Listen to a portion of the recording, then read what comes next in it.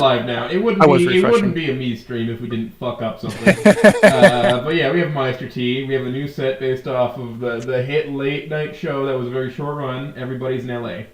I have Meister across from me. He is our special guest for the evening. And on the couch we have currently Sierra, Reed, Jack, and Florian. Hello. Don't mind. And on the table, of course, we have Jam. Can't forget. There will be eventually more hors d'oeuvres there, I assure you. Make sure to spread yourself nice and wide. Oh dear. What? Like a spread, maybe. Yes. And then, A preserve. hello to Swanfather in the chat. Oh great, Swan's here already. That was Happy to make your night worse, Swan. That was very quick, I assure you, but we are mostly ready. Let me shut down all the mods. And also grab a Linky Poo to throw into a thing. There we go. Yeah, I should also give you the link, Meister, if you want it. I already grabbed the link and I put it in my story threads in Snoot House, so you are going to start seeing a lot of people show up from there. Yeah? And by a lot I mean like 4. Yeah, the people who are interested. Yeah, exactly. Of course. I should... No, I don't... He asked for Sage, and he asked for pickles. I think Sage made the pickles. I'll throw this into my my mod folder, my mod development board, too. I may as well. Even though not many people will see it. Sage made the pickles, bought the boba, and also made the cookies. They're very good. Oh, yeah, hold on. I need to turn myself up. Is that better? I sound far away because I have my gain way down.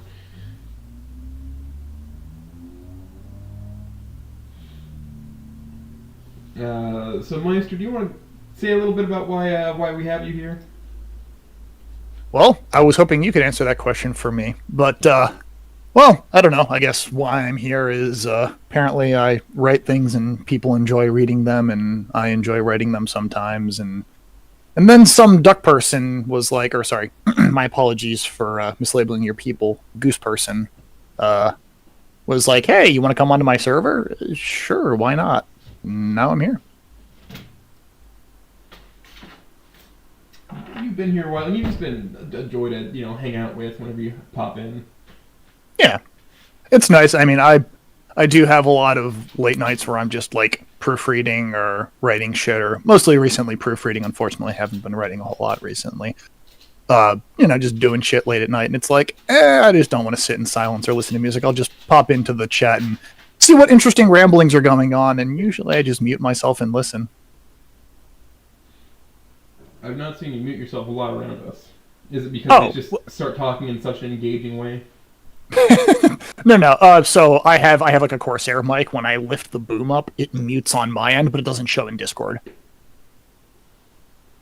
Fancy. Yeah.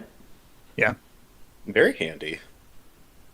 Yeah, no, it's actually really nice, because then when I need to mute myself, I literally just like physically flick the boom up out of the way. Mm-hmm. And then when I want to talk, I just flick it back down. It's a Corsair HS80. I'm not sponsored by Corsair. Not yet. Not yet. Use code T for 10% off your next Corsair order. It's $900. Yeah. Peripherals are so expensive. Corsair peripherals are a little pricey, but I am a slut to the sales. Rude. Headphones for me are something that I always want. Super nice ones. Yeah. Well, right. Yeah.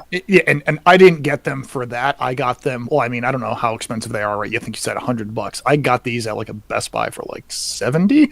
But it was also because like the day before, my Turtle Beaches that I had been rocking since, I don't know, the 6th grade finally gave up the ghost. And it was like, all right, shit, I need new headphones. So on the way home from work, I just like popped into a Best Buy, and it's like, all right, I'm going to get a wireless headset. Corsair looks good. I'm rocking an old pair of Sony headphones. The exact model, I don't know. It doesn't have them printed on it. It just says Sony. Yeah. I'm rocking a pair They're of from the late 90s. series. I got my reviews right here, and also a Corsair keyboard I got for Christmas at some point. I'm using the keyboard that was bundled with a Dell Optiplex, and then a SteelSeries mouse of some sort. I think it's the MS3 or whatever for the mouse. A T-Series mouse? No. But yeah, no, it's literally just like the Dell bundled-in keyboard. I stole it from my school years ago. You know, if the schools still have a IT department, you could still take those and you could probably buy it off of them for the old towers. Yeah, I mean, they use the ergonomic keyboards, so they got rid of all of these anyway. Something about not giving carpal tunnel to the students. I don't know, I just saw this and I took it. Yeah, I just saw this and I took it. They were gonna bin it anyway, I don't feel bad. So, we do have this fucker here to drag into, he's a writer, right, Oates? He does You write he's things. He does properly write. Occasionally, I have been known to write things. Yes. Yes. Anybody who says misery porn, I will kill. Yes, that is one thing that I will say is I don't. Well, there might be something in the background, but I don't really like writing misery porn, and I don't think that I write misery porn. Maybe we can get into it later, but there are lines. There's lines and there's differences, right? I would say the two stories that I have are sad. They are not misery porn. Yeah. I mean, I would even go so far as to, all right, well, I think I have to take a drink every time I mention his name, but Smooth Rock, right? Even Lean On Me, right? I already brought it up.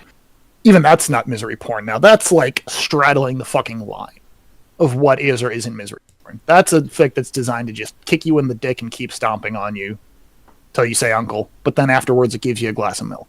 Yeah. There's a refreshing, hit in between, and nothing happens for no reason. There's not just like, I'm slicing you up because I want to kill you and I'm evil. You don't have that. Correct. It's not like it gets to the end and then Anon gets fucking run over by Truck Kun when he gets out of the hospital or something. But isn't Truck Kun just the new beginning? Okay, yeah, sorry, I guess that's wrong. I guess it wouldn't be Truck Kun, it would just be like... Semi-Chan. Yeah, sure, Semi-Chan. 2005 Honda Civic, 2003 Honda Civic driven by Yoda on ketamine. Boom, there we go. Oh, man. I'm sure you all remember the ketamine Yoda videos. Oh, of course. It's great. What a great series of videos, ketamine Yoda. Man, Shuhan, you'd have to come in here to get the pickle. We are not hand delivering you a pickle. Yeah. Oh, sorry, what is all this talk about pickles? Maybe you should explain this. I need to consult my lawyer first. No, I mean, sure, I can talk about pickles first. I guess we might as well get that one fucking way. So, let me... what is a pickle? Well, so there's actually two kinds of pickles. Are you interested in learning about lacto-fermented pickles, or are you interested in learning about vinegar? Which one are you more experienced in? Probably vinegar, but I also made my own lactos last year, and they turned out really nicely. But definitely vinegar pickles are what I'm more experienced with.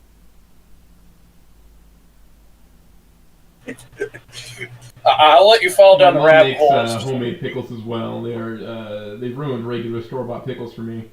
Oh God, absolutely. Same goes for jelly and jam, but oh boy, that's a whole other can of worms as well. Are you referencing my homunculus on the table? No, I'm actually not referencing that tulpa that's sitting on the table right now. The Horcrux. That is jam. I cannot be cast down by any mortal. Listen, you open the jar and there's going to be a full man in here. So Yeah, just made out leave of the jam. jar shut. I know he looks delicious, but leave the jar shut. Oh, All he can do is talk in Flirt. this form. Have you ever What seen pickle? Full Metal Alchemist Brotherhood? I will actually just go out and blanket say that I think I have watched 2 animes in full in my entire life. I don't watch anime, like, at all. I mean, Tease, I was just asking the question if you've seen it, because that is one of the major plot points for the main villain is he got let out of his jar and he just became a full human person who was a copy of the person whose blood he drank. Oh, gotcha. So that's the plot point. There you go. Spoiler. Gotcha. Spoiler alert for a show that came out in 2010. I was gonna watch that eventually. What the? No! Don't spoil the ending of Evangelion for me. No! I fucking hate that anime.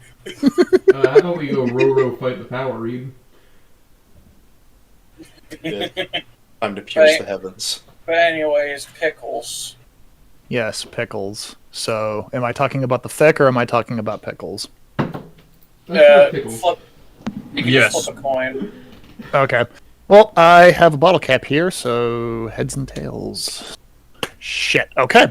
So, Sage Makes Pickles. It was a fic that was written... God damn it, he's here.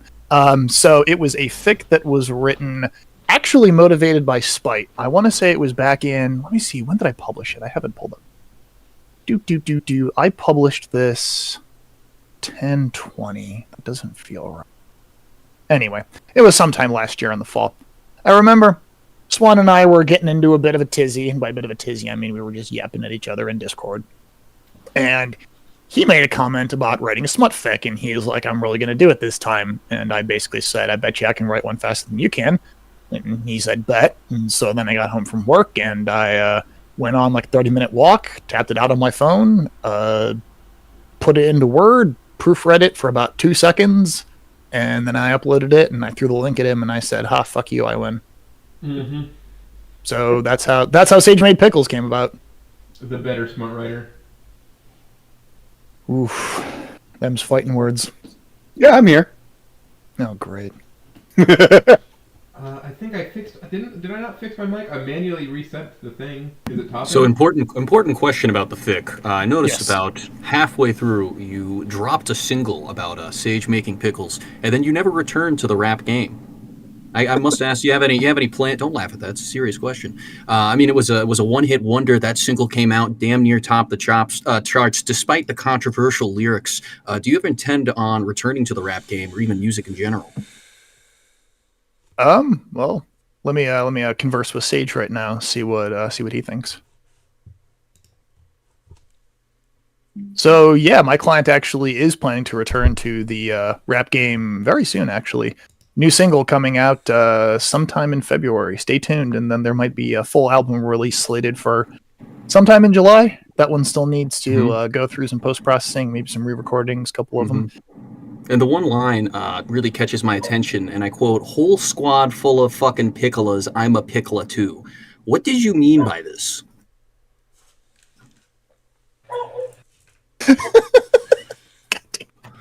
What's funny about this question? I did not anticipate this question. Well, you see, it's actually commentary on the state of agriculture in the United States. Right? So, Yeah. back in the day, farms used to be owned by families and individuals. And then, really, actually, it was during the Great Depression, a lot of small family farms went under and were bought up by large barons and other landholders who were able to throw the capital during the Depression to buy up this land. And then, especially during World War II, with government grants and subsidies, they were able to kind of centralize their power and then lease out this land to individuals. So most farmers don't actually own their own farms anymore. So really what I'm trying to say is that this is a commentary on the socio-political economic ramifications of Powerful statement. Powerful So- statement. And to fit it all in one line. making one's own pickles. So in this instance, then, why did blues get replaced by rap during the Great Dust Bowl era, where people were basically taken away from their homes, taken away from their livelihoods for generations? How did rapping about pickles overtake the soul of blues? I do not feel qualified to answer the question. And this squad full of picklas, are they in the room with us right now? Oh, dear God, he's huge. I fixed him already. Okay. Yeah, he can just sit on the edge next to me. That works. Yeah. I think this set well accommodates more people. Oh, than the old perfect, one. perfect. I Okay. think this Thank is a you. lot better. Thank you for moving him to the background. That makes a lot more sense. I'm like, I don't want him to sit on my tea or my feet. Come on, man. Plenty of space for us on this couch. Yeah, I don't know my mic's doing this. I might have to investigate that real quick. I might have to unplug something. Because if it's what I think it is, it's trying to pick up off of the web camera.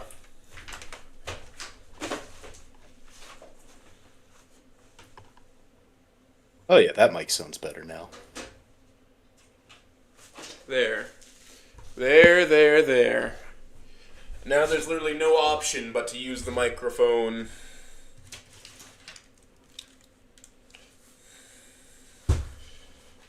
I don't know if I've given... No, wait, no, I could make Swanfather drop in and fit on the table. I mean, So- he is just a little swan, so you can just like toss him on the floor or something. Swans are not little. Okay, But well, Swanfather's just a little guy. you can make him little, and you can give him like a little nest for the floor. So another important question about the Sage Makes Pickles fix, because Yes. E4 is often accused of having these sort of oversights, explanations, or unaddressed issues.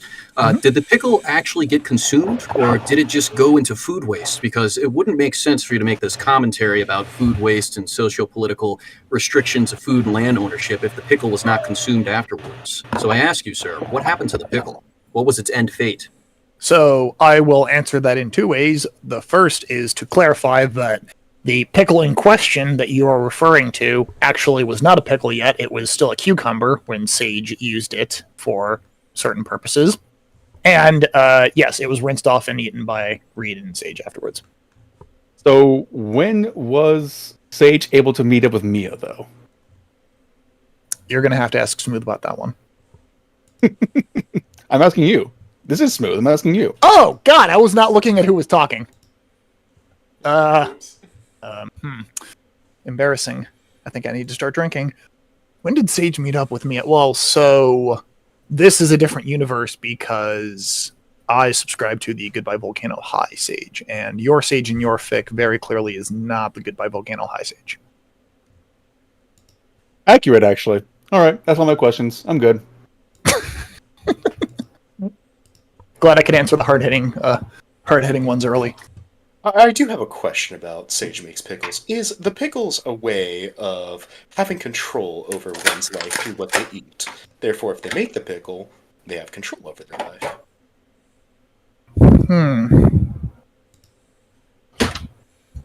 Listen, people can maintain and gain control, or they think they can at least gain control.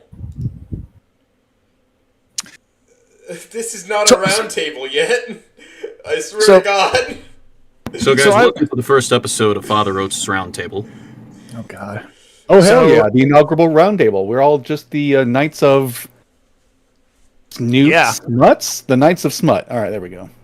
The Nuts of Smut. Ah, perfect. No, Smut nutters. Quick question. How much will Sage making pickles affect the trout population? I think that will be addressed in Sage Makes Trout. Oh, God. Promise? No promise.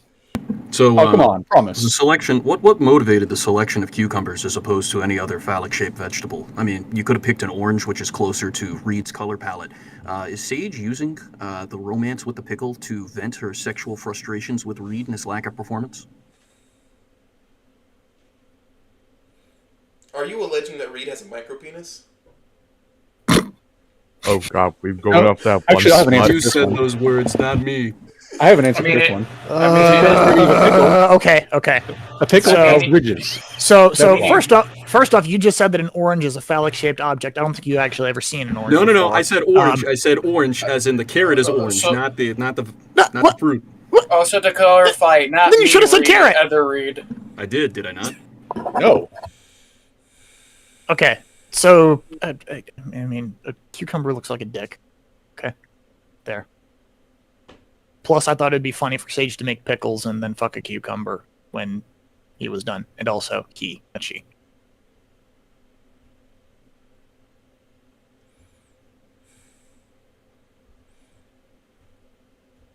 What a wonderful silence. I know. Yeah. I think I have no I don't further know how to questions. follow up Sage Makes Pickles. Frankly, I'm just glad that we're getting this out of the way early. I mean, to be completely fair, a pickle has ridges, and that's why you use a pickle instead of a cucumber. Well, no. Pickle's what a cucumber gets turned into. Yeah, I know. Ugh. So did you fuck a cucumber in preparation for this? Because if so, I don't think your fics really rooted in reality. I think that's a critical writing oversight. You've called me out, and I will run to the grocery store right now while we're talking, and I will address that. Yeah, I'm getting the pickle right now, so I can get the cucumber right now, so I can provide you accurate feedback. Well, as long as we're going for scientific accuracy, not some sick kicks, I think we're clear. I do always profess to write what you know, and in this case, I'm a hack, so I apologize, everybody. Yeah. What you know? Jesus Christ, we're talking about dinos fucking. That doesn't make sense. No. We're talking about a dino fucking a cucumber. You could at least get a little bit. You could have half the equation there. Just If ask you- Sage yeah. for your side. Actually, that's probably the better. If I tape a feather duster to my ass when I do it, does that make it any better? Listen, okay, you can only write, if you could only write what you knew, 90% of smut fics just could not exist. All right? We have to go out on limbs sometimes. So that brings up something that I've always thought was kind of funny, and or at least I always think, is you can always tell when somebody writes smut who actually hasn't had sex before. Hold on, Sage. Since you're here, why did Do you a choose sa- to choose a cucumber over a pickle? Why did you choose to make the pickle instead of just starting with it? Because making... Oh, this is going to hell in a handbasket. So fucking quick. I'm sorry, I just opened up the chat and saw the fucking Family Guy. That's exactly how I feel right now. You're making our editor die. Rip You've in reached peace. cognito hazard levels of me. Hey, Lois, check out this fic. Hey, Loris, Jesus check out this fic. And Mike Rapper shoves a pickle up his ass. So Funny shit. I forget what the question was. I think the same question has been asked again. Cucumbers, a pickle. Okay, pickling. The act of pickling is the preservation of vegetables or other things by the use of a acidic brine solution to preserve them. That is the act of pickling. It is a verb. A pickle is anything that has been made for preservation reasons into a pickle through the process of pickling. Typically, when you think of pickles, you think of pickled cucumbers. Most people just refer to those as pickles, right? If somebody asks, would you like pickles on your sandwich? You will get pickled cucumbers on your sandwich. Why did I choose cucumbers? Because I do have experience pickling cucumbers, so I was able to write about that process just off the top of my head. Now, what kind of pickles did Sage make? Or Sage- here's a better question. Sage was making vinegar pickles. If you scroll to the top of the fic, I actually do list out the ingredients for vinegar brine pickles. Excellent. Okay, because I thought you said Sage just has a naturally acidic orifice to pickle a cucumber naturally. So did Sage put the ingredients, consume the ingredients or inject the ingredients and then the cucumber? Or Did you read the fic? I know I'm shitposting right now, man. Okay. Yeah, You're pretty just blowing off my entire flow here. I did not read that one myself. Oh, boo! Ooh. You come in, you interview this man, you don't read his fix? My God. I read one. He read. You're a hack. Yeah, I am. You're a hack and fraud. You didn't read the smut. Hey, And Stone, you should know the answer to that. You should know that human orifices are slightly acidic. Oh yeah, entirely. I mean, a human is like, what, on the pH scale? Like a 4 on the pH scale? Oh, good God, no, I don't think Oh. so. Okay, hold on. I have to. All right. I have to Google some suspect things. 1 second. Oh All boy, the time time you need. for Hold on. Okay, so research. Yeah. the scale of pH. Jesus af- Christ, I'm so sorry, Oates. You actually are correct. Uh, 3.8 to 4.5. Never mind. That's actually. Oh God, I don't like that because that's actually low enough that you would actually be able to pickle something. Oh God. Oh, Oh, Did I it don't just like piss that. off I all don't. the freaking- Next question. Next It's question. It's because I knew that. segue, You can make bread out This of brings up people. information I don't want to discuss. You can have people originated yeast to make bread, And I'm not going to explain that further. No, yeah, no, no, no, yeah. no, right, yeah. I know about that, but I did. Oh God. Okay, drink. Why do you think that joke's existed for so long? Because it's true. You can't pickle inside of a person. And your stomach acid's even lower. I think your stomach acid's like a high 2, low 3. Oh yeah, no, Question is, how long would you have to leave it in there? So that's actually a difficult to answer long question time. because I was gonna say you'd More than a day. have to leave it in there a lot longer than you would do for a normal pickle, simply because the fact that right when you're in a pickle solution, right, a jar of it, there is so much more of the other solution, whereas right when you're inside of the body like that, the contact area that you have and right the cycling of the acidic solution around it is not as great. So it would take a lot longer to absorb enough for it to actually properly pickle.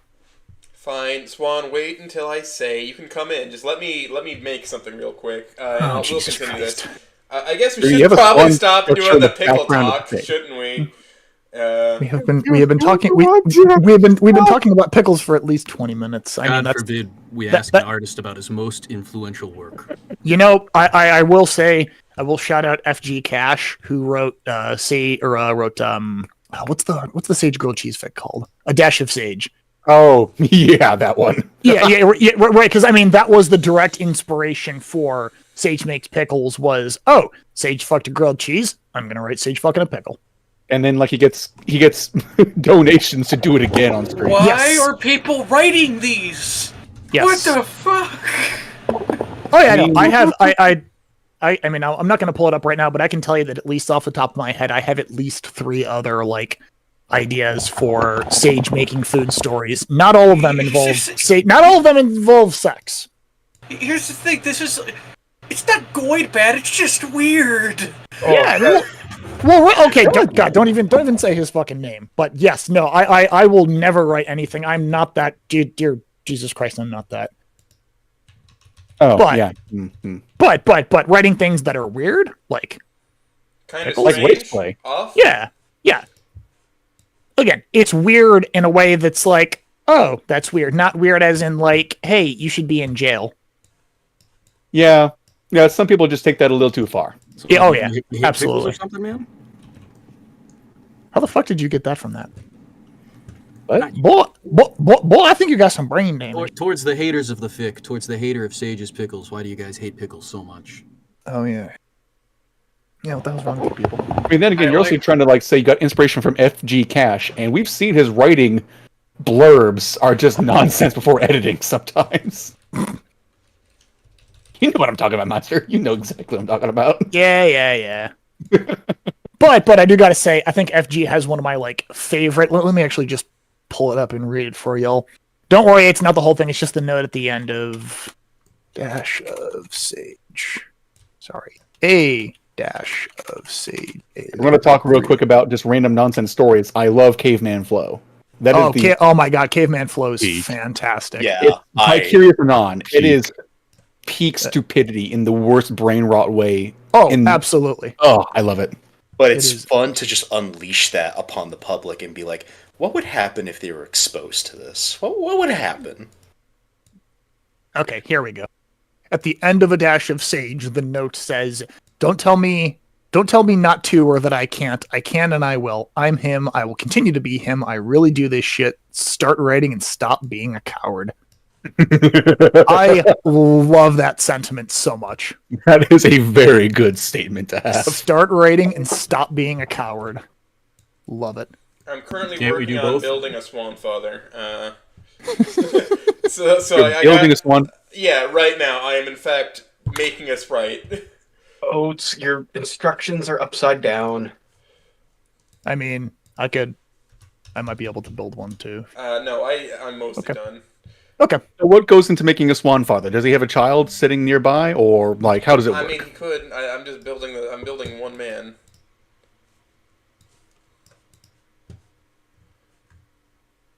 I don't need swans as a product. You Wait, what hear is that? Swan saying in the chat? What is Swan saying in the chat? He just says One he's- version of He just says I have no kids. Line so clean it makes Olivia walk.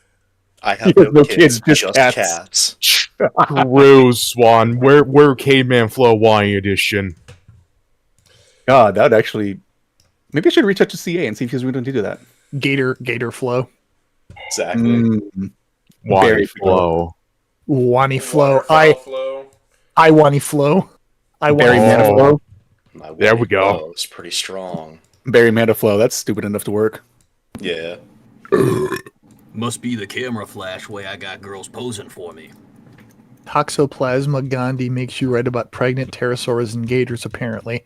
Is that a Caveman Flow lyric, or is that just truth? No, I think it's just an attack on Swan, honestly. Swan, stop huffing your cat shit.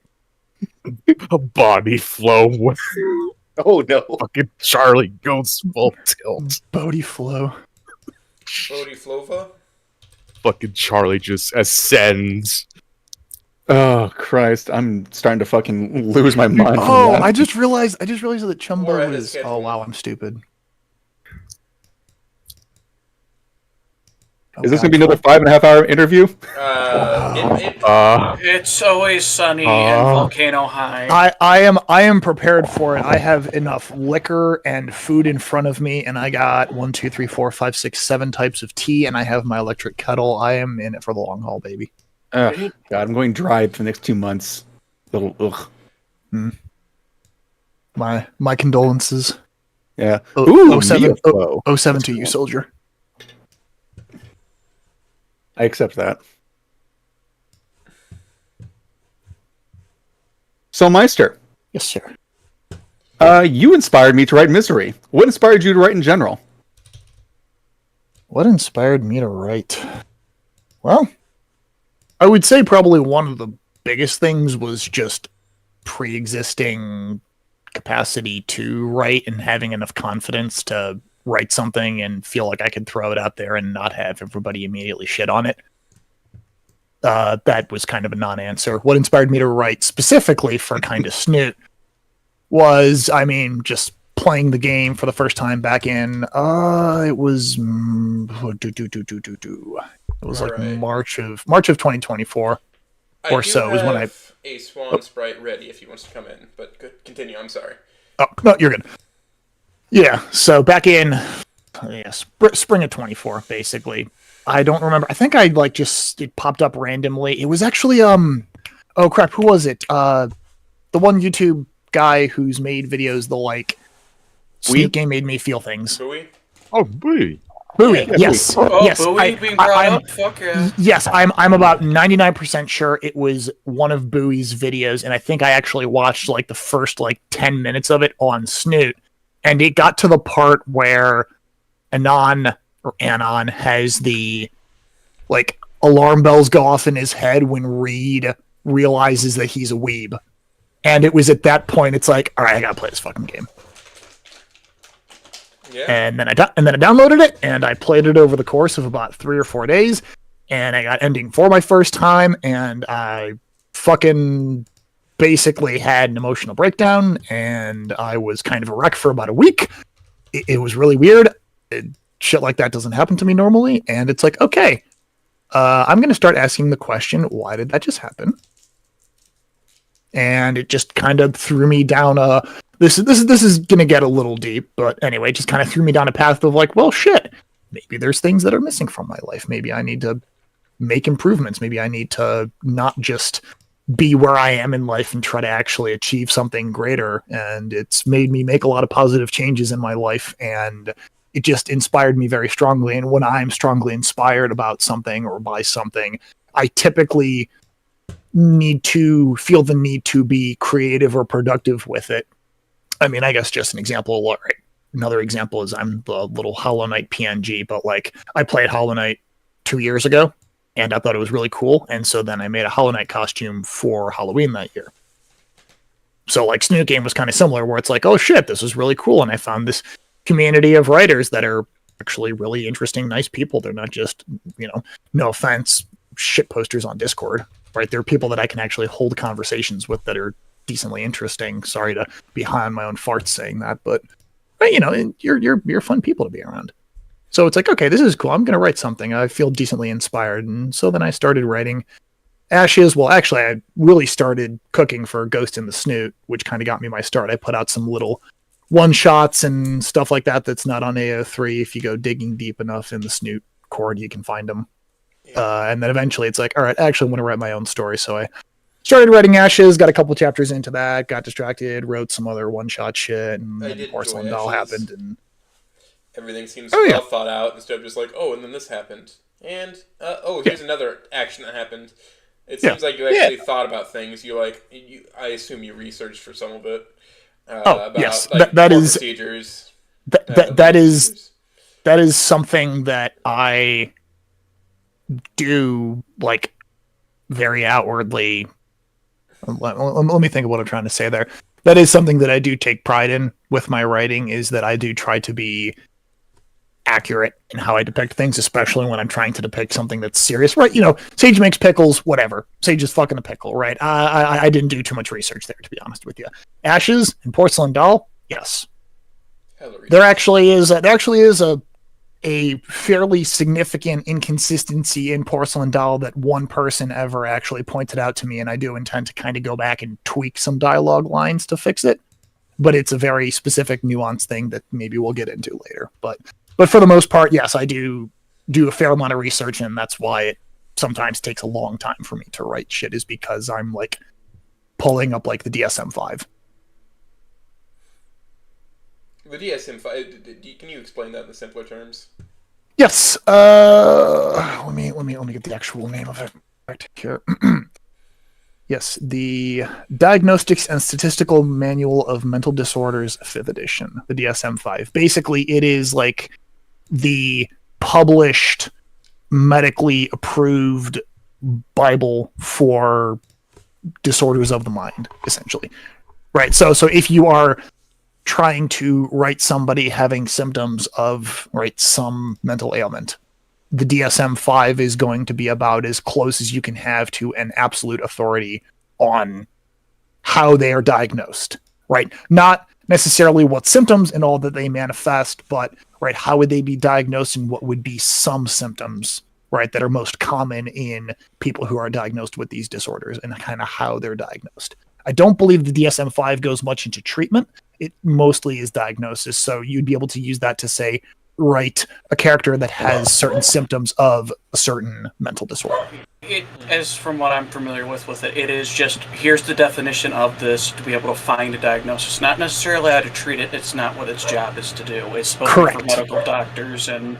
Correct. Yes, it is the Diagnostic and Statistical Manual. It is not the treatment manual. Treatment manual, yes. Well, yeah, with diseases of the mind, every patient is going to be very different. How you can help them cope with it. I'm familiar with the DSM for different reasonings, not necessarily related to anything like this, but it's something I learned about at one point. Yeah, absolutely. I mean, I grew up in the home of a medical doctor, so I'm quite used to all the gross little things about anatomy. But a medicine doctor, not a brain doctor. And not like a brain surgeon. I mean, like, mental doctor. Therapist, shrink, whatever you want to call it. Yeah. I will add in, it was actually pretty nice having Meister do all this. When writing Lean on Me, there's a lot of medical terminology and actions happening in that fic that Meister thankfully caught and say, you know what, this actually might not happen, and this terminology and this clause will come into effect instead. And it was a very much eye-opener to go, oh, yeah, even despite research, having this made clear is a better tool than I thought I could even ask for.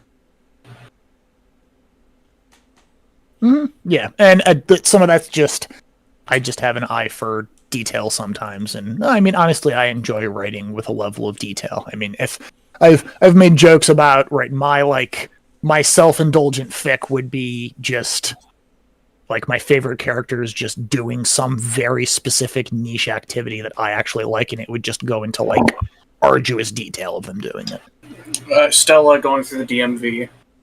Basically, yes. If that's what makes you happy. You stole my comparison. I knew exactly what you're gonna do. Stella fucking building a cool ass Gundam. Just model building in general. Oh boy, I love it. It's one of those hobbies that's kind of in line with collecting stamps, except you're actually doing something I find constructive instead of just trying to find and buy stamps. Truly, Funko Pop collecting is the new stamp collecting.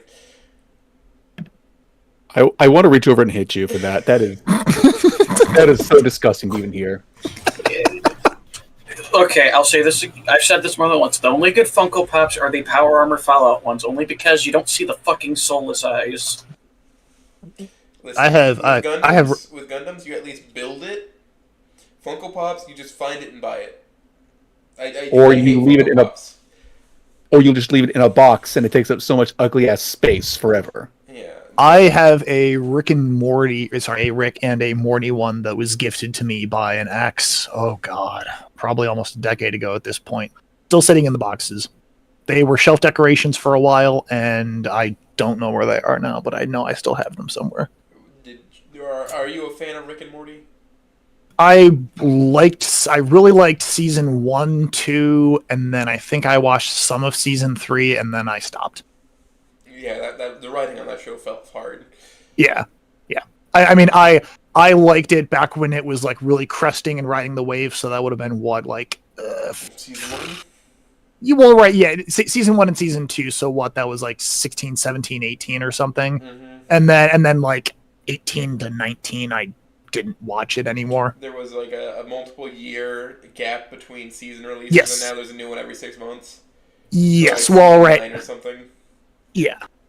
I stopped watching long before the whole Roiland controversy happened as well. 1 second. Let me be the controversial one. I don't like Rick and Morty. I prefer Futurama. That's totally fine. I mean, Rick and Morty's humor it's very Adult Swim, but also once you've seen enough of the episodes, it's like, all right, this isn't funny anymore. It also Right. smells its own Celebrity farts way reference too doing fucking drugs. much. Yeah, you know. Oh yeah, no, right, exactly. Yes, it is very self-indulgent, and that kind of humor is only funny for so long. Like, I mean, right, another example in media, I guess, is like, right, Deadpool. Deadpool 1, I had never seen a superhero movie that like was just so raunchy, so raunchy, and so just making fun of superhero movies. And all right, here's a controversial take of mine, right? I don't watch anime. I also don't really care for superhero movies at all, and never really have. And I actually kind of don't really like just how many superhero movies and what Disney is doing with just so many fucking superhero movies. So having a superhero movie come out where it's literally a wisecracking anti-hero who's just a piece of shit, I love that. That was hilarious to me. And then Deadpool 2 was like, cool, more of the same. And it's like, okay, I don't know if I want to watch anything beyond that. The joke's over. Mm-hmm. 100% get that one. I mean, Deadpool 2 was still funny, I guess. Yeah, well, It was like I was at my dad's house and I fell asleep for most of it. Oh yeah, and I mean, no, right? It's hilarious, but it's just more of the same. If you like Deadpool 1, you'll love Deadpool 2. If you didn't like Deadpool 1, don't bother. Don't watch them back to back. Yeah. That's the only thing I'll say. Don't watch them back to back. Because it's just, it's more of the same. Eventually the same thing will get tiring, like you said. Literally, who played Snoot Game 1 and decided to change themselves for the greater good? Well, apparently I did. I think quite a few people did it, actually. Yeah, there's probably a lot of people. Yeah. That's this chat here. Well, I don't know if it's the greater good or if it's evil that I'm out for. Reinforced who I do, what I do, and why I do it more, but primarily that's all it is. Yeah. I mean, I believe in spreading the word of the greater good across the imperium of mankind, helping people believe in the. Shut up, you fucking Tau! All right, brought back down to reality. That's well. Hee hee, undead bone skelly man go pew pew pew hee hee hee hee. Frogs didn't give bone cancer skeletons. Haha, sentient fungus go rah! Hey, Star Eater, make me robot. Whoa. Yeah? I feel empty inside. That sounds like you need a warm beverage. Yeah. Jam, would you like to talk to him about Porcelain Doll while I go get myself a hot chocolate? Oh, hell yeah. Please. All right, lay it on me. All right, so what was your inspiration behind Porcelain Doll, first of all? So my inspiration, excuse you, my inspiration behind Porcelain Doll was, I guess I have to kind of think back on that slightly. It was multifaceted. So the very, very original, I'm trying to think back to like the first thing that really made me inspired by Porcelain Doll. I don't remember if it was musing in lit class or if it was a piece of art that I saw by a artist named Riker. I think they both kind of happened around the same time, so I'm not going to try to really think too hard and pin one down as opposed to the other. But sometime around when, I believe it was early on when Swanfather was writing Promise of a Lifetime, before things really kind of got dicey and he got in more into the meat of that story. There was the kind of thought of like, okay, right, this Lulu, whatever I forget whatever she went by, Fang, but Lulu to Anon. What if she kind of kept going down that path, right? How does that not end well, right? How does she end up being, E3 trad wife, whatever? And my mind kind of just went, all right, how do I make that worse? Now, why does my mind operate like that? That's a question that I don't have the answer to. For some reason, I just like to is the wrong word. My mind does that, and I don't like that it does that. It extrapolates things to a conclusion or an end, and it's just like, how do we keep making this worse? How do we keep making this worse? How do we keep making this more extreme? And then I have to rein it in like 1 or 2 notches before it ever goes down on paper. Right? And so for Porcelain Doll, that was, what if we have Promise of a Lifetime Lucy, or, Snoot Game Lucy, right? You can kind of pick one or the other. What if that just keeps going? And then what happens if, while she's waiting for Anon, they break up for whatever reason, and she ends up with somebody who is not as caring and understanding, right? Because she, in E3, by the time Anon comes back, is kind of this broken husk of her former self. What if she didn't at least have somebody who is caring like Anon to be with her? She ended up with somebody like Vic, who is not as caring and nice. And then there was the piece of art by Riker, which is literally Lucy in the rain, bloodied, wearing Anon's jacket, with all these words swirling in a bubble above her head.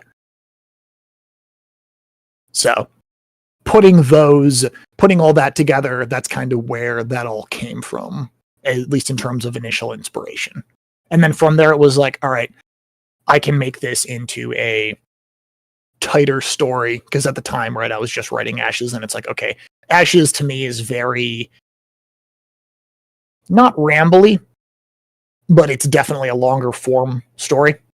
It's going very slow, going very day by day. And my thought with Porcelain Doll, actually originally was supposed to be 3 chapters. I can kind of get into how that expanded slightly, but I still maintained the tight scope of it. But I didn't want Porcelain Doll to drag on for too long, so I did, going into it, plan for it to be kind of a shorter, more contained story.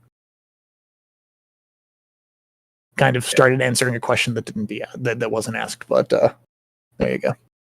No, thank you. Mm-hmm. Let's see. I remember in the storyboard a while back, you saying something about possibly getting this published eventually. So I don't know if I'd have to think about that, right? If I would actually want to have this be published in any capacity. I guess I'm not really using the Goodbye Volcano High IP at all. So, Very true. By means, since you're not doing any directly physical, like showing the exact frame of Fang, and you're using a different name entirely. Right, exactly. Right. Fang is a nickname that Lucy is referred to, I think, like once or twice at all. Actually, I don't even know if Fang ever appears in my story. And then it's like It's if characters are separated enough, then they're separated enough, and it's no problem. Yeah, I just searched it. I don't use the word fang at all. So then, yeah, there you go. Then you should be fine as long as you don't use. Yeah. As long as if you use the name but don't give descriptors, but people that are reading it know what it is, then yeah.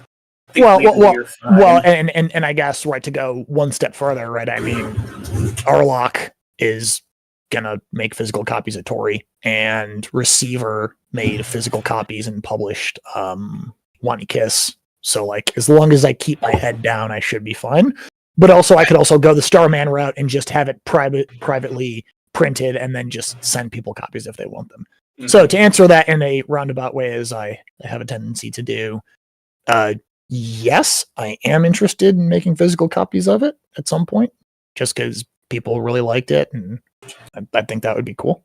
It would be very cool. I don't have a established timeline for that or any concrete plans to do that, but I know that it's possible, and I know that once I start looking into it, it probably wouldn't take horribly long. Especially because, right, I'm not trying to put a Wani Kiss to paper or print, right? I'm not trying to do 100,000 words. I'm just trying to get 30,000 words on the paper, which is like 90 pages. Well, here's a follow-up question, and I do not mean to lead on with this one. Yeah. How would you feel about compiling your story with other Snootfic stories into, like, say, a omnibus or short story collection, as it were? I was just thinking the exact same thing. Interesting. I was just about to ask that. I would be all over something like that. You know, that would be interesting. Yeah. I mean, just on the surface of it, I don't think that would be objectionable at all. Brilliant. Cool.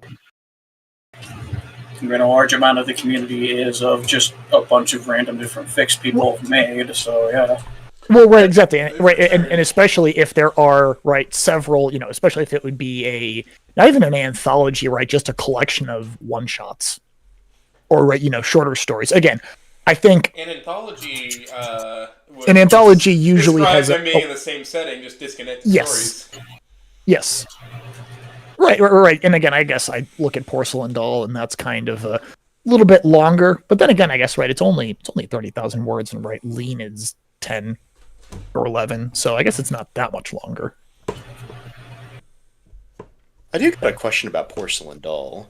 Mm-hmm. So what do you think about writing from different perspectives, such as you got maybe Vic's perspective, or even maybe someone observing Vic?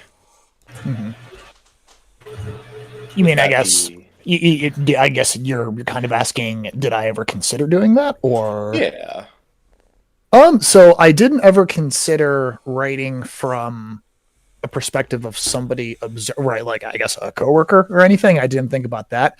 I did consider at some point writing from Vic's perspective. And I guess I have to kind of think about why I didn't do that. It's probably easier to answer it along the lines of, originally with the 3-act story, which it was originally intended to just be 3 chapters, I had the entire story from Lucy's perspective.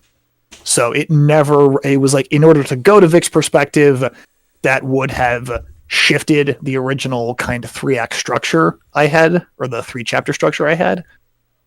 And then once I kind of allowed the story to expand a little bit, then it was like, okay, now that she has escaped her situation and she is back with Ripley and Sam, having something from Vic's perspective would completely decouple it from being at least a second-person perspective of Lucy, right? Because that's something that is true for all 6 chapters of the story, is even if it is not from Lucy's perspective, it is from a perspective of somebody who is physically very close to Lucy, if not in the same room talking to her.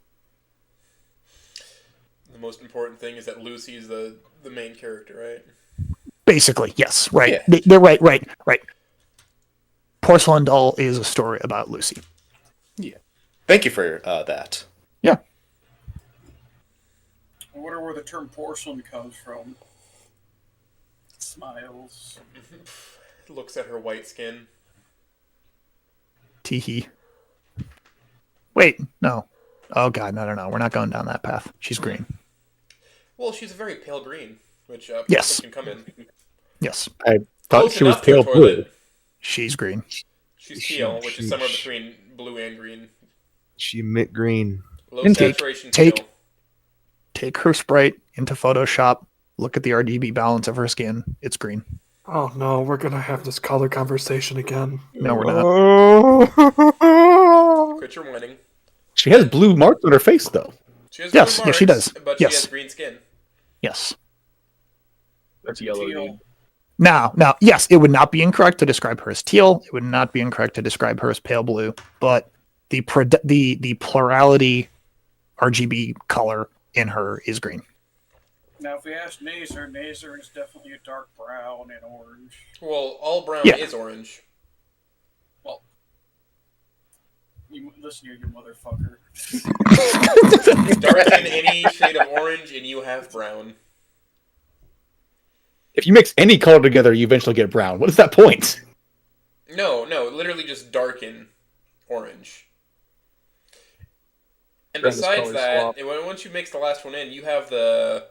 If you put a complementary color and you put it into a certain color, where they're opposite, it just darkens it to the point where it may as well be brown. But how you darken purple is you add yellow, and that doesn't immediately turn brown. Look at that. That's how you darken colors. You give them their opposite color. I thought you just put them in the sunlight and they get dark. No, they just get kind of bleached out in the sun. Also, I've set you up so that Smooth Rock is constantly blowing on your tea for you. Oh, thank you. Oh, nice. You're welcome. Oh, no wonder why this is so cold. God damn it. That's a. I hope you like sediment. Sage, give me a cookie. Cookies. You've missed a great opportunity to start talking to yourself. Can you do a sage voice? Hold on. We get to address this right now. Meister, do your sage voice. I kind of want to hear it. This is part of the interview now. Yeah. Uh-oh. What? Sage's voice. I'm trying to think. I'm trying to think if I actually have a voice for Sage in my head. Most of the characters I actually don't really have voices for in my head, which, come to think of it, is very strange because I almost always give characters voices in my head, but for some reason I have not given... I guess I'd kind of imagine Sage as a little bit zany, wacky, right? Kind of high-pitched, or a little bit higher-pitched. Honestly, I think they'll high pitch with a slight rasp in your throat, like hi. No, not quite like Olivia. Or sorry, there is one character I do have a voice for, and that's Olivia, because fucking Sal, the one streamer who does the voiceovers for Olivia is my canon Olivia lower voice. Feminine voice, I would put her. Oh, absolutely. Just because she doesn't talk. Well, and she's also raspy, right? I Which was talking closer to Toad, but yeah, you're focusing too much on the raspy there. Toad. Hey Mario. She's just a little raspy. Oh God, you said Toad, and I thought Slippy from Star Fox. Holy shit, Oh, that's great. Oh my God, Meister, you absolute boon. Oh my God. You see, your problem is when you think of Toad, you think of the raspy Toad. When I think of Toad, I think of hi. Or maybe Sir Toadsworth. Slippy, watch out! Bogey on your tail. Do a barrel roll. Do a barrel roll. Can't shake a fox. Can't shake a fox. Fox, do the sun shaker. Ain't got no legs, Fox. I cut them off. Lots of shields. Got no blood flow down below my kneecap, Fox. You don't have legs, Fox. Fox, keep up, but don't keep up too close because the clap of your cheeks will attract enemy attention. Fox, do a grab cancel. Knock him off the ledge. He killed Swan, apparently. Yeah, he did. Murdered this man in cold blood. Farian, crush his skull. no. It's not a round table at this point. Jesus fuck. It's not supposed to be. It just became. Oh, man. We just do this more often. Yeah. Yes, please. So let's. Well, if we're going by that logic, they've all been round tables for the past couple months. Well, I mean, this is more Bingo. like a. This is more like a rectangle table rectangle. Rectangle. Listen, I will have something good made for the round table, I assure you. When it Round happens. table of smuts. Yeah, I could grab every author who's ever written smut. I could do that. Oh, That is God. within my power, I'm sure. Who's in here now? Oh, hey, it's Sensei. Oh, it's Sensen. Sensei and Sensei and. Sensei Ninja. Just you can just say Sensei. Okay. Oh, better grab the pick. Put it on the table somewhere. So I think the original question was, do I have a sage voice? And the answer is actually. And I'll be honest, I actually don't even know what Sage's voice in Goodbye Volcano High is supposed to sound like because I have never watched a gameplay video of it. Oh, you've been spared. Yes. Yes. I do like. I really like the art, and I have heard the music from it, and I like the aesthetic design. I think that's very well done, and I can probably live not actually knowing the plot in detail and not hearing the voices. Yeah. Because from everything I was gonna say, yeah, right. Because from everything I've heard and read, basically those parts that I'm missing out on that I haven't heard are the parts that aren't great, and so I'll just leave it where it is. And yep, I know the characters from Snoot, and that's where they come from for me. It's like, oh yeah, but Goodbye Volcano High was that Canadian thing that they made and wasn't that great. With government money, of course. Yeah. All you need to know is Sage's character is I like baking and hey, I'm trans. Hey Jan, you Oh, helped right, fund the development yes. of GVH. How does that make you feel?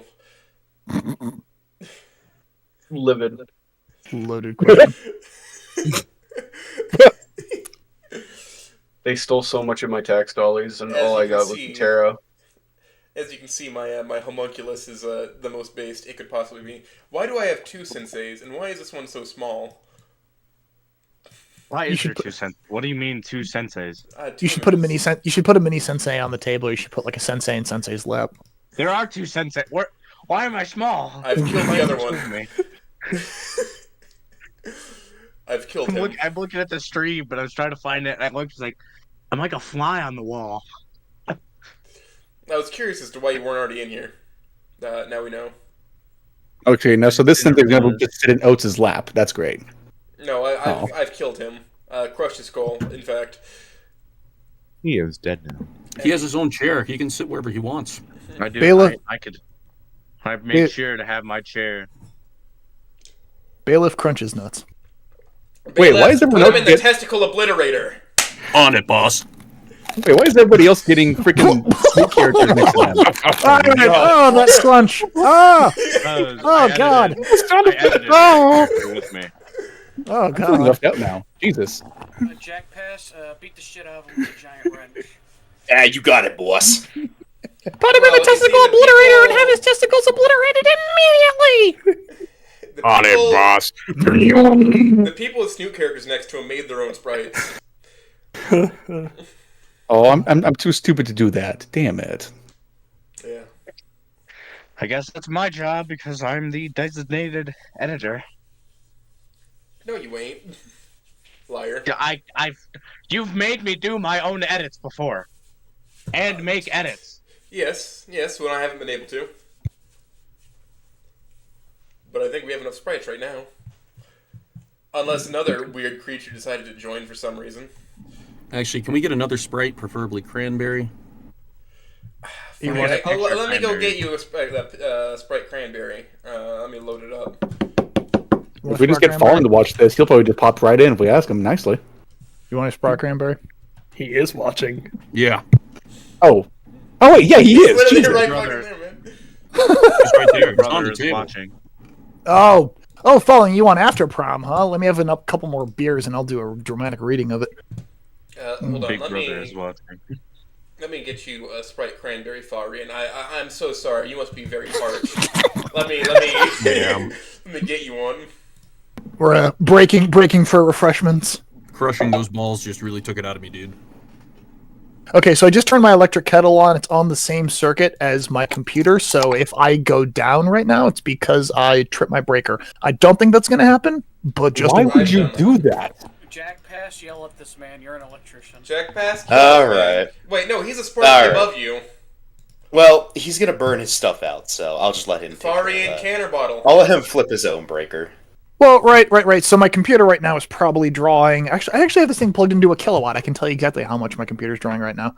My computer is drawing... Actually, it's only drawing 160 some odd watts, so that's pretty good. And then my electric kettle, I think, is 1,200 watts, so I think I'm actually good. What kind of PC you got? Custom built. Oh boy, I built this thing back in 2016. This baby's getting up there in the years. Let's see. I have like a 5820K i7 6-core, 12-core hyper-threaded Intel processor. Have some Radeon graphics card that a friend gave me. I have like an SSD, and everything else is pretty standard. It's not super crazy, nice and flashy, but what I did was when I built it, most people, right, the common recommendation at the time was build your computer with a graphics card that's more powerful than you kind of think you need, and then kind of skimp on the processor. I did like the reverse, where I basically bought a processor and said, I want this thing to last me like 10 years. And that's basically exactly what's happened, and I've actually had to replace my graphics card twice. Or not replace, but I've had to upgrade my graphics card twice to kind of keep up. But my processor has never been the limiting factor. It's always been my graphics card. And actually the thing I'm running into limitations with now is my RAM, which that would be an easy replacement. How much of that do you have?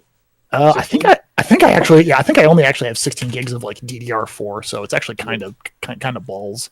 Alright, I had to actually fight a single mother for this, Farine, but I have for you a Sprite Cranberry. Her children will not be getting the taste of Michael Jordan's favorite Sprite Cranberry. Thank you. Please join me in the 64 gigabytes of RAM. It's Nice. Right. Yep, I have 16. A laptop. I have 16 gigabytes of 2400 megahertz DDR4. 32. Haha. Yeah, I'm also rocking 32, and I've never even come close to having an issue. 33. Mm-hmm. And you know why they come in those form factors. You know why they come in those sizes. Technology. Because 8's a good number. Because they're powers of 2. Quite literally, very simple reason. Yep. You want a Sprite? Everything in the digital world is binary, and it's all powers of 2. 2 to the x. I am not going to go down that rabbit hole because I could bore you all to death, and by the end of it, maybe like Jam would be following along. Maybe. Oh, I could do it. I built my own computer. As you can see, I've gotten Sprite Cranberries for everybody who wants one. You want a Sprite Cranberry? I'm good with my tea, thanks. I think Sage wants a Sprite Cranberry though. I swear to God, if you replaced my drinking glass. I don't even have your drinking glass on the Sprite set. There we go. Sage has a Sprite Cranberry. That's almost as big as she is. Yay! I'm still labeled as I am not. Marvelous. Simply fantastic. I'm good for now. My wife's going to bring me tea in a minute. I made coffee in a Keurig and then I put hot chocolate powder in it. Why am I still labeled? It's because the stream isn't set on live. I do a lot of research for my fix. I have never watched a playthrough of Goodbye Volcano High before. Yeah, because I don't rate the characters like they are in Goodbye Volcano High. Look, I'll recommend you, if you're going to watch any of them, watch it when Caveman unplayed it, because yes. That shit was yes, hilarious. I have watched like a couple minutes of that, right? I've been sent like clips of that, and it's like, okay, yeah, I guess if I have to watch it, then I probably would watch it with their commentary. Closest experience with it that I've ever come was like a Clout Chaser streamer invited me on as an extra personality to comment on GVH. Mhm. And as you are observing of me, I have a very dry humor that's not very showy in your face, good for those Let's Play videos. I like to think before I speak about things, and I just didn't really understand GVH at the time very well to accurately critique it. I managed to secure a copy from somewhere from a good friend, and I got through it, and, well, I shouldn't say got through it. I got through 3/4 of it, and I was just like, this is kind of melting my brain, and not in the fun way. More of like there's just nothing going on. So I was just like, okay. It is a perfectly all-right game. Not awful, not fantastic. It's just like okay. You'd All right, expect then. better if the government's giving the money to make it. I'm gonna spend half the fucking game meandering around with something. I'm gonna make your choices pointless by having everybody die in the end, because that's Hey, a cool, we can- edgy ending. To be fair, Ubisoft did the exact same thing. And Ubisoft is just as bad with it. I will admit when games are fucking shit, and I will always say that. Listen, you can't give me a bunch of fucking choices then not change the outcome at all. Like Red Dead, yeah, Arthur dies at the end anyway, but the way and the feeling of how it's a prequel, he has to. But it does, your choices do matter in that because it changes how he dies and how he's remembered. And how your context in Red Dead Redemption original. Yeah, how the context John has for it makes sense. If it's diluted or if it's true, you know? Which technically Red Dead Redemption 2 is a mid-quel because it's in between Revolver and Redemption. That's a fun little fact. Well, yeah, well, is Uncle Red Harlow? Discuss. That is pure headcanon. You know what? I'm going to keep this headcanon delusion because I think it's funny. Red Dead garlic bread. Red Dead garlic bread. Do you think Arthur Morgan or John Marston would enjoy a loaf of garlic bread more? Ooh, that's a good question. I feel like what would happening is, you know what would happen is that they'd go to eat the garlic bread and it's all gone because Uncle ate it because he had lumbago. Which I got lumbago. Just means he has a general malaise. Got the lumbago. Lumbago. Hey, it's a serious condition. It's a serious condition. I got lumbago. That's why I gotta sit around and think. Come join me. I've got lumbago. Lumbago. Lumbago. We've gotten a little off page, haven't we? We do that. It happens every time. To varying degrees. I still need to make the autism fucking side chart, mind you. Who has the most autistic tangents? I might be a strong contender. I will be honest with you. I might be a strong contender. Have you ever pulled out the DSM-5 to help you with writing? No. Then you're not the most autistic person in here. Do you build your own firearms? As in from scratch fabrication? Not yet. Have you built your own recoilless cannon? That still fucking blew me away literally when I first heard about it. Yeah. You go on and on about food topics that no one asked for unprompted? Oh, shit. Guys, I just do that about my writing, dude. Guys, I'm autistic. I'm sorry. Found it interesting. Here's the entire plot of Full Metal Gator, even though you did not ask for this. Turn around, look Checks out. Hey, did you? Happened in 1845. Hey, did you make a passing reference to E3 Snoot Game? Here's my fic. Did somebody say dead child? Here's my fic. Oh, you found E1 really sad? I made it worse! I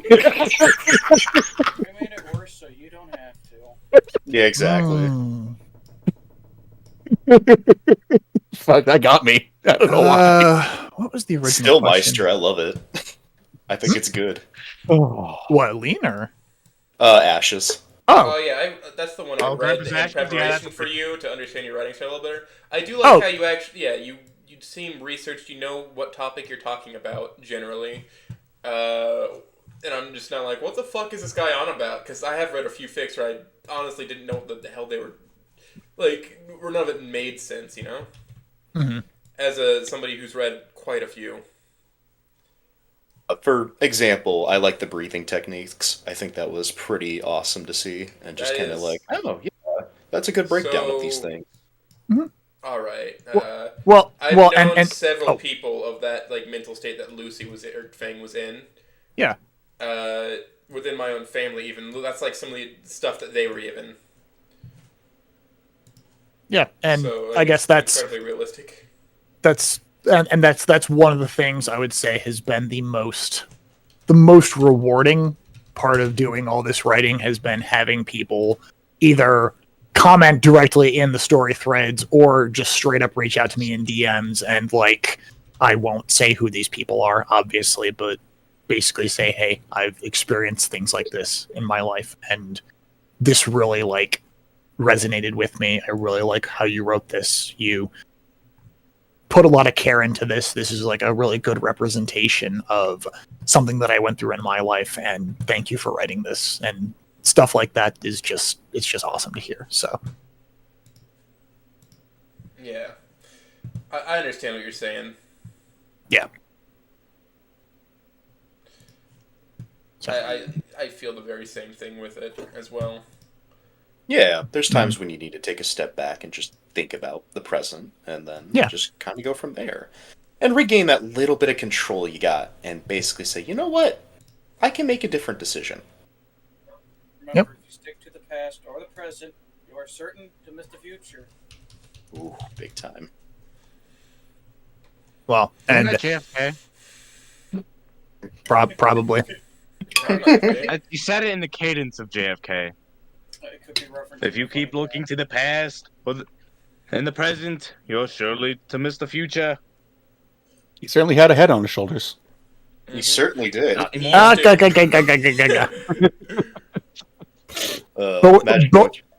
when the people heard that, his mind at the end though. Yeah, he really blew him away with that though. Holy crap! Oh, we got him, ladies and gentlemen. We got him. Ladies and gentlemen, we got him. If we weren't streaming, I would go off on a fucking tangent about microcom. That's not. If we weren't streaming, I would. But I can hold myself back for right now. He's got the demon inside. He can't hold it back. There's something. Just that reminds me of that one video. It's like, this is for my bitch mom. You should never have taken away my Xbox. I had a classmate that I swear to Christ acted like that. I think everybody had that's just part of going through the American education system. Or any system in general. There's always that one edgy kid.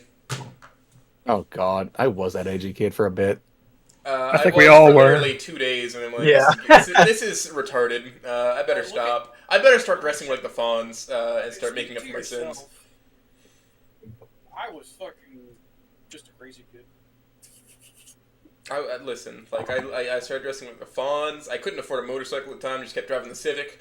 But I was dressed like the Fawns. I had fucking penny loafers, leather jacket, jeans, and a white shirt. Wore my hair in a pompadour for years. Oh god.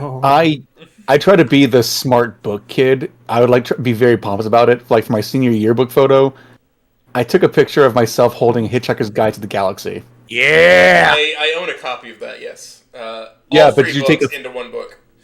But did you take a fucking yearbook photo of it? That's so. I want to punch myself in the face. No, what I did was I joined into a trend of everybody in my like all the boys in my graduating class wore the same like a white shirt, and then they passed down a vest down a line, so we all had the same picture, and we all styled our hair the same.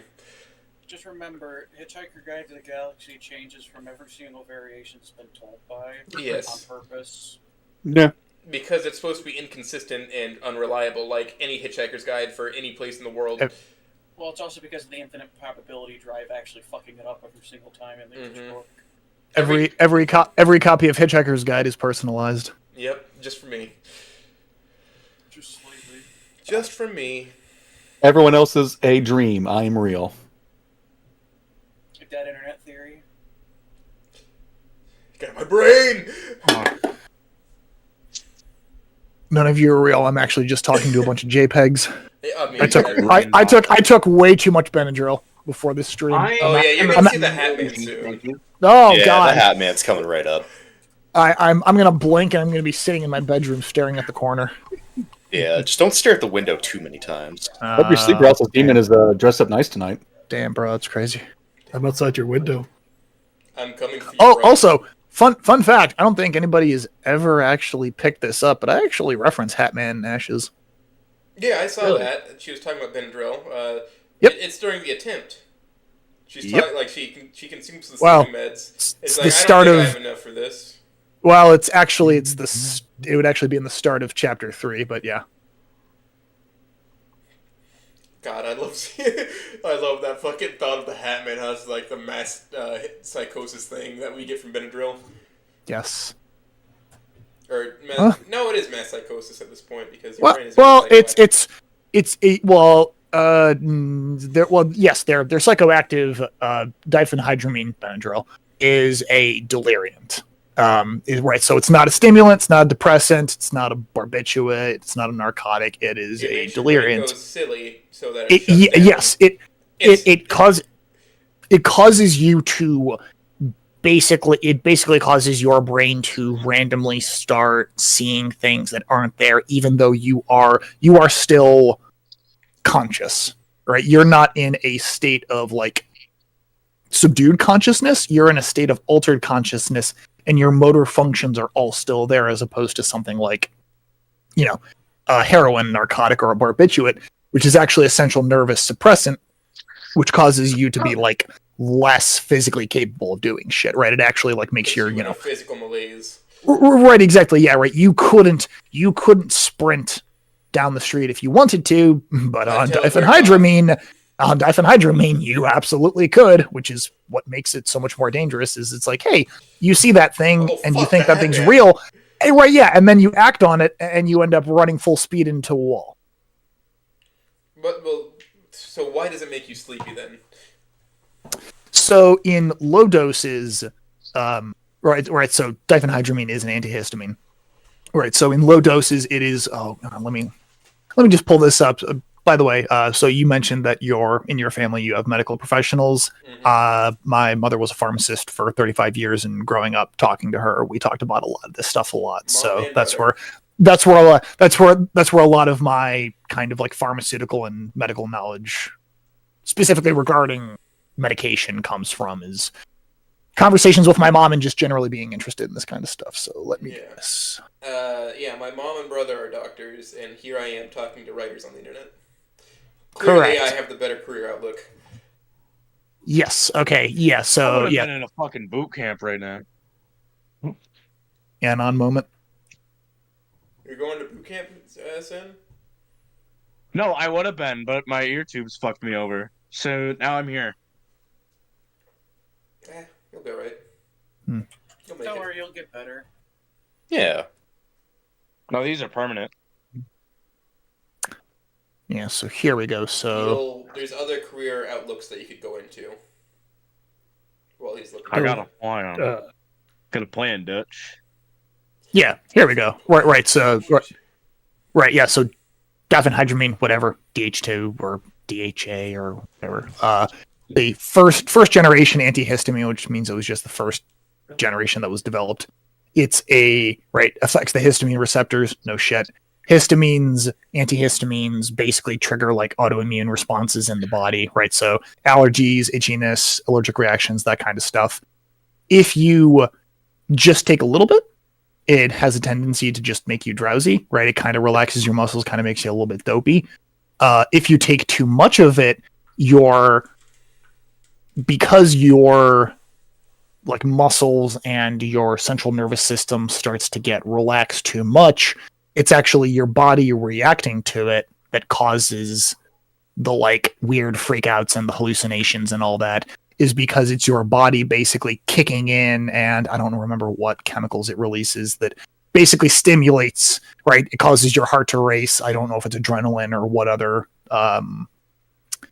whatever other, what word am I looking for? Your endocrine system basically just fucking goes nuts, and your body wires itself to not fall into a coma. So it tries to counteract the drug really hard, but because your ability to process reality is basically rendered null, you are fully alert, fully aware, but you are seeing and perceiving things that are not there. So it's the fun combination of your brain is unable to process reality, but your body is not able to fall into a state of unconsciousness that would render you safe to not be processing reality correctly. Thus, it's a deliriant, and you get fun effects. I do gotta ask though.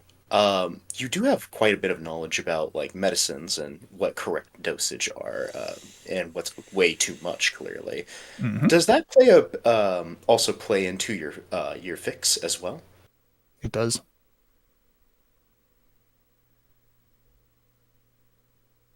In both of my major fix, they are at least minor plot points.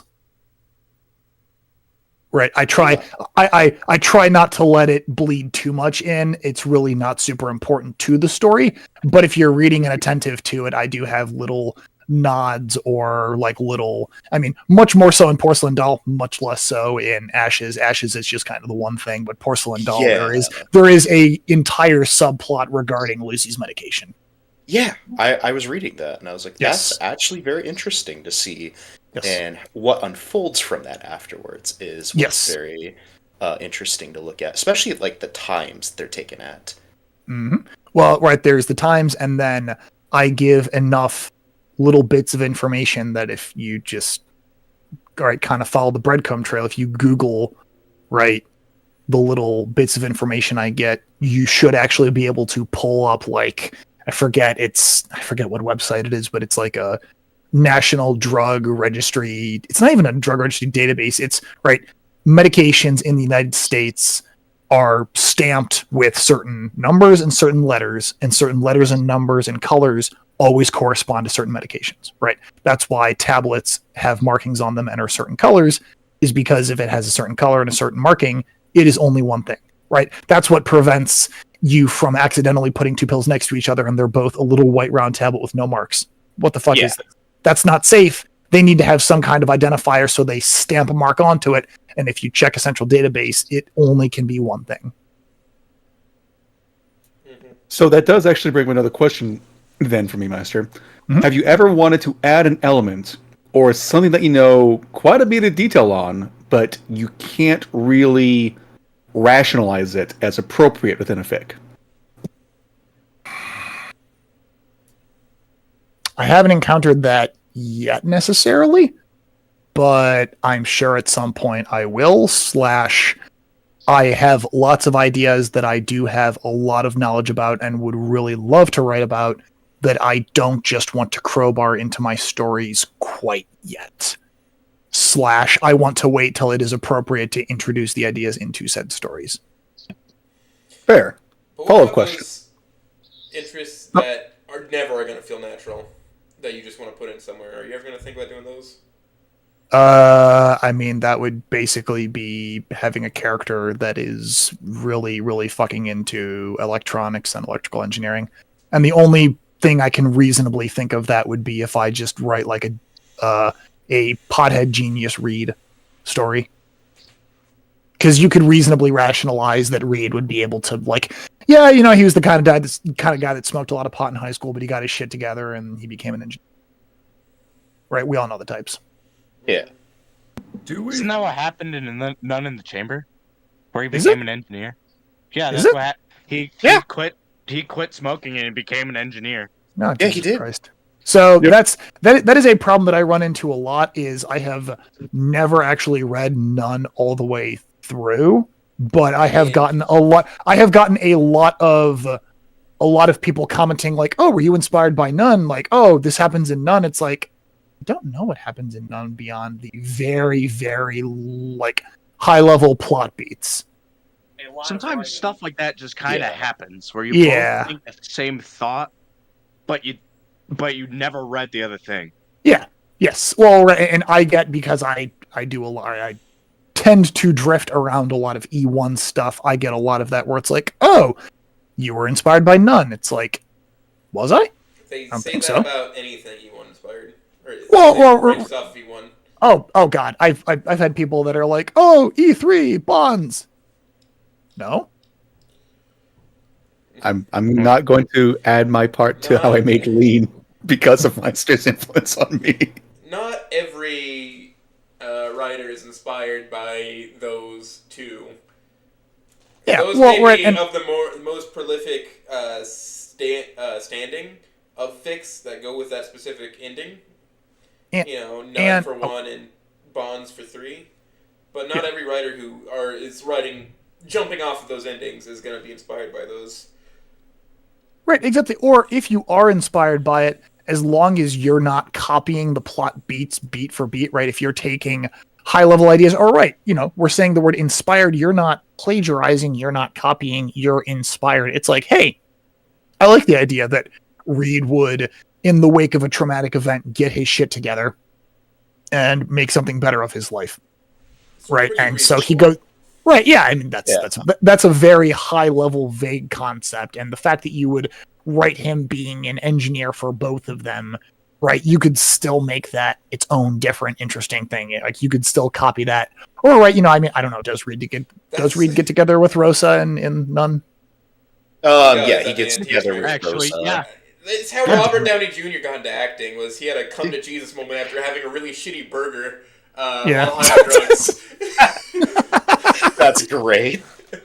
It happens to the drug-fueled people at some point, and even though they're going to make it something of themselves, they're like really fucking high, and then like the littlest thing will make them have a come-to-God moment. I think Stephen King said the same thing happened to him when he wrote Cujo. He had so much nose candy, he does not remember writing that book. I don't think he remembers a lot of things that he writes. A little bit too much booger sugar, I see. Okay, so Meister, another question for you then. Yes, sir. So you're in a lot of storyboards, and you've got your fingers in a lot of rephrase. You got your hands in a lot of storyboards and a lot of different fics, essentially. Yes. So it's fair to say you have had, no doubt, plenty of time to see your story elements come to life and see things progress. How many times have you seen people just call out wild, out of left field, dead ringers for your elements that you thought up, that you were so sure no one would pick up on, and then they just predict the future, like, say, 10 chapters ahead of time?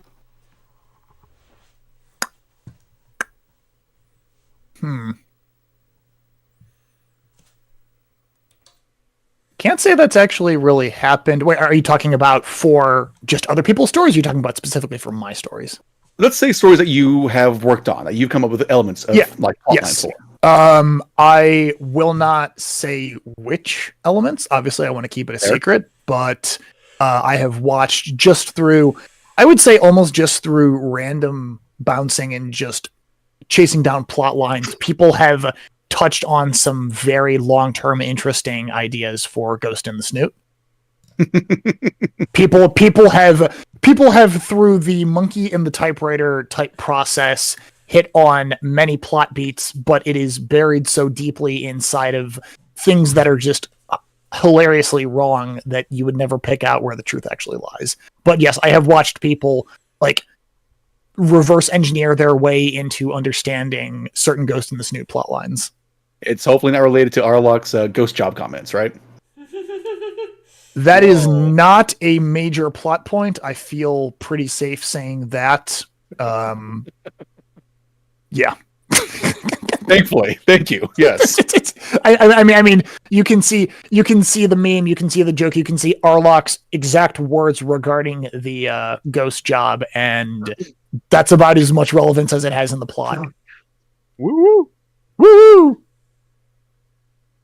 whoa whoa. But also, Ghost in Snoot smut chapter when. I've got too much on my plate. No, thank you. Wait, hold on. There's another smut writer that can take care of this. Swan, you want to take care of that? What? What am I doing?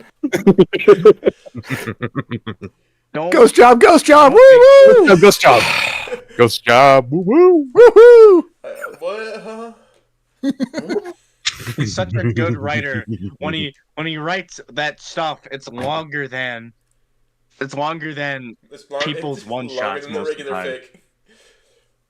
I make my smuts typically like 8K words nowadays. Yeah, it's fun. I made mine for free. When you start writing, things will naturally start getting longer and longer. Money or the love of the craft, which will win? Where'd Jam go? What? My hors d'oeuvres. I think Jam voluntarily took a dip. No. It was too crazy in here. Jamberson, no. The jam expired. Not Jam. I guess. Oh, thank God! Now it's just Americans in here. All right, so guys, plots to invade Canada. He would welcome it. I want some free healthcare.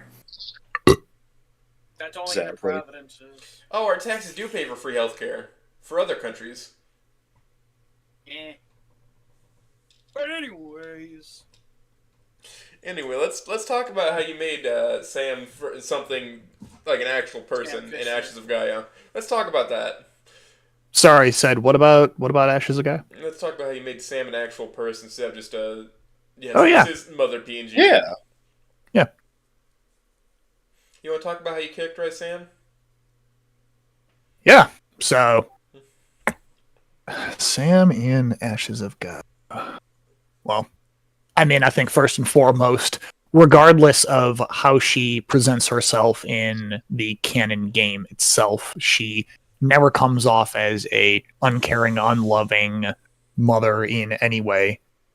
And I just kind of took the idea of, right, it's pretty clear that she has her head in the clouds. She's a little bit, maybe not right.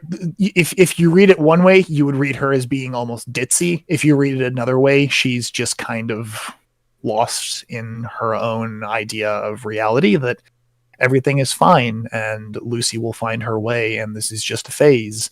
And right, see Nasser, he's so successful and wonderful and he's the wonderful child. In the wake of something so horrible happening, my charitable read is that Sam would, in some way, wake up a little bit. And that's kind of what I'm starting to explore. I don't want to say, again, too much, right? So in just kind of comparing it to Porcelain Doll, right? Porcelain Doll was kind of short, sweet, to the point. Ashes, I have a lot of future plot points written down that I haven't even gotten to yet.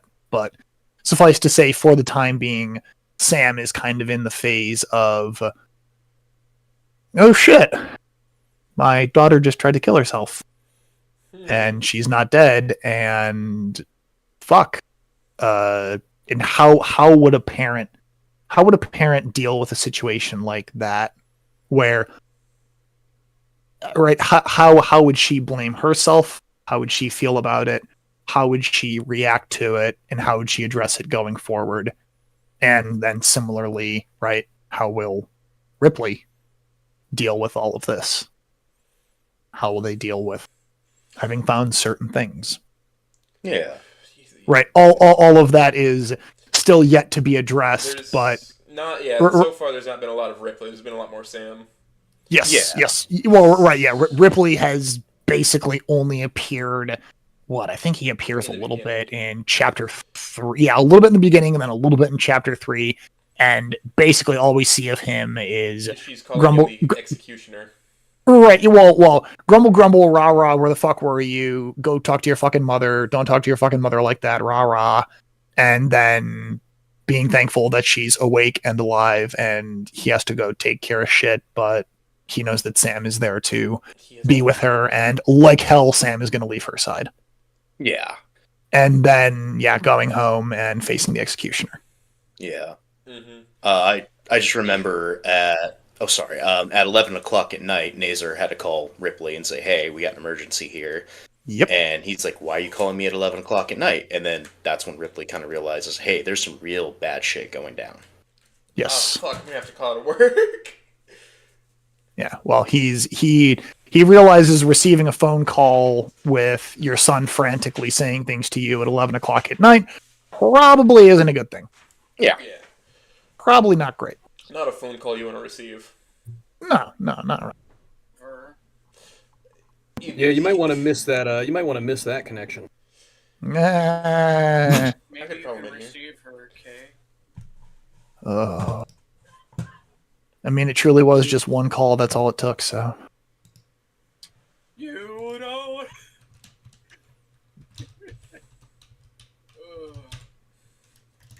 If you ever need someone to if you need a shoulder to cry on, you can just lean on me. Yeah. All right, that got me. That got me. Oh, fuck you. That was good. That was good. Maybe truly we can make nothing to something. It's a good thing. It's a good thing for Fang that the doctor was in that night. So. Yeah, exactly. Yeah. By the way, I noticed that.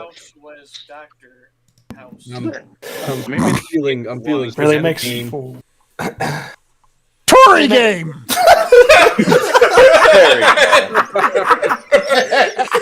Thank you, Donkey. In the end, we can all agree that we all. God! Now we have no! Who summons me? You said I'm sorry. I mentioned disconnection. Please spare me, man. Oh God! Now we have when the connection when. Now we have the jerky turkey in chat. Oh God! Hell yeah! I think I'm Great glad timing. that I changed the Phenomenal set. timing. Look at the dad. Break at the dancing. Johnny Test. Oh my God.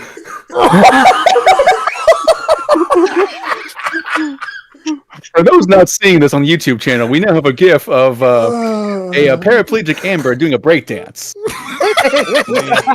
We try to get a screenshot of this so we can share it. Oh, please do. Oh no! I'll just cut to it on screen really quick. Oh, beautiful. Tiny box! Get into the tiny box. Oh man, this is gonna go well in the fucking VOD. This is gonna go perfectly. Oh, it's so perfect. I love it. Another chamber experience.tm. Oh, Hunkshoe, I think we can manage to fit you somehow.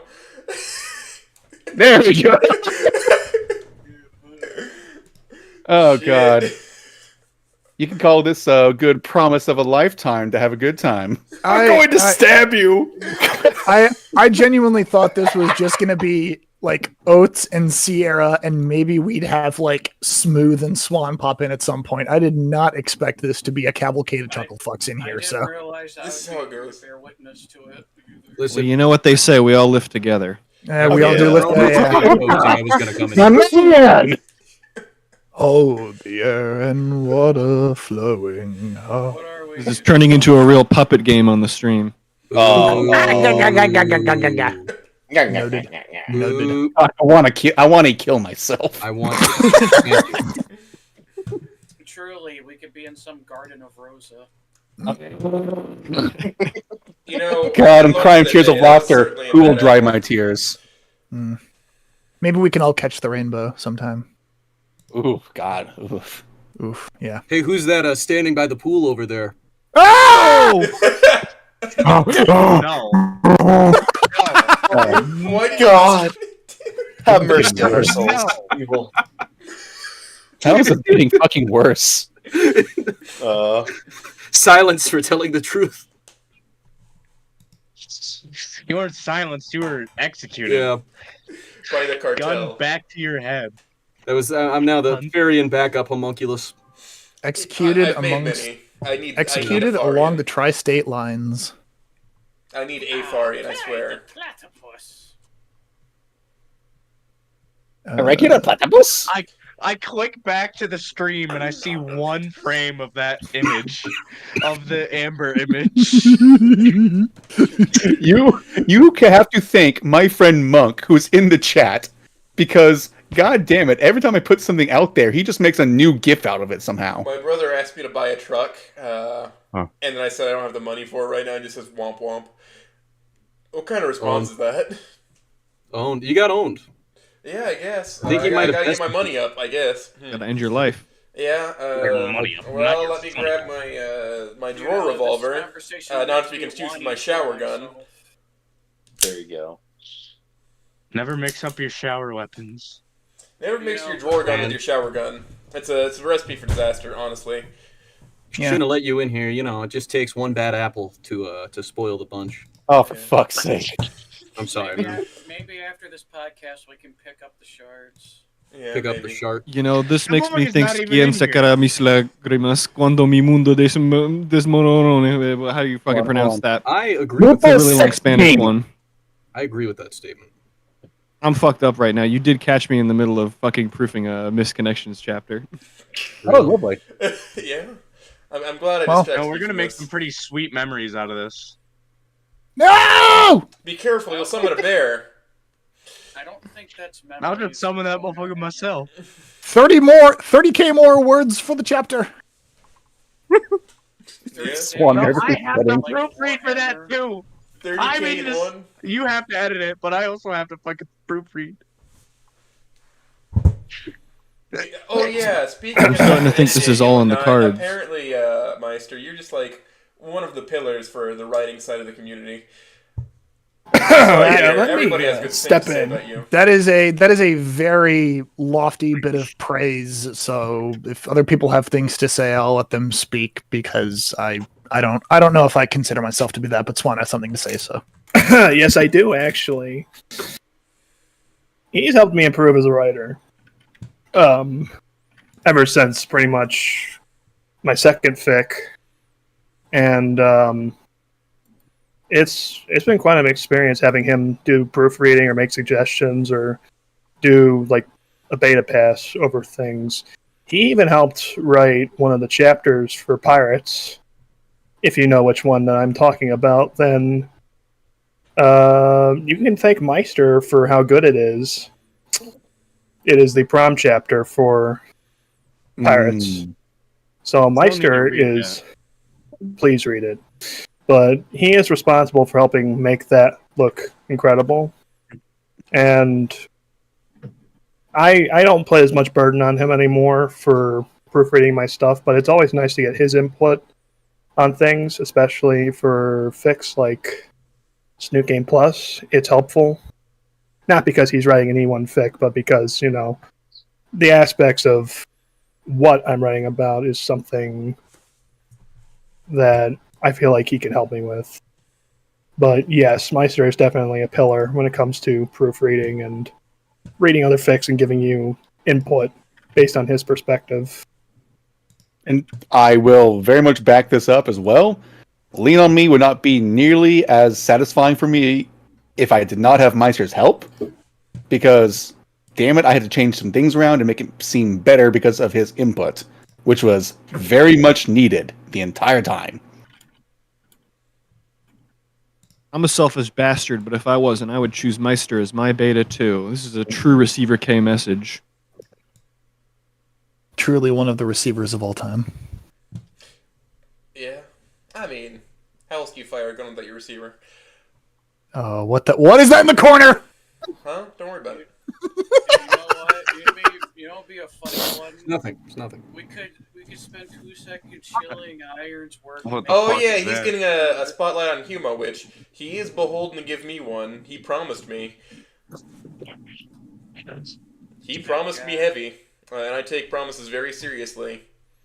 I will be harassing him after this. And by harassing, I mean lightly needling. Please pay attention to me, Daddy. I've been a naughty boy. Why is my Sprite Cranberry Sprite Cranberry larger than somebody piked his crate Cranberry. Fine, I'll fix the damn jar. Sprite Cranberry got me acting. Am I having a stroke with everyone? John, Bames John, call the ambulance. Strong ambulance. Having a strong. I'm in the joke now. Well, Peter, that's always an a strong joke, Peter. So I was going to ask that my Sprite was larger than a jar of pickles, but this has been rectified. Yeah, very not quickly. not to let the conversation drift too far, but I mean, Swan, Stone, Oh yeah. I'm sorry. I always call you Stone, but you're Smooth Rock, man. I always want to call you like Smooth Stone. I always call Oats Goose. I made that mistake once. Well, thank you. But yes. I really do like working on other people's stories as much as I like working on my own, especially when it's proofreading and helping people out. Like, I genuinely do enjoy that. I'll be honest, sometimes it can become very burdensome, especially when I feel like I'm actually trying very hard to proofread. When I put in my full effort, it can be a lot of work. I mean, like, proofreading for, and he has been annoying me a lot in chat, and by annoying I mean lovingly commenting at me, but falling, right? So Bodhisattva, a gator too far, definitely the best out there fic in Snoot, in my humble opinion. I've been a beta and a reader, beta for it basically since the onset of it. I think I've baited almost every chapter, maybe with the exception of like one or two in the middle or so. But like, just being able to work on them and do stuff like that, it's very rewarding and I like it. It helps me as a writer, helps me help other people.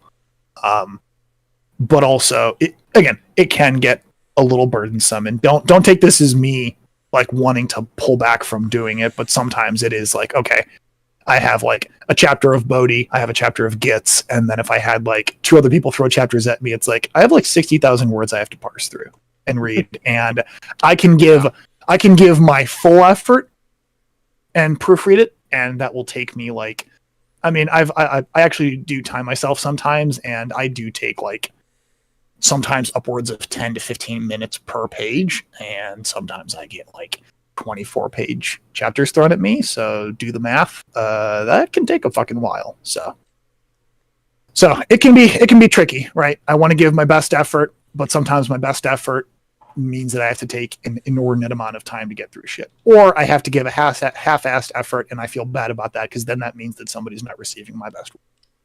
Can I just like say, oh, boo on you for saying half effort because you keep putting out quality content? Like, come on. I am my own greatest critic, and I hold myself to a standard that sometimes is unrealistic. And that's weird. You got to stop doing that. You're the only person who does that. I've never heard that before. This guy's a freak. Everyone make fun of him. Oh my God. I know. Yeah. I'm the only person who has that problem. But no, I do. So that's what I get it. I mean, I can't even imagine how much shit you have to proofread alongside writing your own stuff. I mean, that's the only reason I don't. Give my services to people. I'll have people in my DMs every once in a while, like, hey, can you just check this if this idea is good, and I'll give feedback. But proofing everything? I'm terrible enough with my own time. Those bastards. Yeah. Well, and like, I mean, you and Arlock are very different, but in that regard, you are similar to him because he's the same way. I'll bounce ideas off him, and he offers to be open to bouncing ideas off of him, but he doesn't proofread stuff. He doesn't proofread other people's stuff, because he has enough shit to do on his own. Yeah, basically. Right. And it comes down to, I'm also very careful when I suggest stuff to anyone, just because you got to pose it as, I don't want, not to sound egotistical, I don't want something the receiver case said to be like, well, I got to do it that way. So I always pose it as, hey, you can, maybe do this if that's, if you don't already have a plan, or if it's, it works. Yeah, right. And that's something that when I help people proofread, or when I'm kind of going over people's stuff, I if especially if it's the first time I'm actually working with somebody, I will ask them, hey, do you want this to be like high level? Do you want me to be giving you feedback on your plot, on your beats, on that, or do you just want this strictly to be like grammar, syntax, sentence structure? Because I can do both kinds of proofreading, right? It can be, I can read through your story and give you high level comments, or I can sit and tear your wording apart and make suggestions and grammatical changes and improvements and call out ticky-tacky shit. Yeah, and in my experience, it's usually just well, this sentence is a little weird, but I see what you're doing. I try and keep it as base as possible, to the original. Yeah, right. And for the most part, especially with like Bodhi, that's what I do a lot for Falling. And then, like, I guess kind of Swan, when I do a lot of stuff working with you, usually it's a lot more plot focused, right? Again, right, I will point out wording stuff if I see it, right, if it's relevant, but for the most part, I feel like I do a lot more kind of plot level stuff with you.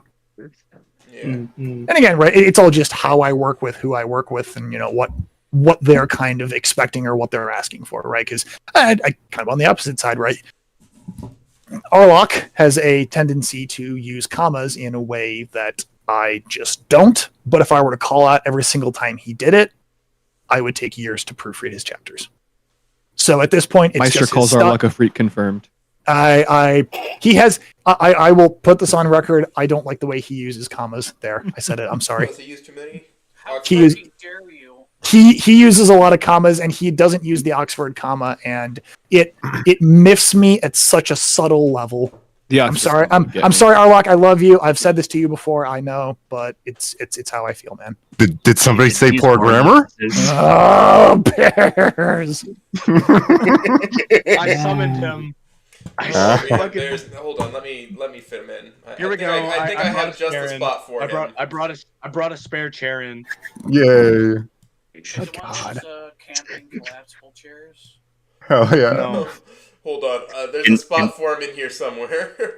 Whoa, this stream is like the other happenings of Volcadera Megalo boxing. Am I right? What are we? Guys? Some kind of Really is round turning table? into a fucking round Kind table. of Snoop game. It has been for the past 30 minutes at least. Some kind of hot tub time machine. I Don't think worry, you can I'm put not the- actually here. You know what? I I'm gonna I have think- a hangover too after this. I think you The could. best I would part- say the best part is here's the best thing about being a designated driver. I don't know how to fucking drive, so hang on to something. You have the big bare hands. How do you drive a wheel?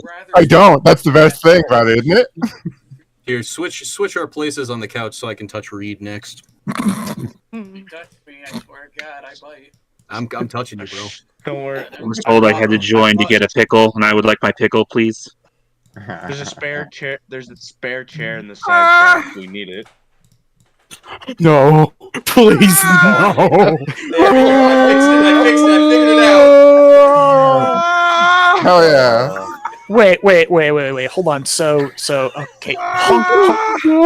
Okay, so Shuan is here. Which sprite is Shuan? Where the Hold on, fuck? Shuan Sprite is not in play yet. Is Oh, okay. I didn't think he was because I didn't see. Whoa, are you Shuan head? I didn't see giant muscle mom in here. So don't do that to me. I mean, Mia. We have a small little guy at the bottom. That's my Little friend. baby man. Little baby man. He's here for emotional Hey, support. riding me, Don't is worry fun. about him. Here, Especially when you break her sit back. behind me. He goes wherever I go. You know, I have included Mia in one of my fan fictions, and I had her be brutally murdered. Jesus. Hey, I don't appreciate that. She should have murdered one someone. person on here. I think we have we're missing. There I am. V8, where the fuck are you? Whoa. We need you. I mean, I just had Mia get her back broken. That was all. Gonna need a larger shed Broken or for all of whatever. you. Good God. I need more couches. Yeah, that. God damn, That's guys! no I shit. gave her a conscience. You ever think that that's a solution Can't too? wait to rewrite all 15 chapters of Sweet Memories. You did this on Oh, yourself. you'll manage. Yeah, I was gonna say You'll you say that as if you didn't do that on yourself. I know. You could just decide no. No, I made it for the long run. I thought I was just gonna be here for one chapter. Oh no. Or you could just like rewrite enough of it till you get to a point where it kind of flows into your more recent writings that are more up to parody, and then just stop rewriting it when it's like, it's good enough. Anyway, let's focus back on the Meister. Hell yeah. Correct. Who the fuck is this Yes. Meister guy? Who is this guy? Who is Meister? Actually, We've been really beating around the bush here, and I don't mean George Bush. I mean George Bush Jr. Which one? Oh, Beating that around, one. beating around Sage's bush. Yeah, I bet you enjoy that. That would be a feathery bush. It would be. It would. Can More we accurate. not talk about this? No, let's go. Let's go We ahead. have to because Meister's here. We have to talk about Sage. There we go. Now Yeah, it's what is your the fascination podcast. with the sage creature? Meister, Christ. did you, Okay. I know you didn't read FMG. You're not gonna like what happened to Sage in Full Metal Gator. Yes, I know what happens to Sage in Full Metal Gator. People can do what they want. It's okay. You don't have to apologize to me. Send microraptors to the sun. Send microraptors to the gulag. Make them make them. Before Arlok did any better with it, I just had them used as an improvised weapon in the concert. People, oh my god! When I got to that fucking chapter in Tori, I was laughing my ass off. It's funny because I won't say you're reading it backwards because technically, whatever. No. Yeah, but I know. Yeah. It's just like you just get to that point, and it's like, great. Oh yeah, and is that sage being used as a club? Huh? And then I just get that mental picture of somebody just has Sage. Sorry, Rosa just has Sage by one leg, and she's just like whipping him around. Oh my god, that's great! I want to read that. That sounds is now a flail. Beat a motherfucker with another motherfucker. It's great because in Arlok's chapter, it's like a lot more detailed. Like he knows these people, he's like genuinely concerned, and then Anon himself, you'll see, is like, "This is fucking sick." Whoa! Somebody's gonna get fucking killed. Him in here. This concert fucking rocks. Keep talking about him. No, at least you probably get back to the topic of proofreading. Yeah. Sure. Yes, stay on the topic. Finally, a Tard Wrangler. Oh yeah, good guy. We probably do need it. He's here. He's on the cushion. It keeps growing. There's 16 fucking people in here. I asked before I joined. Have somebody swinging from the curtains. So I got to throw this out there. We're not in a restricted chat right now, so people are just going to hop in and out. I don't know.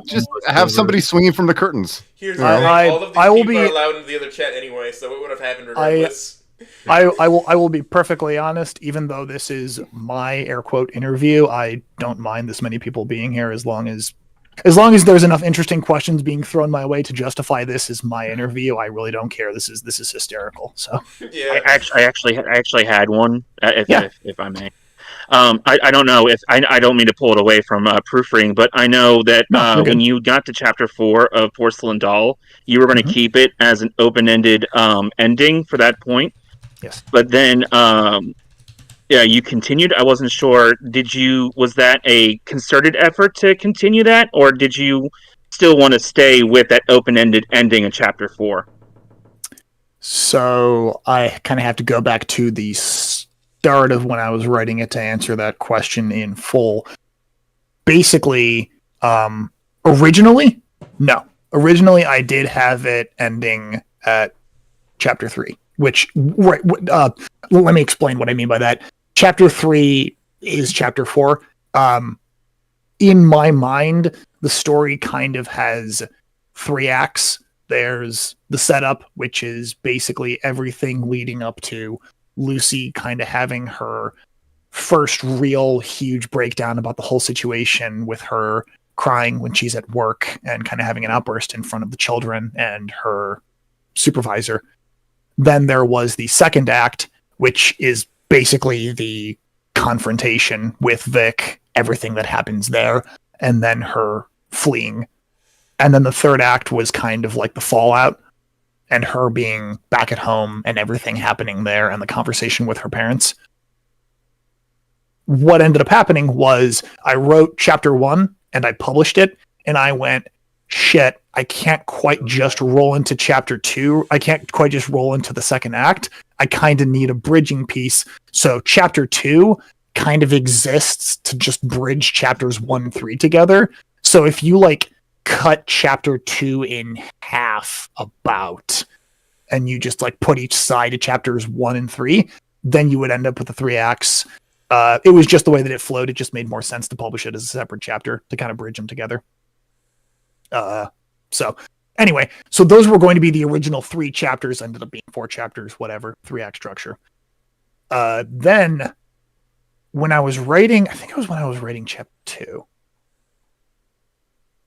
kind of had this idea of okay, I could end it after chapter 3 or chapter 4, but I could take it a little bit further.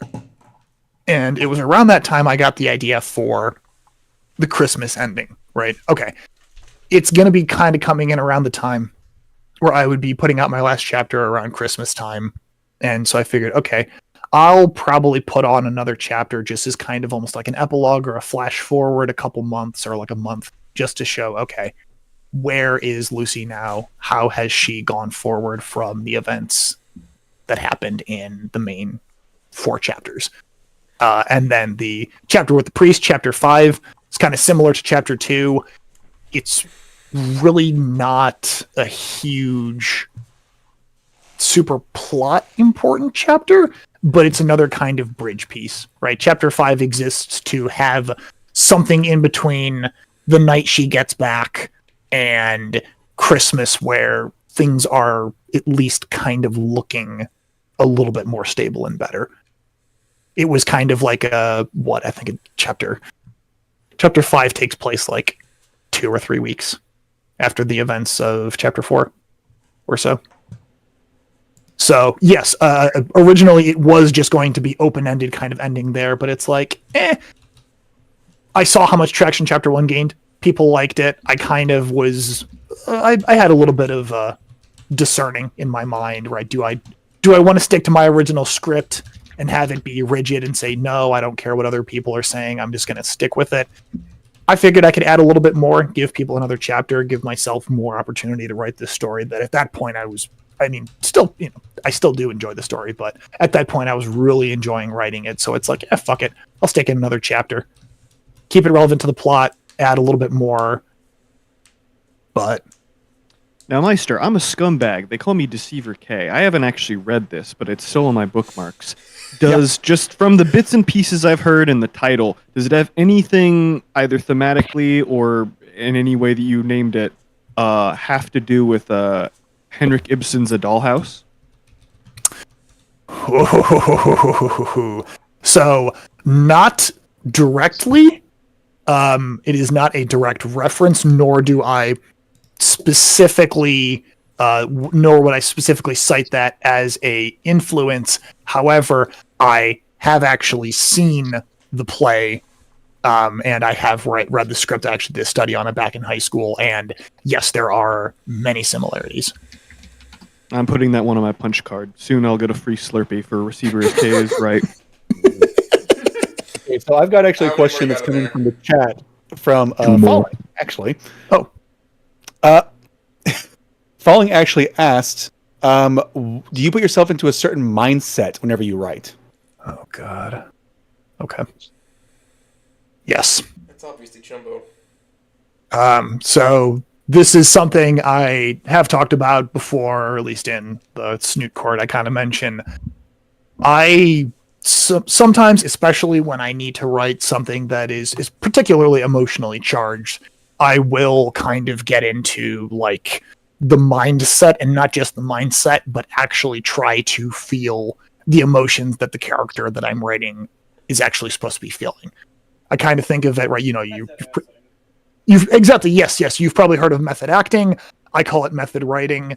It's kind of the same thing, right? It's getting into the mindset of the character, right? It's not just, I have to write this emotional scene. Oh, people are crying, and it's bloody hoo and touchy feely and all that. It's if I were this person, how would I feel? Right? Yes. What would I if do? I were this, if I were, it leads you to very strange and dark places, especially with the stuff that I write. But right, if I were in a horribly abusive relationship and something just happened to me, what would be that mindset, right? Thankfully, I can't put myself into that mindset from previous experiences, but you read things that people who have survived those things have written, or they've talked about it. You watch interviews of people who have experienced those things. You see how they react when they have questions asked to them about it, or when they're asked to recount, right? God, I've watched some harrowing court footage of people talking about things that have happened to them, and it gets you into the mindset to write about certain things. So it's taxing, right? I kind of talk about how, sometimes proofreading can be very taxing. When I write certain things, or when I proofread certain things, it can be very taxing as well. The man sitting next to me knows damn well what I'm talking about.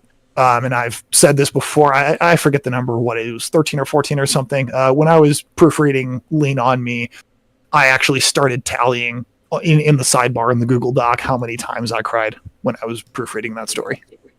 14. Yeah, it was harrowing.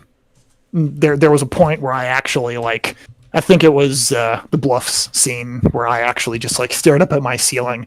I just kind of threw my hands up and I just kind of just was like, why? Not why am I doing this, but just God damn it, this is too much. I actually had to walk away for a little bit.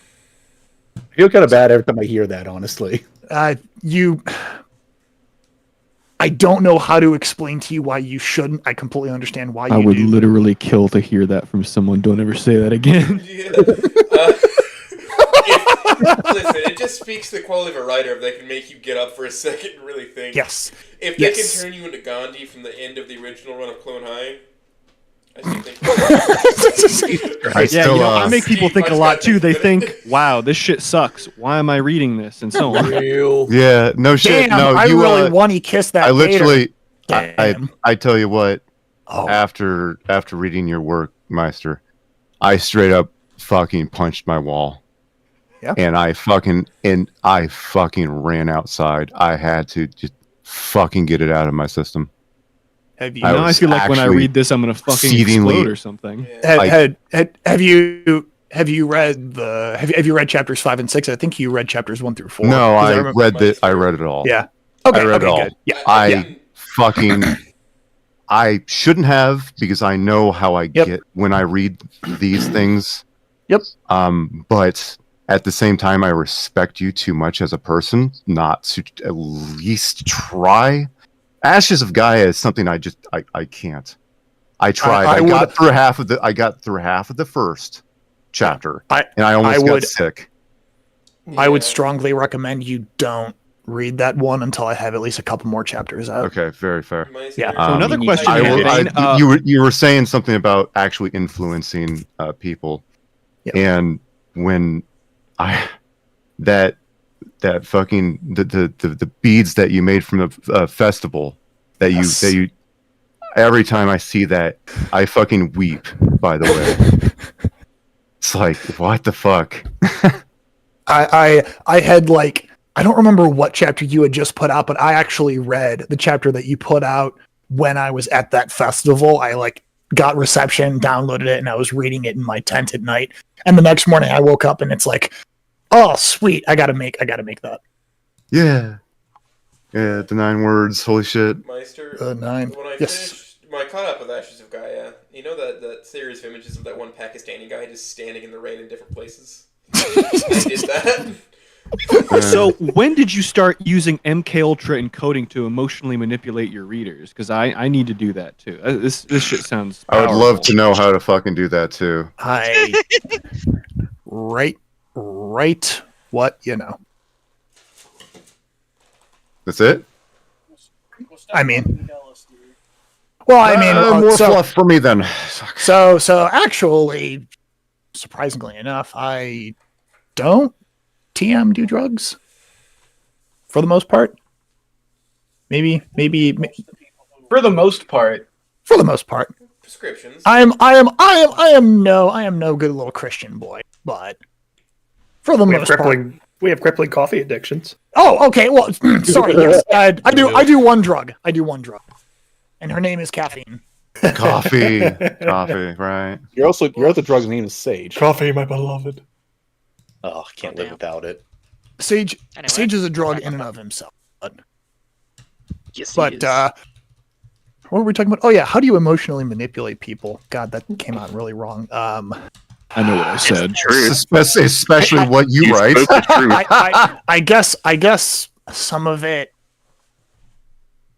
Well, let me put it this way. My intention when I write is not. I do not write for maximum emotional impact. That is not the reason why I write the.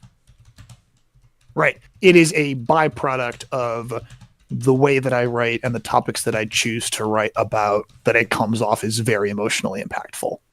I would say I pick topics that I think are interesting, that I think that I can tell an interesting story about, and then I write about them. And the byproduct of that is that I cover things and I write about things in a way that makes them feel very real. And I think that hits people and it makes them emotional. So I guess that's about as good an answer as I can give to how do you do it. Is you make it real. You make it so that the person reading it can read it, and whether it's they're putting themselves in the shoes of that character or you're describing the events in such a way that makes it feel real, that makes it feel grounded and like it's an emotion that they could be feeling, they sympathize, right? You build up the character to a point that the reader respects them, and then something happens to them. The reader has an emotional investment in that character, right? So, I mean, Lucy, God, probably the poster child of character that people have an emotional connection to in this community. Yeah, if you start doing not nice things to her, it's gonna stab people in the heart. So that one's kind of a gimme, but for the most part, make your reader invested in the character, and then do terrible shit to them, and it'll hurt them a lot more. Agreed. But that is not my intention in my writing. That is a byproduct of the fact that I choose there's to also write. art to not just making misery porn.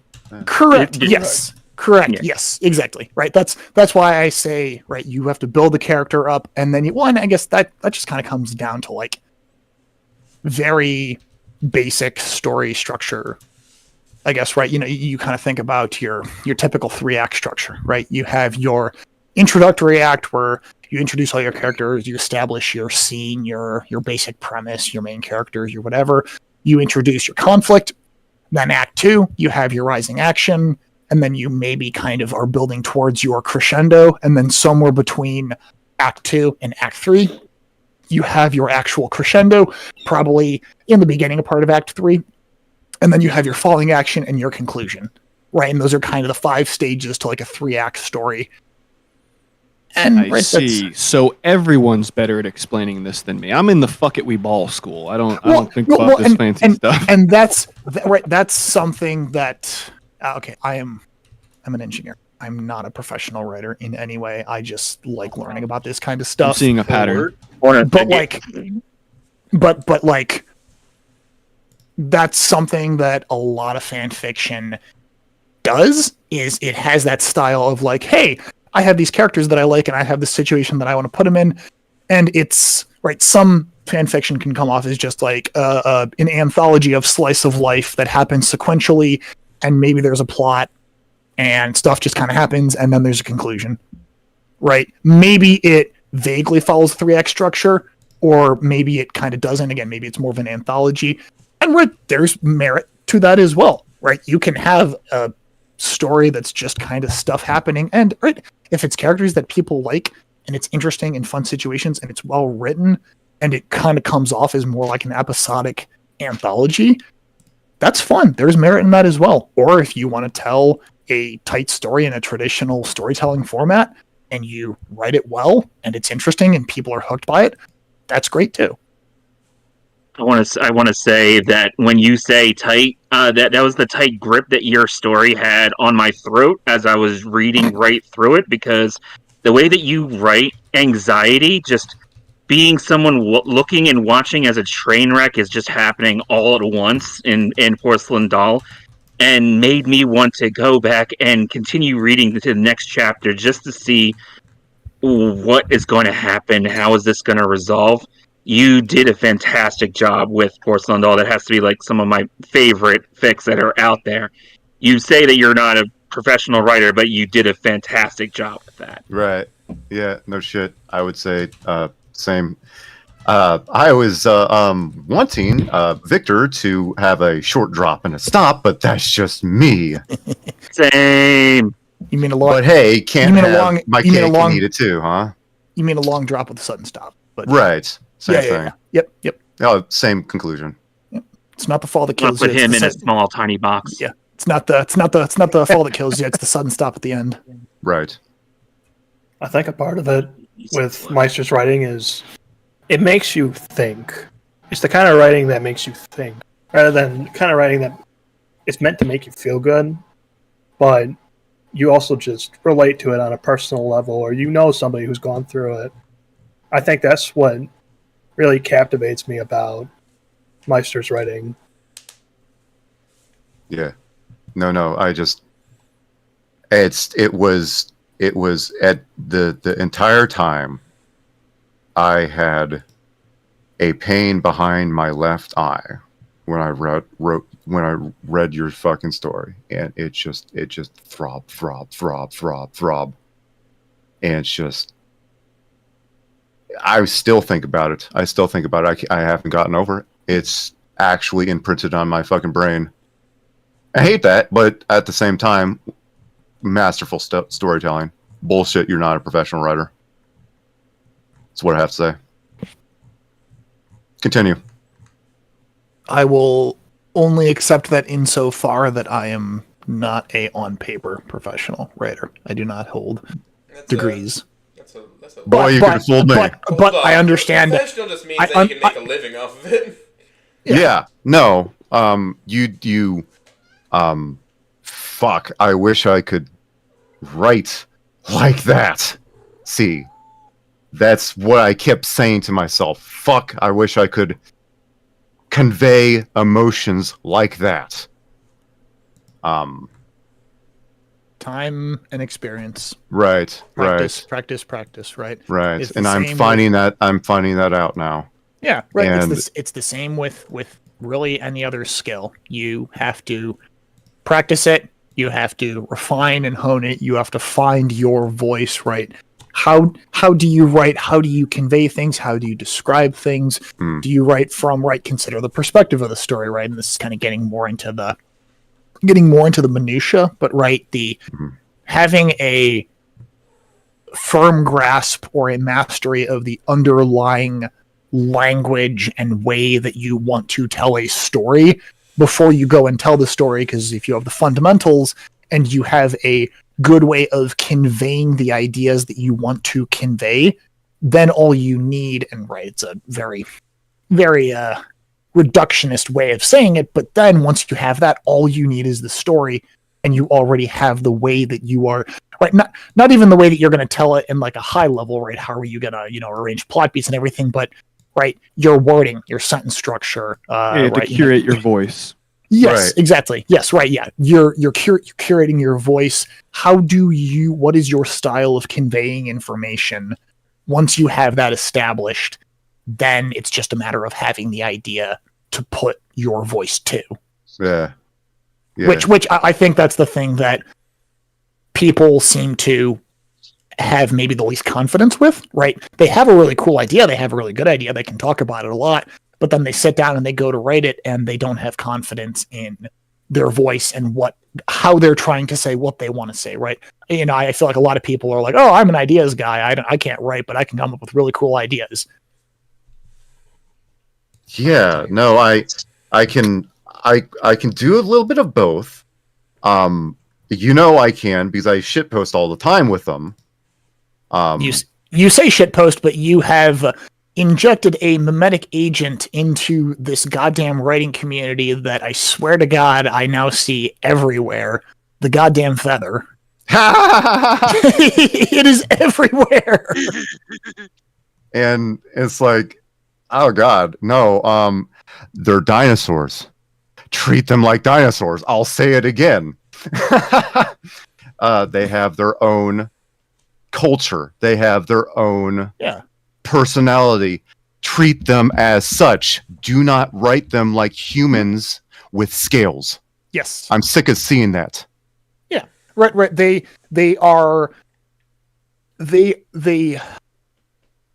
speak and act mostly like bipedal sapient sentient things, kind of like humans, because we have to, we are projecting human-like qualities and anthropomorphizing these creatures that are dinosaurs, but they would absolutely have a culture and a society and traditions and words and all that stuff all their own that would be distinctly Saurian, Sauropod, Simian. Within the whatever. bounds of the Snootverse, it seems like the line there is pretty, they are more or less just humans, maybe one or two things different. Yes. That's where the bounds of fan fiction are. The one line that separates them immediately, the one line that destroys this entire idea that they are just humans with scales is Spears' offhanded comment about Tarot Estrus season. I'm like, excuse me, what the fuck? Yeah.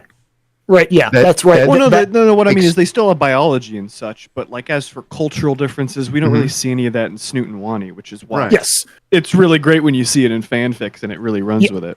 Yeah, and I feel like that's, I mean, there's a lot of things that fan fiction in this community is great for, but I would say that's definitely one of the biggest things that it has been able to expand and absolutely run with is, right, those inherent cultural differences that, again, right, not just, separate races or ethnicities, but literal separate species, right? Total separate species that are still, right? It's not quite aliens coming to Earth level of different, but it would be, right, it's if there were several competing sentient life forms on Earth through our history, and instead of, right, it'd be like if Neanderthals never went extinct. What do they sound like? What body language do they use? That's the thing. I'll tell you that's the big thing in my work. What Neanderthals sound like, and apparently they talk in a really high pitched voice because they lack some of the gravelly organs for our throats. So go ahead. What would this dinosaur sound like? What would this dinosaur sound like? What you're telling me? So what you're telling me is Spears sounds like a 7-year-old. That's hilarious. Kind of. Yeah, pretty much. Yeah, no, Neanderthals apparently had high pitched voices because they didn't. Okay, adapt where's to Toad? the Where's organs. Toad? I need a piece. I need an art. I need an artwork with Spears at a little teeny tiny like preschooler's table and Bye, Swan. plastic. Love you. Doing a tea party with the fucking voice. Yeah. Oh my god. So it's kind of fun actually. It's Suhan had to dip just earlier, Honkshu, I guess in the chat. But essentially he got a little inspired by the cultural discussion, and me and him actually kind of worked together like, oh, let's just make dumb little parasaur lore stuff. Oh, yes. You stole a channel. Isn't that fun now? Isn't that great? Yes. That Oh, I've it's so done this awesome. to I this love community? You've stolen a channel in my Discord for it. Yeah, I will infect another. I think I've already done it with Karma now. Yeah. It's fun just to make it like just random things up that's like, let's not make this too cringe, but let's make this just stupid enough that it makes sense. Yeah. That's half of how I. Oh god, this is so stupid. No, that they wouldn't do that. Oh, of course they would. They're fucking stupid. That's what this. Of course is that, and that's how it makes it into my works. Yeah. So in chat, somebody's Isaac Hamilton says Meister is a doomer. Huh? Hello? Huh? Do I really come off as a doomer? No. I don't know. If you were, I would say if you were to only know you by your I fucking, never what would you have write. fucking guessed that you were a doomer again because I'm terrible at reading, but like just interacting with you, that's not the vibe I get at all. Yeah. Not at all. I mean, I have lived and experienced things that are not happy, and I read about things that aren't happy. But I don't know if that was just a shitpost comment or not. But I don't know. I feel like addressing it. So. I mean, to be completely fair and unironically, Meister, people have called Lean on Me happier than your fucking work of Porcelain Doll. I disagree strongly, but okay. That is just wrong. Yeah. I The only- disagree with that, but okay. The only way I would call you a doomer if I've never fucking interacted with you before reading your works, and then I would probably say, oh, he likes mesmering porn. Yeah. But no, you Oh, Jesus don't. Christ. That's the fucking Hi, Luke. mood that you get into. We've had multiple fights with this. Put him on the couch. Yeah. He's just hanging on. There we go. No. So that works. Put him on. There we go. Put him on the Perfect. corner and then make Peter's head just a little bit bigger so it covers up the bottom of his leg. No, hold on. I fucked up the thing. Make him riding the swan behind us. Make him swing from the curtains. Make him swing from the curtains. Swing from the That table piece of art swan. was Yeah. millions of dollars. I'll have you know. Well, it's remotely saddle shaped. What a lovely first meeting this is, Falling. Thanks for joining this Hi, little Falling. Hi, Falling. Hi, Falling. Welcome Falling. to the roundtable, aka Refined Autism. This is not Welcome. I'm a designated driver, and the best part about it is I don't know how to drive. Welcome to the round table that wasn't supposed to be a round table, but I guess it's a round table. Yeah, no, you keep taking power from, you folk calling this a round table are taking power away from Meister. But he's been doing the bulk of the talking, so I still feel justified that this is an interview for Meister. Yeah, no, and again, I guess, right, I suppose I'm the one who would be offended or not offended by it. This is great. I don't mind having this many people here. This is actually more entertaining Meister with love. because then there's more people to bounce stupid shit off of, and more people to make side comments to, and it's just more fun. So more viewpoints to pull and I do appreciate all of you being respectful and not like talking over each other. And I'm sorry, I didn't hear you. Fuck you. Okay, what are you talking about, man? Where's the hot pot? Where's the hot pot? Oh wait, ooh, yeah. Does everybody want to get hot pot after this? Yeah, I'm cool with that. Simply, all right. Now your region is showing there. Your region is showing. No, I said hot pot, not hot dish, you fucker. Hot pot. No. Anyways, I'm just here in support, I guess. I literally was just thrown. I was thrown into here. I don't know why. I didn't even ask. Goose kidnapped you. He's Goose been doing that a lot recently. You stepped out. Then you step back in. Don't you say you got thrown in here. You step back in here. I was that sounds like classic Fulling understatement. Goose is trying to make the Snoot Rider cabal real. If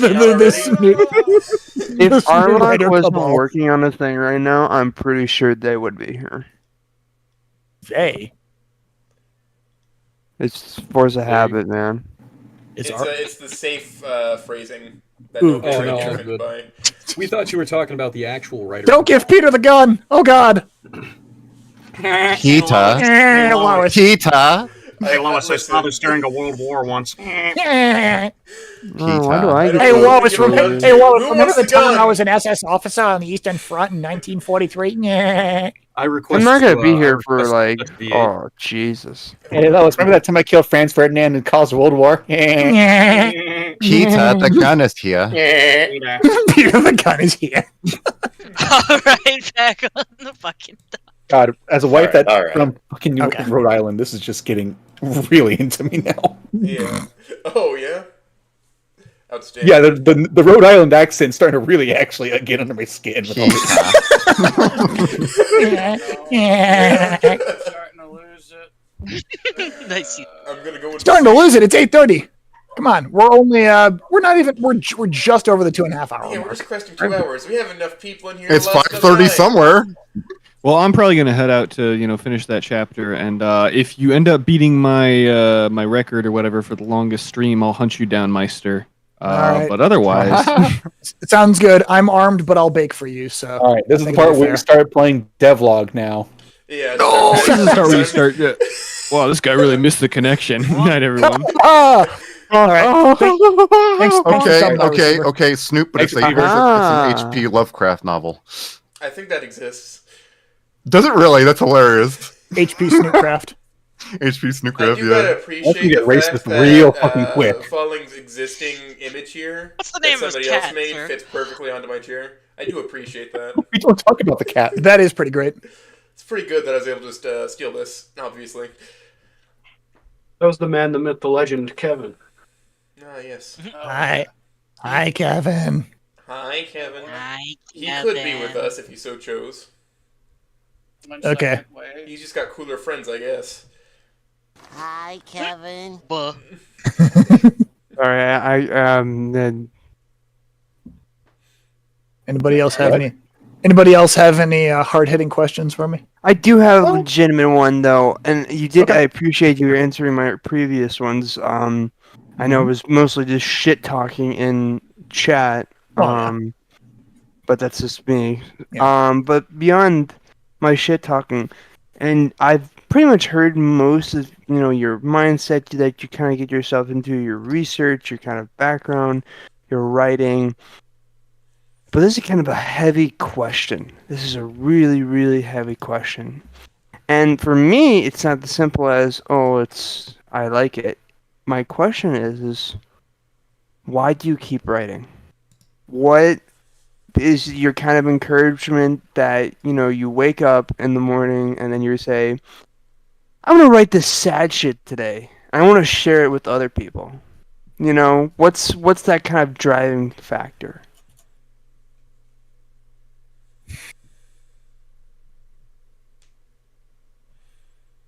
Speechless. Well, I appreciate the question. I asked for a hard-hitting question, and you gave me one. Huh? How do I motivate myself to write things that are so difficult as a reader to read sometimes?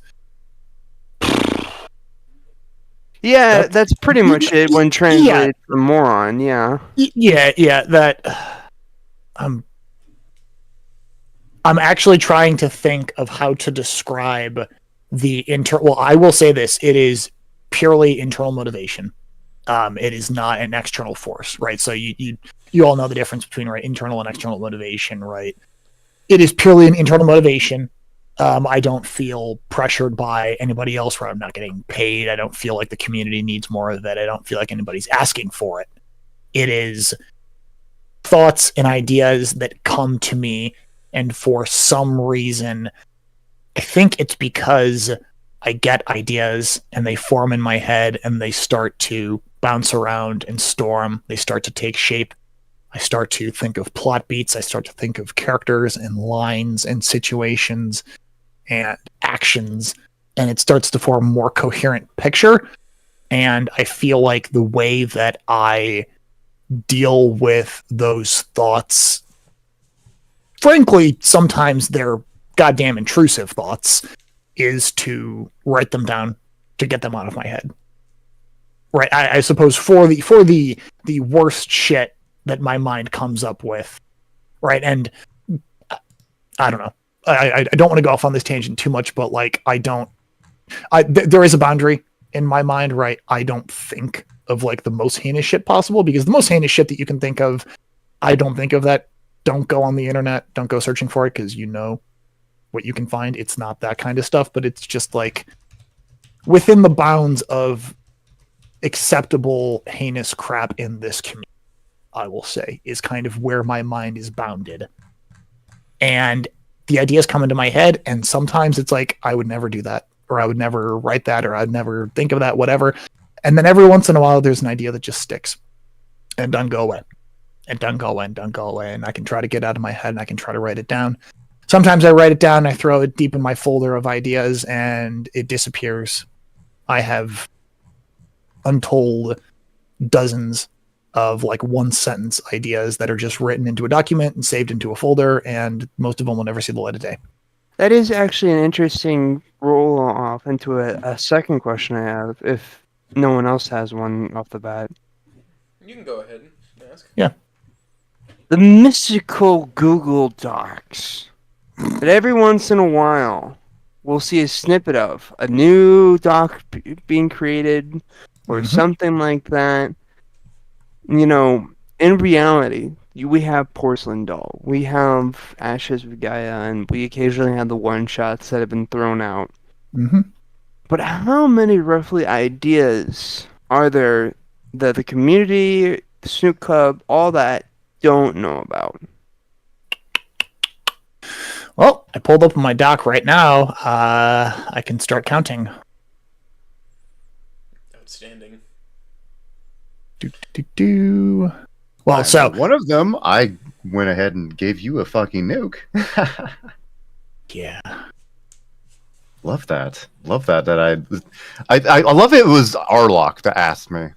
You know, I think it's amazing. Room right now, Yeah. Oh wait, no, but it bears. Yeah, that conversation we had. So I don't know if I prompted that or if you prompted that, but you caught me at a very weird time with that, because I was already kind of fomenting something in my mind, and that came at the wrong time to kind of, so to speak, push me over the edge. And I am currently, oh God, let me take a look here. Okay, so this Google Doc, right, I give them all names, usually one-word names. This one is called Don't. It is currently 3,000 words, and that is not even that's not even like structured story. This is just ideas. This is just fragments and rough narrative structure and asides and italicized text and basically the psychotic ramblings and the way that I organize my thoughts that never sees the light of day. And there's like snippets of conversations and images and links and music and da da da da da da da. That's interesting. So there's that. But back to the original question, how many? I mean, I can throw a number. Let me try to count real fast here. Don't want to spend too much time on this because listening to me sit and make noises while I count pages isn't super interesting. But very interesting. There's Hanky Panky. There's Amber and Moe's Weekend Adventure. There's don't worry, Bears. At some point, I'll pick that back up. God damn it! Come on, hurry up! I know. There's the Bianca one shot. Oh. Bonkers. Yes. That bunker. There's okay. No, that's just a Gits one shot that I never finished. That's a Gits one shot I never finished. And then I have a bunch of stuff that's just called Untitled Document, and I forget what these are. I forget if these are actually things or if these are just. Just open it up, and it's the secret smart face you've forgotten about. Oh God, this is landmine. This is okay. This is just information on making pickles that is completely unrelated to Snoot. Yeah, sure. Related in some way.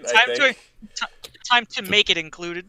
Oh, okay, there we go. So there's Sage Mix Cheesecake, so that's 4. And yes, that's actually a thing. Yes, I just clicked on it. There's 400 words in there. There's the massive Ashes of Gaia lore document. That doesn't count. Beige, no, that was a Vacillation one shot. Oh, Cheese Game. Yeah, so that's 5. What do you mean Cheese Game? Cheese Game, by the way, is a one shot where Anon and Trish and Reed and Fang are all sitting in Reed's basement and they're doing drugs. Right. Doing drugs or whatever, and Anon is eating cheese, and Fang and him start getting into a playful argument, and then they get into a competition to see who can eat more cheese.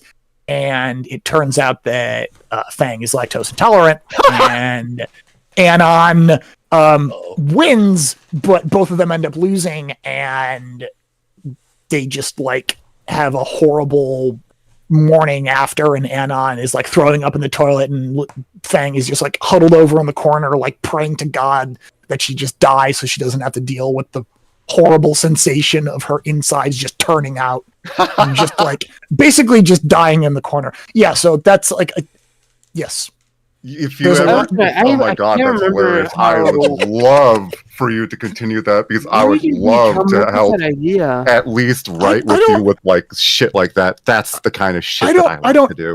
I don't remember how I came up with that idea, but it was just it was you and me. It was lactose intolerance game. This is great. Yes. Oh yeah, no. But when we have those dumb conversations and it's ha ha ha ha, I go and I write it down. I'm gonna look this up. No, this is great. Right, I have so many. So what? That's 5 or 6, and then all these untitled documents. I'm not.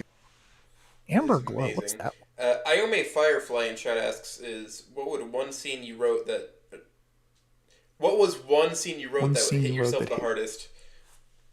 That I personally wrote. I mean, first chapter of Ashes. Yeah. In terms of things that I have written, not things that I've edited for or things that I've helped, it would be the first chapter of Ashes, and that's by a long shot. Though I will say, I think writing the first chapter of Porcelain Doll probably was similar when I was kind of right. It's not super.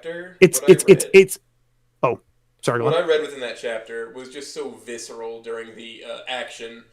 Yes. I must call it to not get taken down, I guess. Or yes. What I'm going to assume. Yes. It's so viscerally written and so in-depth. And it's just shocking. Because that's you got into the mindset of somebody who would do that very well. And I can appreciate that. And I did not. And this is something that is... It's hard to make an argument for because I feel like somebody could argue against me on this and I really wouldn't have much to say against them and say, no, you're wrong, is was it too gratuitous? And I know that, right? Oh no, it's not too gratuitous. It was emotionally impactful, whatever. I understand somebody making the argument that no, that was too gratuitous. It didn't need to be that way. I wrote it that way with that level of visceral detail for a reason, and it is not to glorify the action. Meister has a light to it, yes, it is. I mean, I don't. It doesn't spoil anything for the story to say it. I went into that level of detail not to glorify it, but to condemn it and to shed light on how horrific it is. Yes. Right. It is not something that anybody should ever do. It is not something that you should ever do. And if you do think that you would be going down that path, do not. Right? This is what it entails. It is not romanticized. It is not, oh, boo-hoo, sad, pop open a vein and pass away peacefully. It's painful. So, not to go into too much depth, but yes, it is written that way for a specific. Meister has a way with, because, and I wrote this in text, but I think it means more to say it. And I have brought him onto Bodhi, and it was mentioned earlier as him being a critical column or pillar, I guess you could say, is of our tiny little community. And I do absolutely consider him crucial to our story. He's a load-bearing wall, as far as I'm concerned. And, he has a way in which he turns something, a scene, like I had, right? So I have a scene in my fic.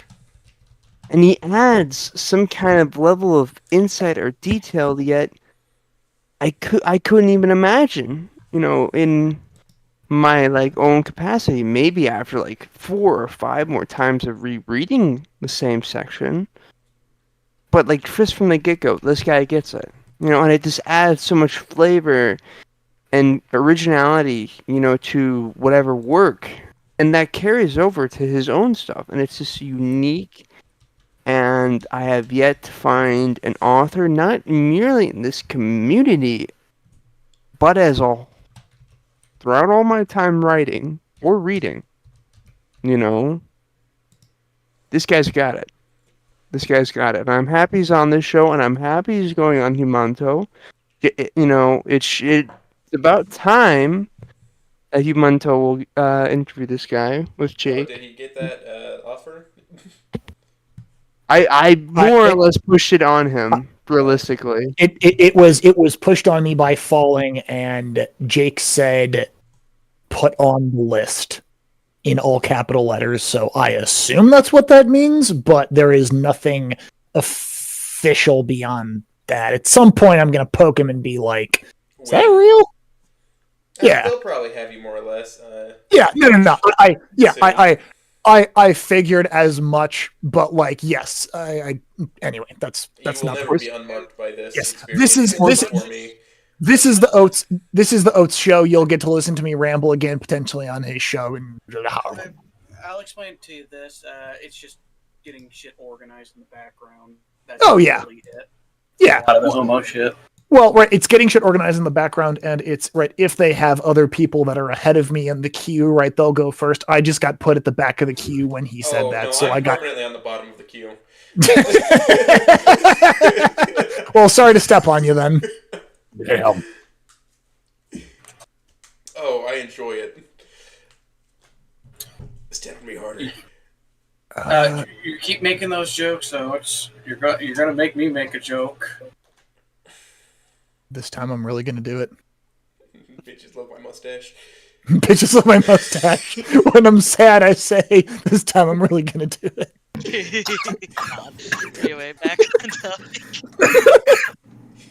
Yeah, back on topic. So 6. Why do I have a document that's just the phonetic Hollow Knight voice lines? Okay, that's a really weird document. Oh God, You have a Hollow Knight PFP the entire time I've known you. How is this a surprise? I mean, no, it shouldn't be. It shouldn't be surprising, but like, for a while. All right, so anybody here who's played Hollow Knight, I don't know how many of you have, but Zote.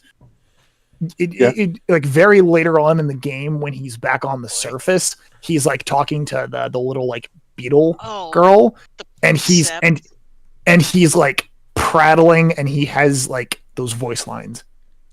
You're talking about all the Meister, precepts? you've Yeah. surpassed view count on nearly everyone already. I just looked over my statistics. Well, look how many people are on here. I think. Yeah, I think we're drawing some audience. This shit doing numbers. Yeah, no, I looked at, like, I'm sorry to interrupt with that shit, but like, damn. No, you're fine. Big number. I just looked over at my other screen. Damn. When I did my Hollow Knight costume, I keep calling it a costume. It's basically a fucking cosplay. There are very few things in my life that I'm like boastfully proud of, but that cosplay, I fucking love that, and I use every excuse I can to crack that out and wear that to a convention. It's so cool, and people love seeing it and taking pictures with me, and it's a lot of fun. Anyway, when I did that, I also like memorized the precepts of Zote, and I could prattle them off mostly, and I actually had the entire like Zote speech in Zote Babble memorized as well that I could prattle off as well. It was weird, and yes, I actually have like the literal. I'll just like fucking link it in chat. It is the Google Doc of the like phonetic alphabet for Hollownest speak. And it's got like words that they think mean things. It's kind of almost like a small dictionary. It's ridiculous. Anyway, does anybody else want to share useless nerd things they memorized? Sorry, I got really off track there. I could probably That's prattle good. some of it. That's good. I memorized the entire Dragonborn lyrics from Skyrim's theme. Nice. Hell yeah. That's great. If it were like a couple of years ago, I would still remember all the lines to a one act play that I acted in high school, called Green Eggs and Hamlet, which literally was Green Eggs and Ham. Sorry, the story of Hamlet, but told like a Dr. Seuss book. So in like Dr. Seuss prose, and I was the Cat in the Hat who was Hamlet. And oh my god, that was I did the same. I had a phase. I had a phase where I used to memorize just Shakespeare shit. Yeah, I had a phase. Well, not a really phase, but like, the journey begins in Ace Combat 5 just absolutely hit me when I was like, I think 15 years old. So hard, I actually memorized the entire song. It's gotta be like the opening like part of Empire Strikes Back for me. Oh man, true. I know it all. Like, like even to the smallest detail. Like I can read the whole script off the top of my head. It's kind of freaky. Has anybody seen that story about that one person who just watched Shrek in their head accurately? What?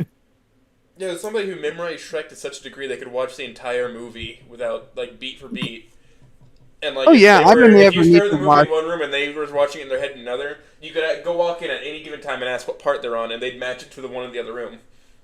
Yeah, no, it's pretty. Like that's easy for me, dude. I can do that with like Empire Strikes Back.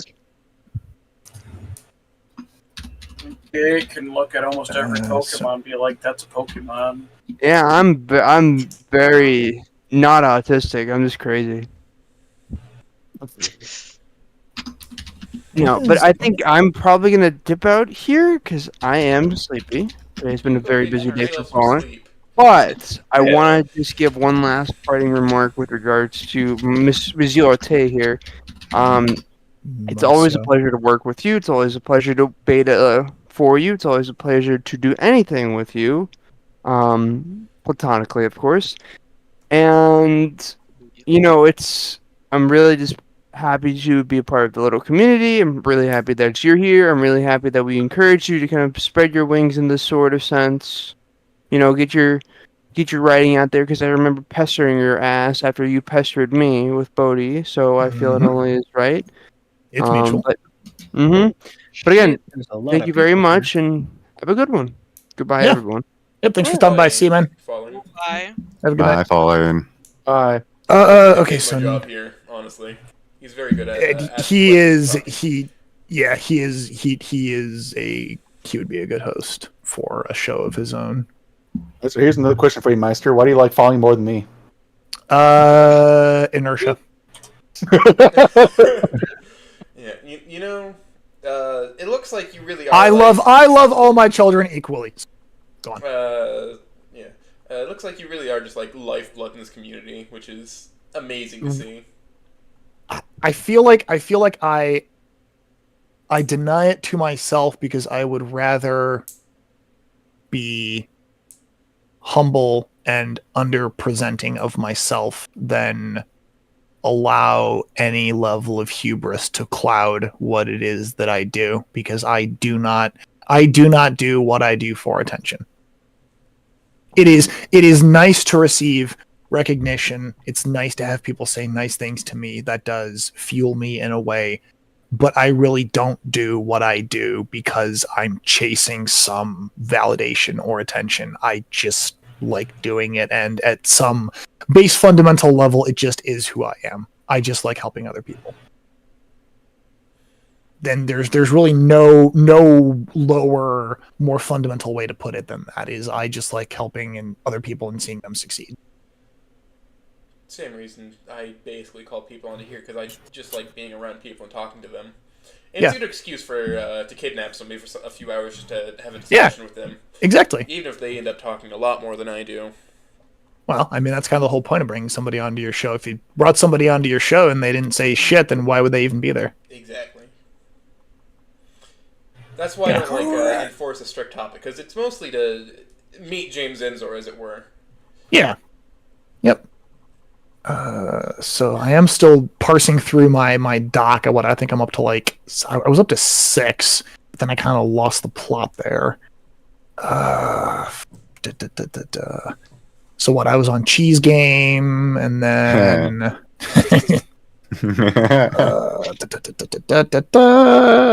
trying to remember what those two were. And see, that's the kind of suffering I love to put characters in. Just absolutely fucking stupid scenarios. And then you say that, and then my eyes immediately fell on rights. Yeah, I know, right? Yeah, I know. No, it's interesting. And then there's Terminus, which is one that I threatened people with for a long time, but I think at this point I actually might lump that into Ashes as a dream. It's fascinating, honestly. And most of my lore, here's a fun thing. If you didn't know this already, Meister, I'm not sure if you know this. Half of it is on the fly. I mean, I believe that. The rights we speak about. Oh yeah. That was completely off the cuff. Oh, of course. Oh, yeah. Of course this happens. Oh yeah, no. Yes, I remember that. I think that was in the Ghost in the Snoot thread, right? We were just talking about like what would Sam and Ripley do, right? How would they react to this? And then you just immediately went off on like, well, tarot funeral rites, right? The parents would, right? Not to go into detail, but you then just went off on all that, and it's like, all right, everybody shut up and just let him keep talking. Why am I crafting this nuclear bomb in front of everyone right now? Why am I doing this? I hate this. He built the demon core, and then he just left it there on the table with a note saying, "Do not use." Motherfucker caused a Chernobyl. It's crazy because it's like meltdown and ate the fucking elephant's foot. Why'd I do that? But it's like, but of course it's like Arlok was like, hey Bears, the tarot lore guy, hey buddy, do you have any lore? And of course it's like, well, didn't you know? Anyway.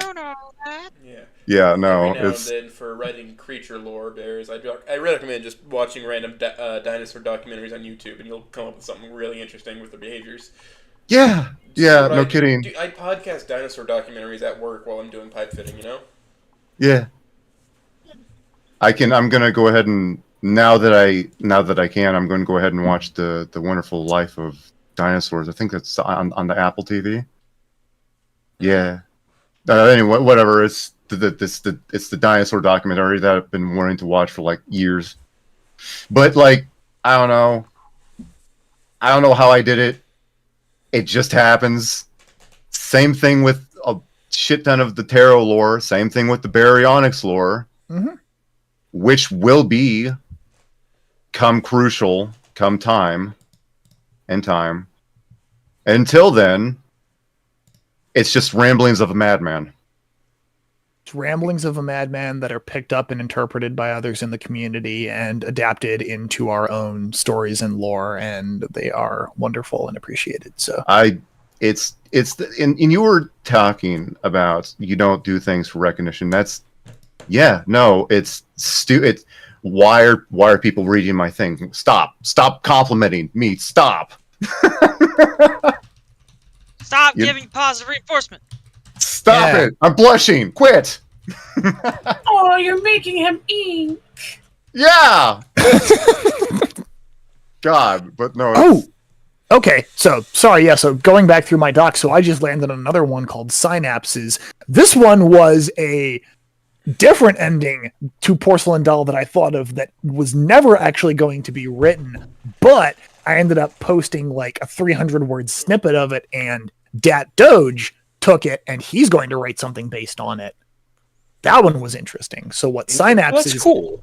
Yes. So what Synapses is this is at some point somebody was like, I want Anon to come back and blow Vic's head off with a shotgun.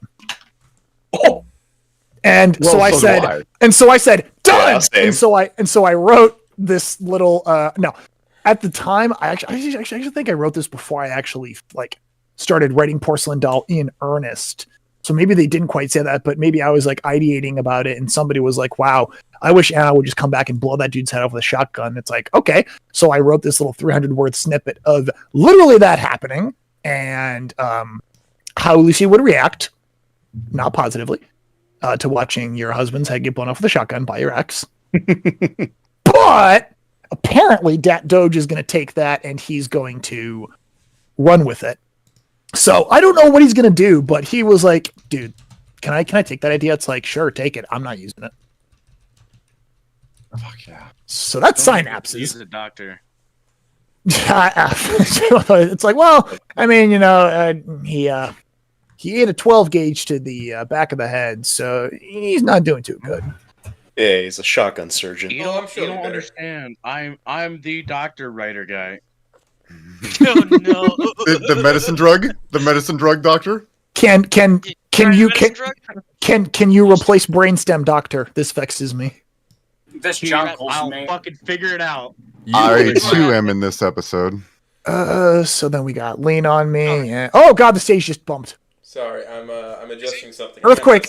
I'm gonna put something in the. Everyone get under a door. Oh god. Oh my god, I need to get somewhere. Oh shit. Oh shit. Hydraulics. Awesome. Oh, the earthquake. Good thing I'm holding. Where's my stream so Good far thing I'm behind? floating in the air. Whew, And then that was close. And then we got like Junkles me. then we got like 2 or 3 one-shots that are just like dream sequences of just bad things. They're not even like, it's just these like abstract ramblings of like being trapped underwater and what it would feel like to die of suffocation from drowning. I saw some of those in literature Yes. class, actually. Yes, yeah, and a lot of these things are things that I have posted at least once or twice, and yeah, like that one was really weird because there are no testimonials from people who have died of suffocation from drowning, obviously, but there are people who have passed out from drowning and then been resuscitated, and I actually had to go and find and read accounts of that, and that was really weird and fascinating. Interesting. But writing that, and then there's and then there's a bunch of smut. Yeah. 1, 2, 3, 4 smut. I mean, there's right, the next chapter for the Doctor is in. Then there's Falling's not here. He won't hear this, but yeah, there's something I wrote for that a long time ago that will be released in time.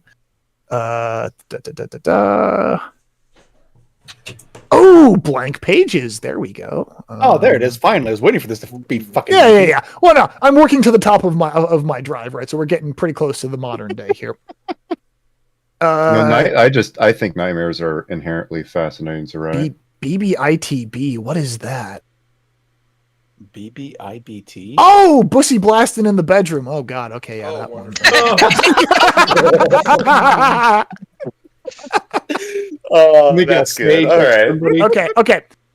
It's a Sage and Stella smutfic, overly detailed 2K word description of the bedroom in the most flowery, verbose, wonderful, detailed, gorgeous prose possible. And then it smash cuts to the worst garbage smut, just the worst descriptions, written like somebody who has never seen a female in their life before. She breasted boobily over to the stairs and titillated her way down. Right, that level of just garbage. Actually. And then it cuts to the morning, and it's my normal writing style. And Stella is making pancakes, and Sage comes out, says good morning, and then gives Stella head and the figures. That's great. That's amazing. God, that one part gave me a fucking Vietnam flashback to Garfield effect. I do not know what medicine drug I was on when I wrote that idea, but I was probably really tired.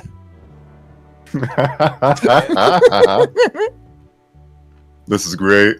Let's see what else we got here. You should post that. You should definitely publish that. Unveiling morning. So there's a lot of stuff in here that I just don't want to talk about. Not because it's like anything that I wouldn't talk about, but it's like it's one shots and stuff that I wrote for Ghost in the Snoot that as they become applicable or like potentially even towards the end, right, might get lumped in it, right? This is all pending on Arlok's approval, but I've talked to him about it and he seems to be all for it, right? Putting stuff in as bonus chapters while Ghost in the Snoot wasn't even written, when we were just like cooking it in the background, I started writing, and this is actually where I got my start writing in this community. Was I was writing one shots. I was just writing like, what would Fang do in this situation, right, in her ghost state, right? What would happen here? What would happen there? I have these like yin and yang fics of like early stage Fang and how she would deal with the fact, and for those of you that haven't read Ghost in the Snoot by Arlok, go read it. But basically the premise is Fang, right? It's canon E1. When Anon goes to see her grave, he looks up and she is like alive, or she's like back as a ghost, and just like how they deal with that situation and what all the ramifications of that are. But anyway, so just like writing of how would she deal with that situation in the early part of that, right? Couple weeks in, and then 10, 20 years down the road, right? However far down the road, how would she be dealing with the situation? And I wrote these like companion pieces of how she deals with being alone at night. Because in the story, she can't sleep. That's one of her kind of punishments, is she is unable to actually sleep. She doesn't require rest, but that also means that she can never shut her brain off. So she is always conscious, always thinking, always...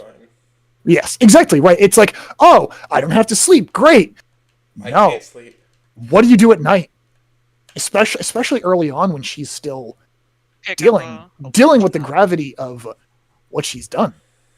Right? But then later on, 10, 20, 30 years down the road, once, or it's an Arlok fic, you know that it's hope maxing. You know that things get better.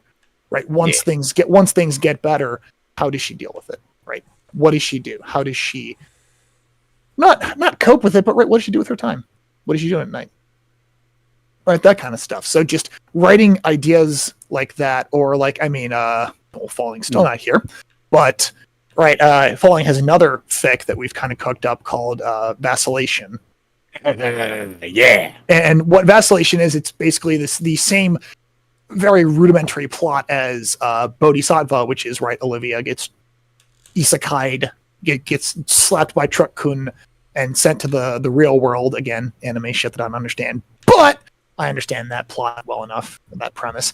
Same thing, but for Fang, E2 Fang gets whooshed away, and she ends up in Hope, Iowa, which is a town that does not exist, but it is literally I every. think that town might actually exist. So I actually have looked it up. There is not a Hope, Iowa, but it basically exists. It sounds like a real town. I mean, go to Iowa, go to Google Maps, go to the middle of nowhere, Iowa, zoom in, find a town with a population under 1,000. That's Hope.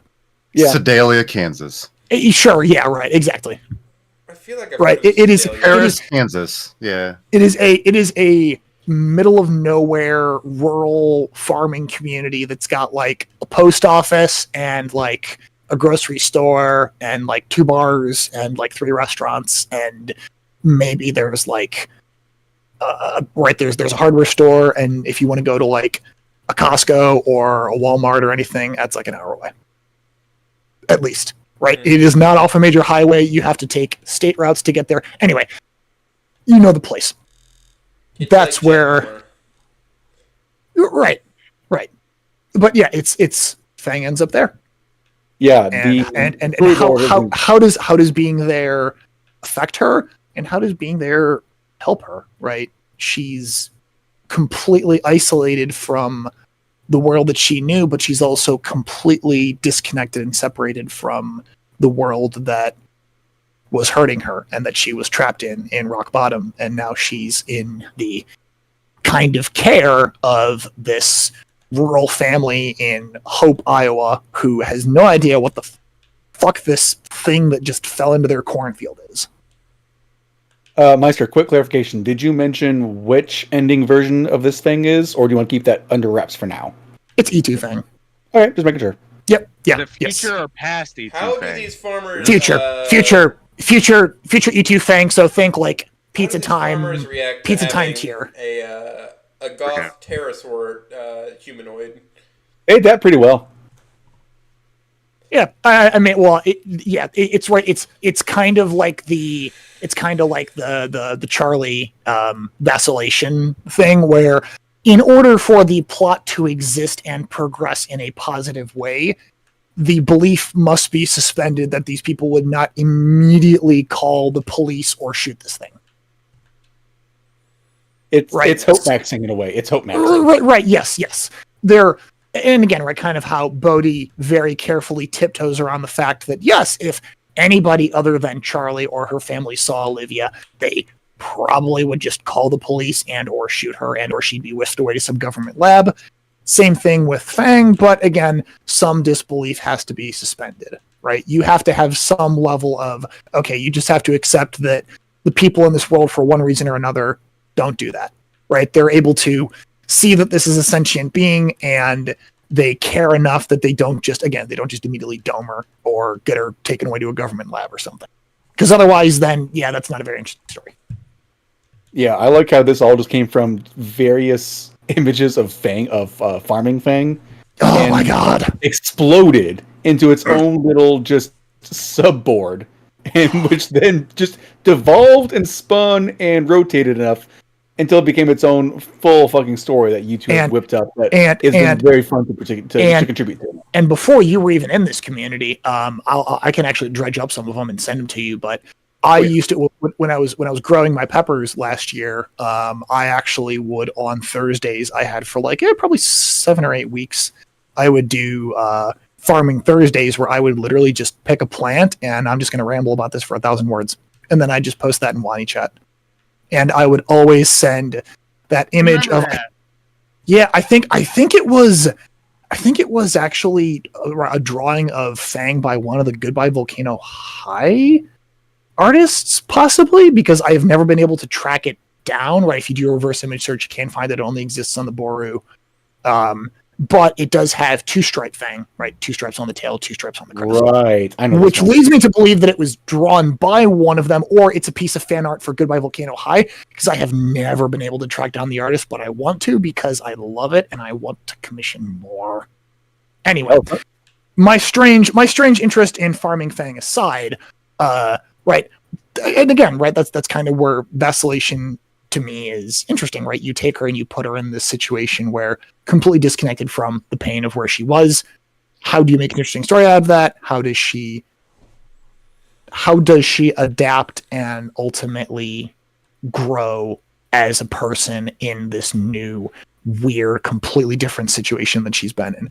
And I don't know where I was going with this. Oh yeah, because I wrote a bunch of a bunch as in 3 kind of one shots for this as well, because it's hey, this is a really cool idea and we don't have a fic yet, so I'm just going to write 1,000 words of Fang going through carfentanil withdrawal, because that's one of the things that she does in her early days is, yeah, congratulations, you just popped into Hope, Iowa.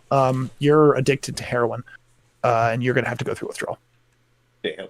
And it's not going to be fun, and you're going to spend a week laid There up is in no bed, carfentanil feeling in the real world. Correct. And I hope you even don't mind, if I booted up Red Dead to have some nice atmosphere going through our window. oh no, you're fine. I noticed there was something going on in the background. And it's whatever. Yeah.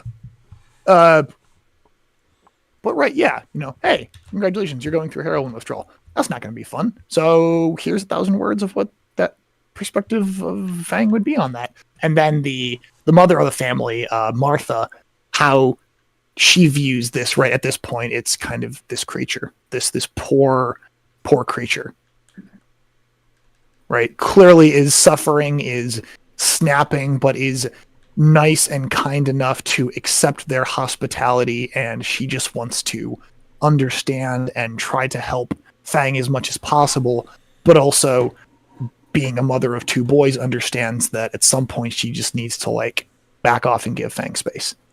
And it's just kind of a little scene involving that, right? And stuff like that. So anyway, and then there's, complete gear change. There's BD Snoot M, which is another smut fic. There's A Night in the Snoot, which is my first smut fic that I never finished. And a lot of my smut fics I've noticed have started to dovetail and merge into each other. So some of these might be combined. A lot of them would be combined if I actually ever wrote any of them.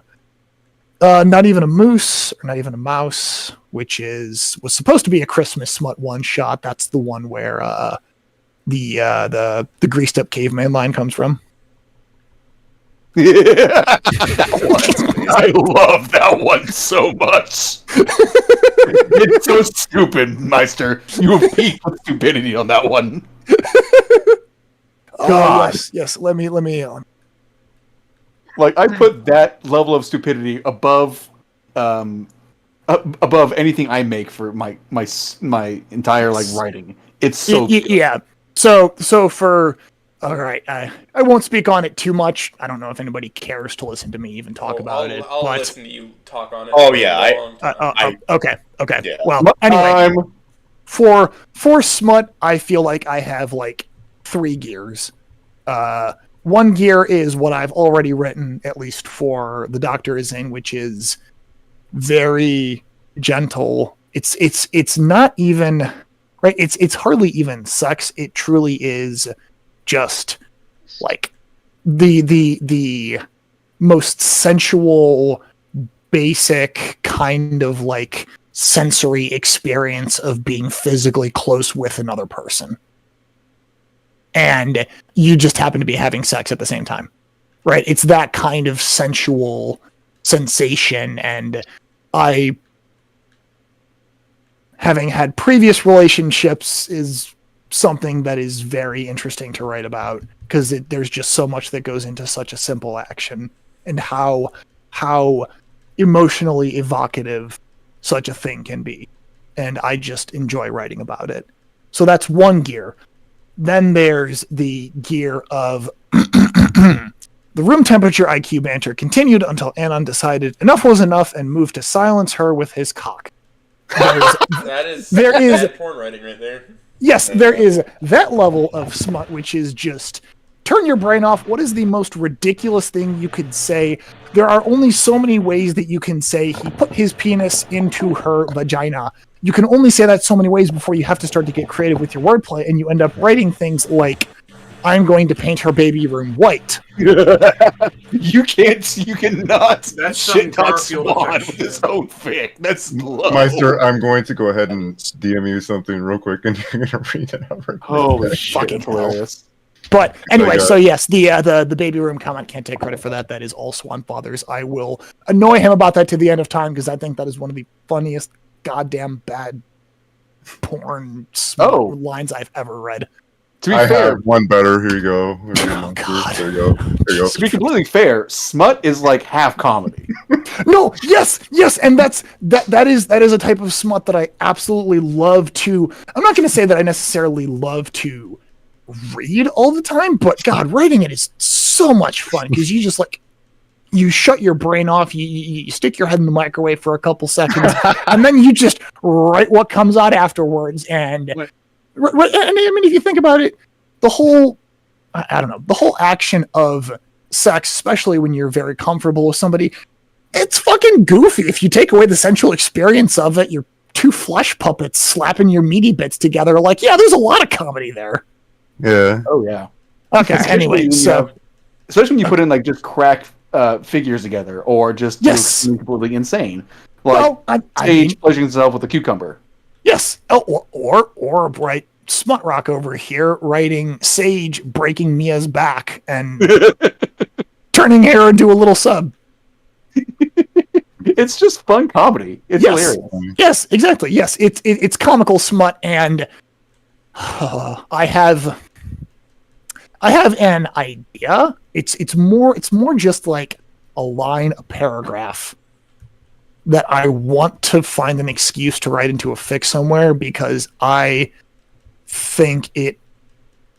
I don't want to say it. That's a little too presumptuous, but it is a very funny joke that I want to write into a smut fic at some point. We'll just leave it at that. I think that it will make people laugh, and anyway. All right, so bears. I surrender to her tight embrace and unleash my boiling seed into her womb. I hate that the seed is described as boiling. -5 points. Please see me after class. This is unacceptable. Should not be talking about women like this. And your seed should not be boiling. That is just uncomfortable. It should be lukewarm at best, honestly. Horrid. Foul. Oh, dear Lord. The stupidest fucking thing I've ever written. Holy shit. Boiling. Just boiling. You need to see a doctor.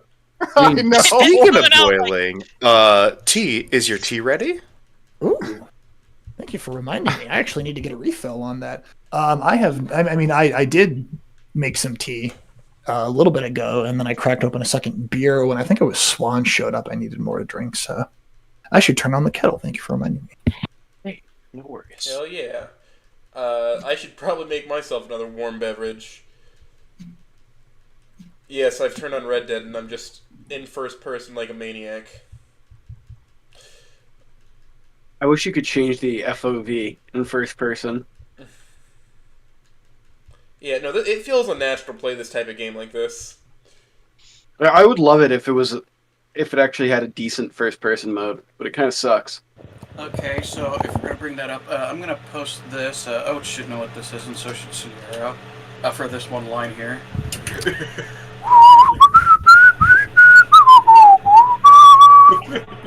What the actual hell? Also, please do not do a whistle in this fucking mic. Alright, so are you wearing Enough whetting the appetite, pussycat. I'm going to feed your lady hole and satisfy your womanly hunger, Garfield said with soft seduction as he removed his roofs. I'm stealing his man torpedo. And I hate Man torpedo! Alright, she blows! Hey, I didn't watch the Garfield effects thing for a reason, bro. Man torpedo. I just had to give context to it. Okay, I swear. Why fucking Garfield? Just why fucking Garfield? Why does it have to be Garfield? Isn't it like Garfield Mass Effect? Garfield or that's Garfield effect. It's I was gonna pain. stare at the Meat Man for a while. Why can I expect better content for the fucking has-been hotel degenerates than this shit? Jesus Christ! Welcome to the internet, motherfucker. Grab a seat. There's a meat man at our window. There's a meat man staring at the sky. Window. Damn, he's got a let's nice see. mustache. Mama dear, come over here and see who's looking in my window. I'm just literally working on artifacts and fucking space station. Yeah, so we got. Have you ever thought about writing something not Snoot related? Have you thought about just writing a book? I mean, this would be going way back, and this is like stuff that I did in high school. But I'm obviously not going to talk details at all whatsoever because I was. Right. I was young. Right, we were all young. Whatever. Anyway, writing smut for my girlfriend at the time. Again, not going to go into details. Whatever, we were younger. But right, like I did a lot of that, and then like creative writing for my English class and stuff like that. Right, we would be asked to like write a paper in the style of like a transcendentalist artist, or write something like this, something like that. Again, papers for English class. But it was like, toot my horn a little, right? I was in honors English or, AP English and all that crap.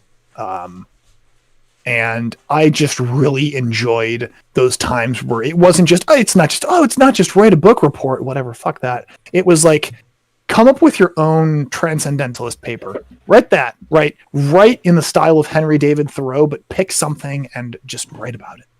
Right, I loved that kind of stuff, and I wish I had done more of that in the past 10 years, because after I left high school, in college, I worked for the engineering department as a TA in a technical writing course for 4 years, for lack of a better description.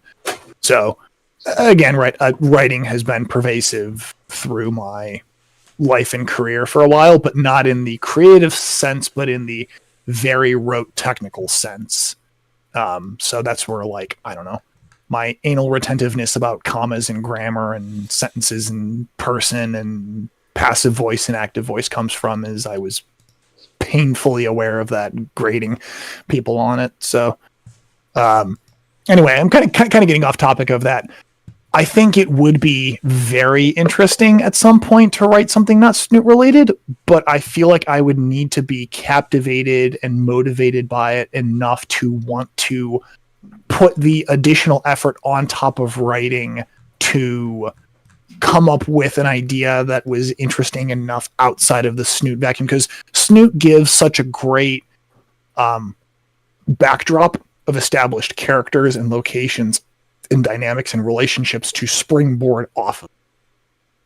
And I guess kind of to that end, that's why I like so far and going forward writing post-ending stories, right? Whether it's canon continuation or alternate of canon continuations, you already have the established precedent of, okay, Snoot game happens up through E3, E3 happens, then what?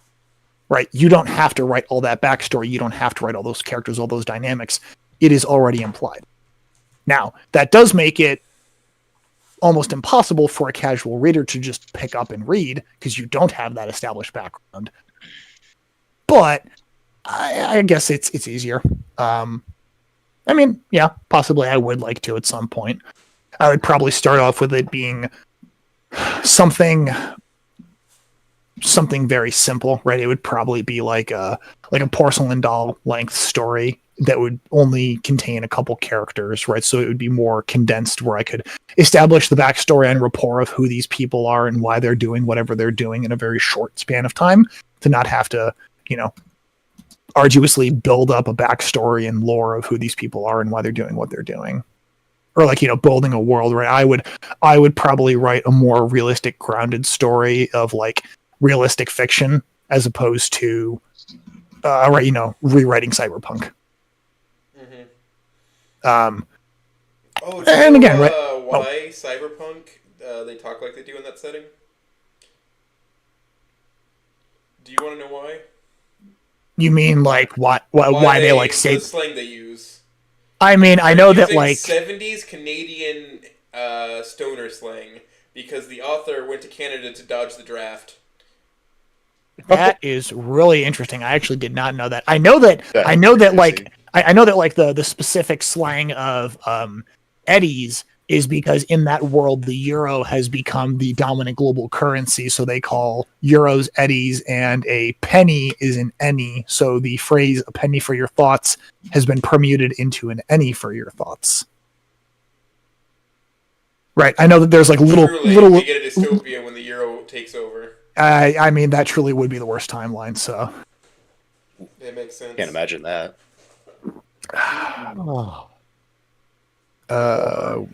What was I gonna say? Anyway, yeah. I mean, I think it'd be interesting, but again, I think it has to grip me enough to want to write it.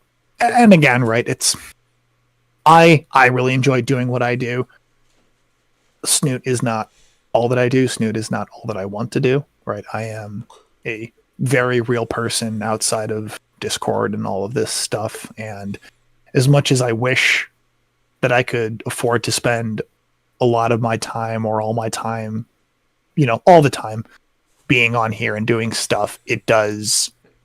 I kind of touched on this a little bit earlier exactly right. I kind of touched on this earlier when I was when I was talking about how proofreading can grind on me sometimes.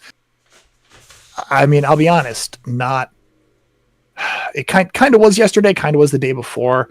I actually did hit a point where I was like, I almost sat there and it's like, do I just want to like pull back and stop writing for a while?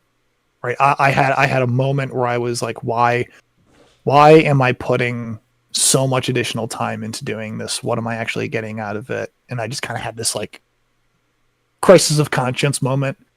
I'm not pulling back. I'm not going to pull out of writing entirely. That's not where I'm getting at with this, but just like, why do I write? Why do I do this? And right, how that kind of motivates me to do what I do. I'm just kind of rambling now, but anyway, I forget what the original question was. I kind of got off base there. Sorry. I have another question. Maybe to get you back on track. Yeah. So, what character trope out of all the Snoot ficdoms do you detest? Like, is there a particular, let's say, popular fan idea for how a character acts or operates that you just get annoyed by or are sick of seeing happen all the time? For instance, Lunara from Wani being a degenerate human lover to the point of obsession. I mean, Trish having a just undying fetish for humans. Oh, of course. That one's just weird. I mean, right? I get it, but that one just smacks me as being somebody who needs to get laid. I mean, to be fair, 90% of the community. Yes, exactly. That accusation can be leveled at a lot of people. So, but right, I mean, there's ones like that. People just walk up to me after talking to me for a while and just say, "Man, you need to get laid." You did. There's worse things that can be said to me, but goddamn, does that hit hard every time? Yeah. I mean, there's I had to throw that in. There's tropes like that. I guess the one, and I'm sorry, Bears. I love you. I love you a lot. I love the concept of psycho crazy tarot mother Samantha. But at sometimes I do get a little tired of it.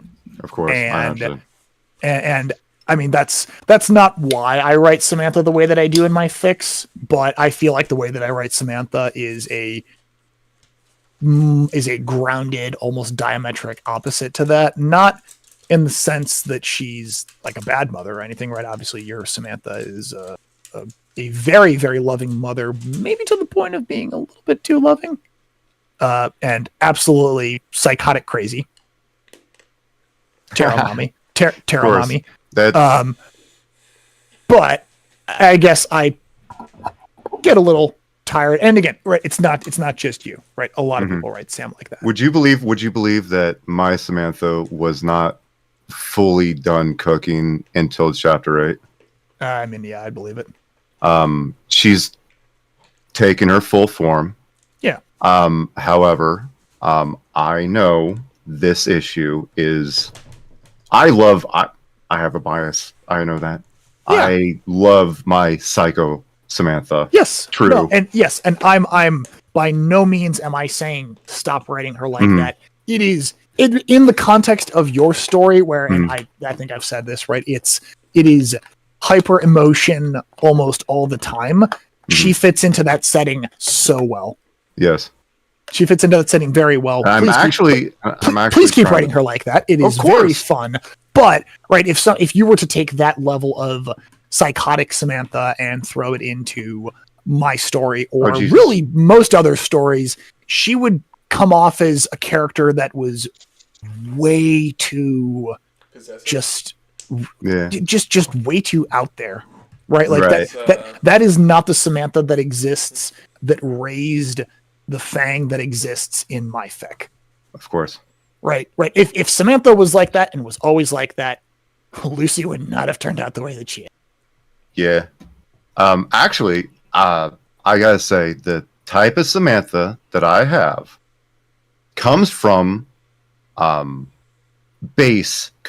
it is loosely based on the idea that in her heyday, Samantha was twice as bad as Fang.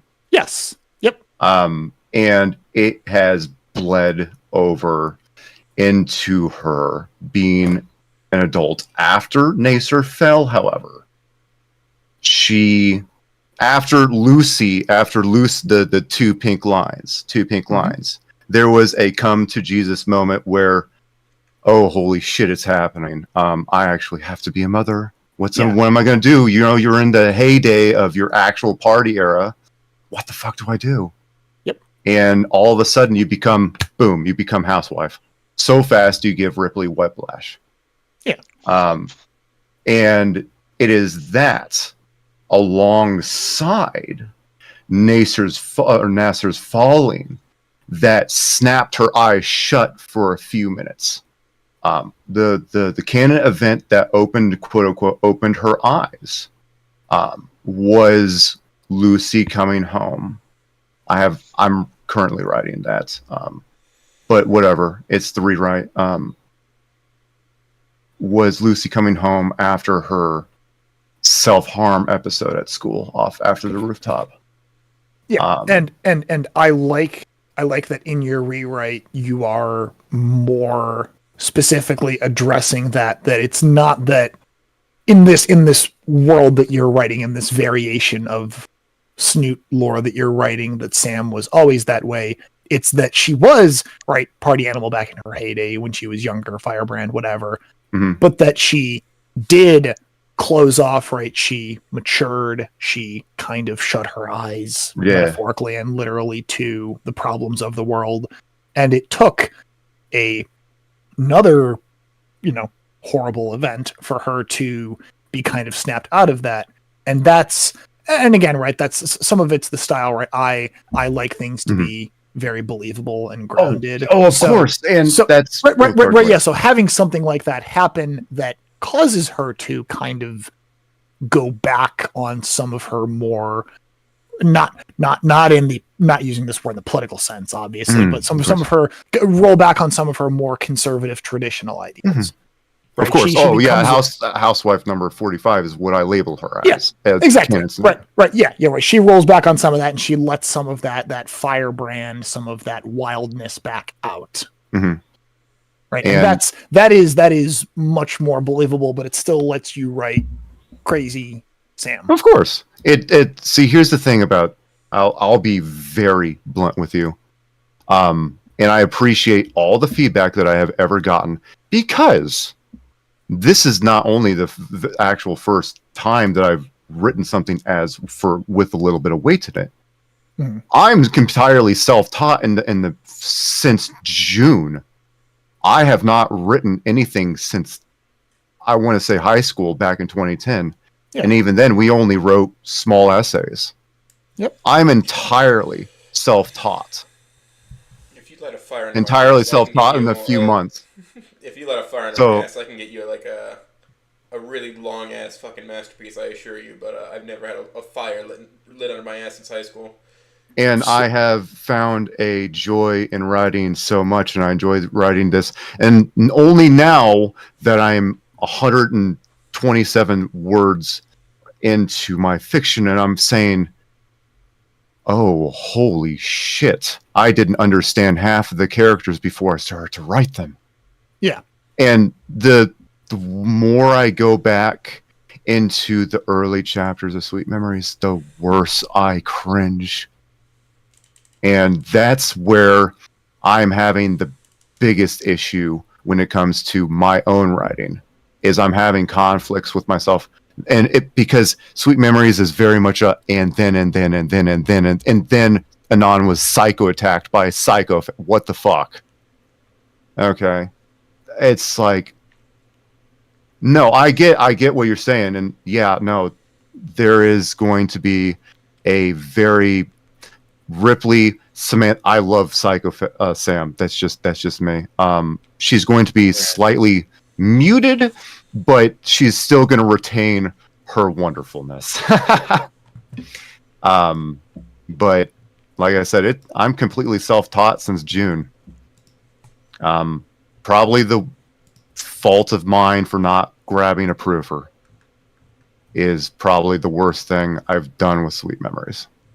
Then suddenly you had 5 proofers, 2 of them like some of the pillars of the community. Right, and Swan has been my editor since day one, and I love Swan. He's a great friend, but at the same time, I know I can't rely on him for proofing.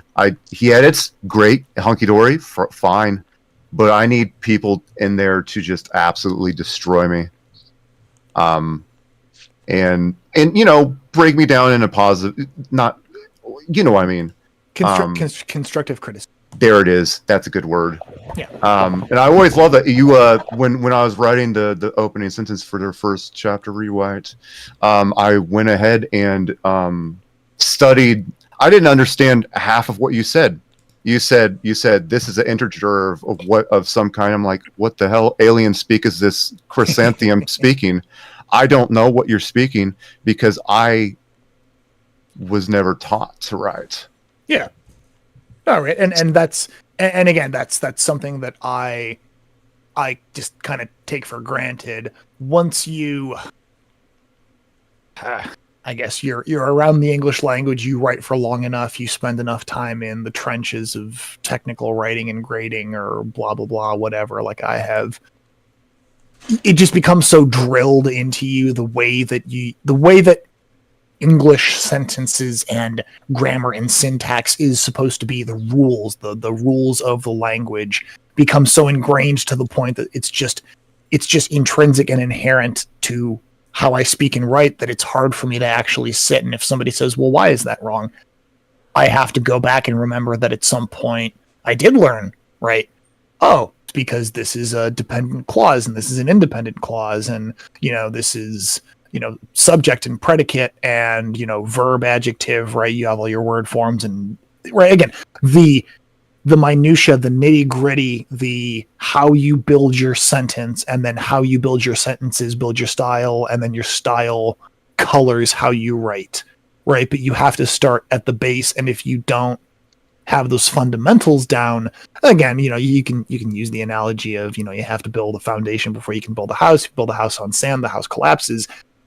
If you have the greatest idea in the world for a story, but you don't have the foundation to build the way that you want to tell it on, then you don't have a story. Mm-hmm. I know it. I'm Mr. Big Chapters. One of the things that I can't do is stop a chapter. I don't know how to do that. I guess that's one of my biggest drawbacks.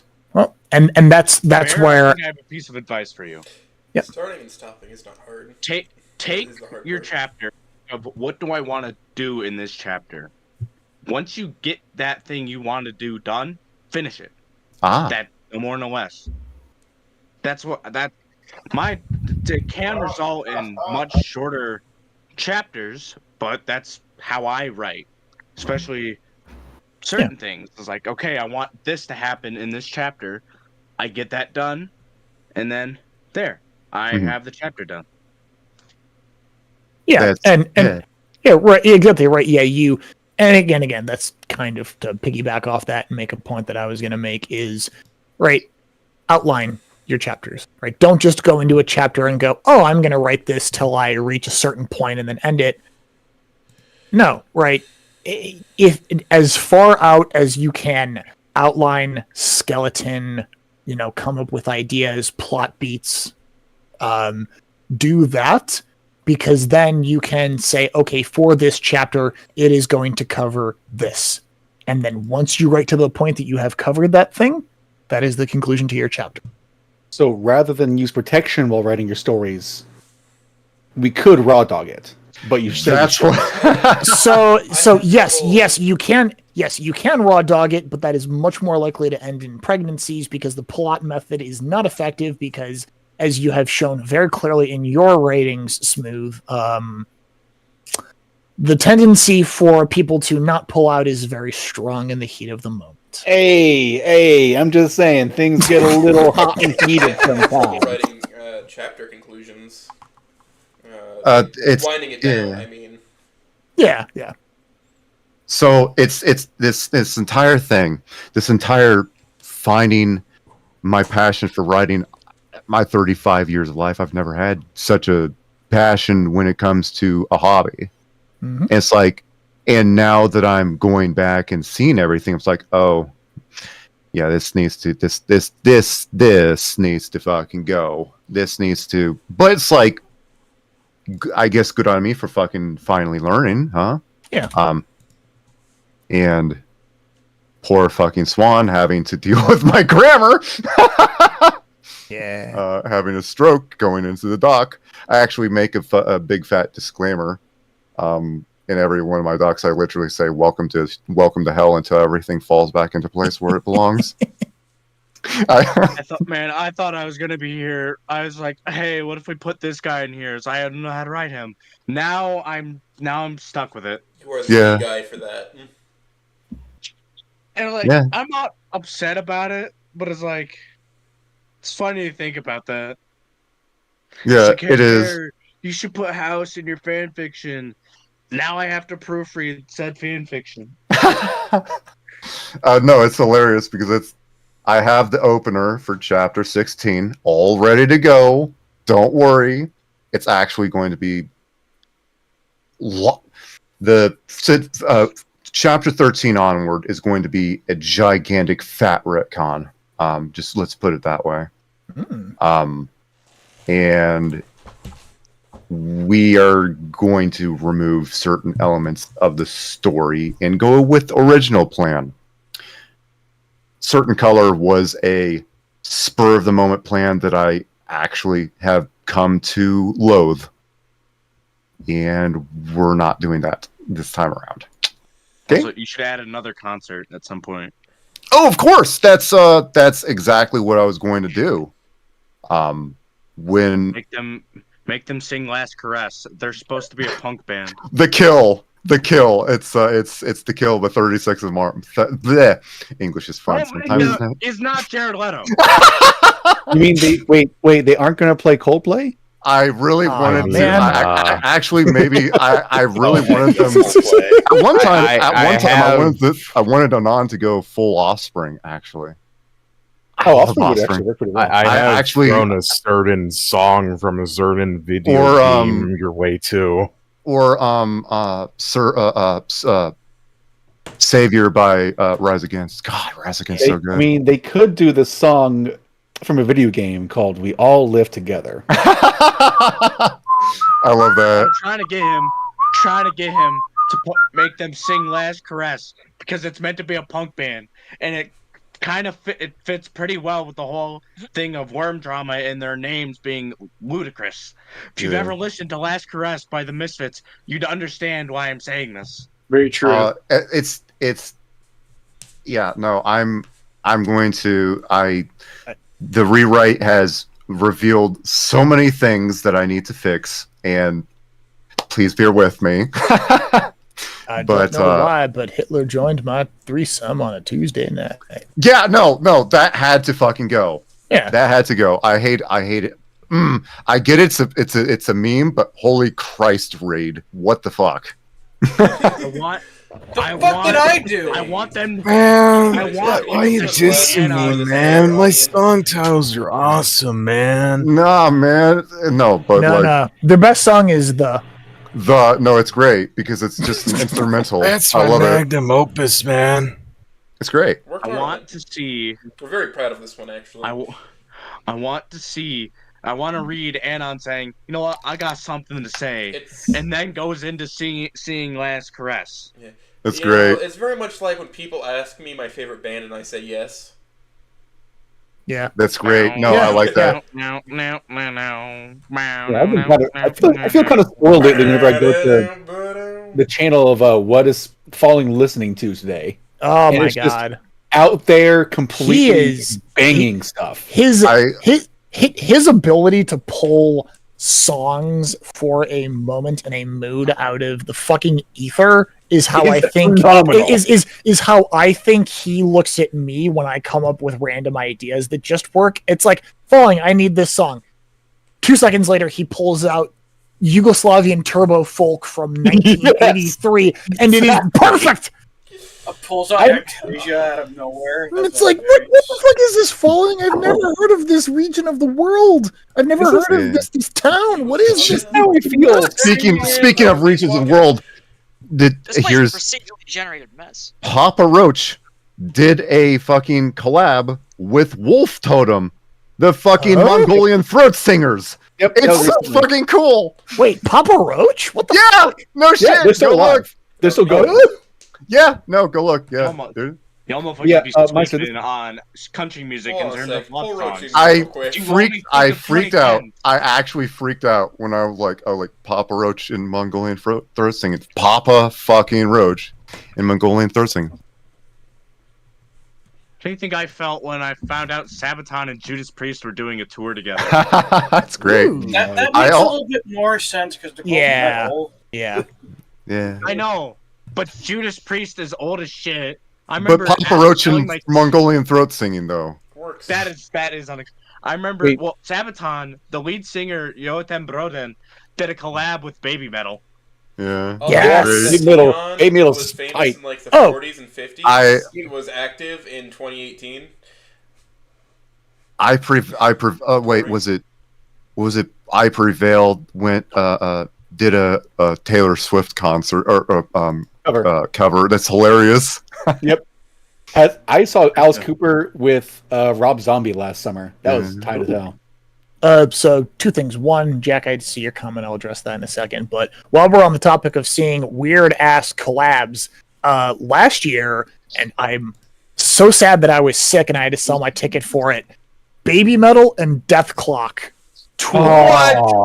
Yes, I know. Yes, and yes. Death Clock, as in that Death Clock from Adult Swim, and Holy Baby Metal. crap. Yes, The two guys from Death Clock. They had a tour that they did together. I had a ticket to go see it, and I got really fucking sick like 2 days before, and I could not go. I was so sad, but yes, I guess the tour literally was Baby Metal, and then like interspersed or like in between, they literally had songs, right? Obviously, like, it was just played on a screen or whatever, right? But it was Death Clock and Baby Metal were playing songs like back to back with each other, and it's like, what a right, we talk about crack fix in this community. That's a fucking crack fic and a half. No, it's great.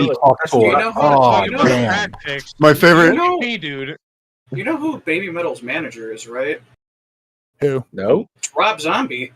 Really? What? Yeah. That makes a lot more sense that they would have toured with Death Clock then. I mean, it still doesn't make any sense, but at least like thematically that makes sense. Yeah, here we go, Baby Clock. Oh, they must have changed the manager then. I'm just looking this up because I remember when Rob Zombie bought it, and then he basically when people talk shit about them, they're like, "I'm gonna kick your ass." That was like a fucking thing I remember a while back. Oh yeah. The tour's called Baby there's Clock, some which really is great, great collabs out there. And they Papa also Roach got also Bloody Wood collabed this year. with Beartooth, and I thought that was pretty Yeah. fucking cool. Of course. Also, if people want like an international metal band to listen to, Bloody Wood is quite nice as well. That's cool. Remember when Arlok accidentally made Obadiah just that guy? Yeah. Like that's just what Obadiah looks like. Well, so he didn't draw him like that. He just kind of vaguely described him as being big, and then the first person that drew him just literally drew Nathan Explosion, and then everybody who has drawn Obadiah since literally just draws him as Nathan Explosion, and it's hilarious. And what's funny is sometimes I will, like, I'll see Inko noted art or something, and I'll be like, "Oh, hey, it looks like that guy's." Like, "Oh shit, it does." Yeah. You didn't know? You didn't realize? Here, wait, let me find it. It's on the Boru. I have it saved somewhere. If I type in Obadiah, there. Here you go. Here you go, Meister. I got it right here. The only tag with his name on it. Boom. Yep, got it right here.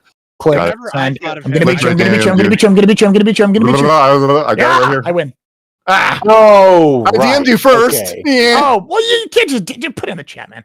But yes, Right. yeah, that one, yes. Okay, for the VOD viewers, it's the cover for Love is Colorblind, and Arlok's two characters there. Yes. Which looks a dead ringer for Death Clock's Nathan Explosion. Despite being a caveman, he should be way different looking. Yes. I expected him to look look more like a gorilla. shit. I only ever Same. imagined him as a gorilla.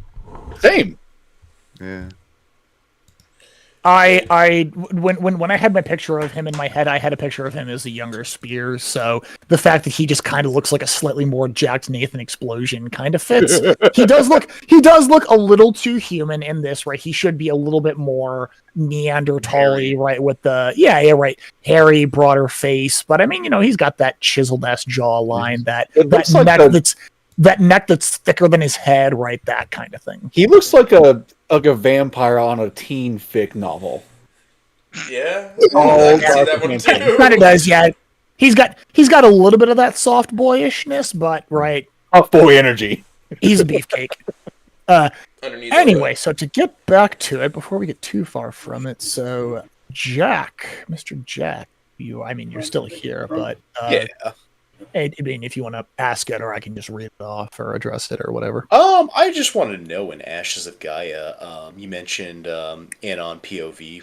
I was wondering, what are you thinking? Like, how big do you want that to be? If you want to keep that under wraps, totally get it. But like, do you think it'll be a bit more if you had to compare it to Porcelain Doll?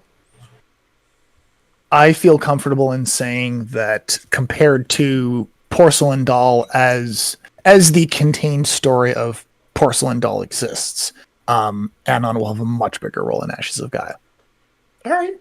That much I do feel okay saying. Whether or not I ever intend to change perspective from Fang's point of view in Ashes of Gaia, I think at this point I'm going to try to keep it strictly inside of her head. So I don't think I will do what I did in Porcelain Doll and kind of changing perspectives depending on what I think is most narratively interesting. I am going to try to keep it contained inside of her head. So I don't think I would actually change to Anon's perspective, but as far as how he is involved in the story and things going forward, he plays a much larger role. Don't know how much more I want to say than that, but I will say that I had some questions of exactly how I wanted the story to get to where I wanted it to be up until a couple days ago, and then I had a huge breakthrough and I could go and actually I'm actually just going to do this while I'm talking about it. I typed up a message to Arlok in DMs that was so long that I actually had to send it in 2 pieces. My God. Yeah, let me just take a look at how long this is. Here, this is a bucket. Real quick. Is there any headcanons that you have not written that you have about characters? Any Ammomancer headcanons? Sage. Headcanons? What? Ammomancer Sage. Oh, yes. Oh, God. Oh, my God. Thank you. We've talked about this multiple times. Yes, I know. Thank you. Yes. Oh, my God. Sage. The Sage, the little guy next to me. Yes. I know. Yes, massively. Yes. Sage. I love the character of Sage because Sage is a blank fucking slate, and I think I have a very fun and interesting take on Sage to write about, and I'm very excited to write about Sage at some point. I have not gotten the chance to do so outside of just little snippets and insane ramblings. I potentially am writing a bonus chapter for Tori if I can get my ass motivated to finish the damn fic on top of all the other proofreading and shit that I do. But yes, Ammomancer, Gunmancer, Sage. I do have a headcanon that Sage, right? Okay, this is probably less of a headcanon because this is kind of how Sage is portrayed in Goodbye Volcano High from my understanding. But Sage is a bit of a punching bag and a butt of jokes in the community where Sage is either trans lol, am I right? Or it's femboy Sage, or it is Sage is there as an object of sex. And I think there is so much more that you can do with the character of Sage because Sage is a blank slate. And I have the idea to write Sage in a way where the least interesting thing about Sage is what is their gender. Because I think ultimately at the end of the day, there's so much more that you can do with a character than what is in their pants. It doesn't matter. Right? Yes, to some degree in relationships or whatever, maybe it does matter to some people, but I think you can do so much more with Sage. I have ideas for what I want to do with Sage, and kind of one of the main cruxes, or you can call it a joke, or you can call it intentional, or it is intentional design. You know, you can call it a joke, or you can call it a serious design point. But I want to write a Sage where the least interesting thing about them is what do they identify as.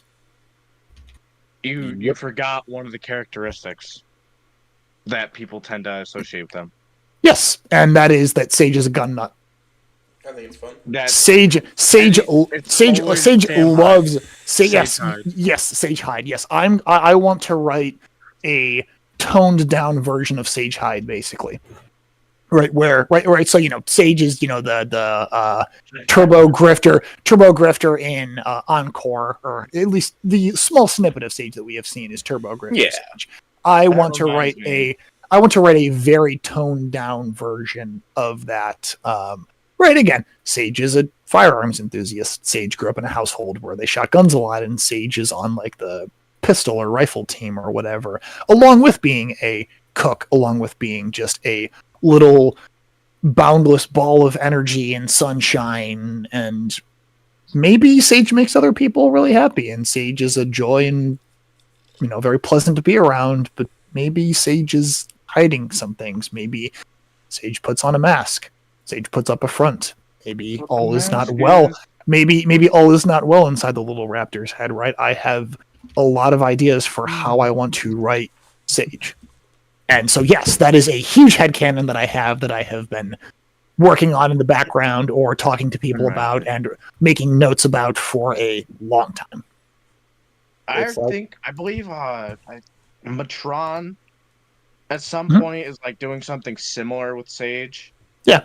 I believe it. Are we talking about I might have a headcanons? pick where that's kind of being built up right now. We doing headcanons, are we?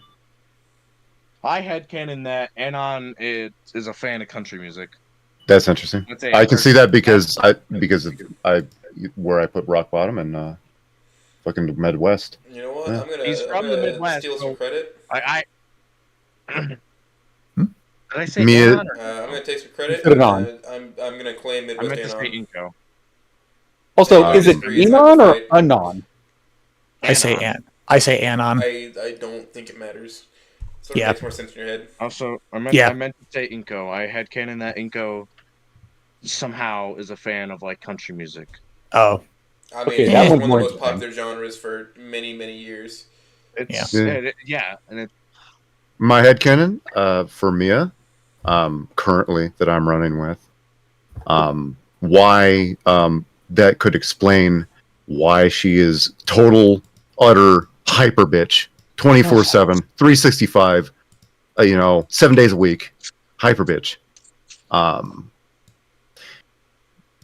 is her father died exactly when she needed her most, when she needed him most.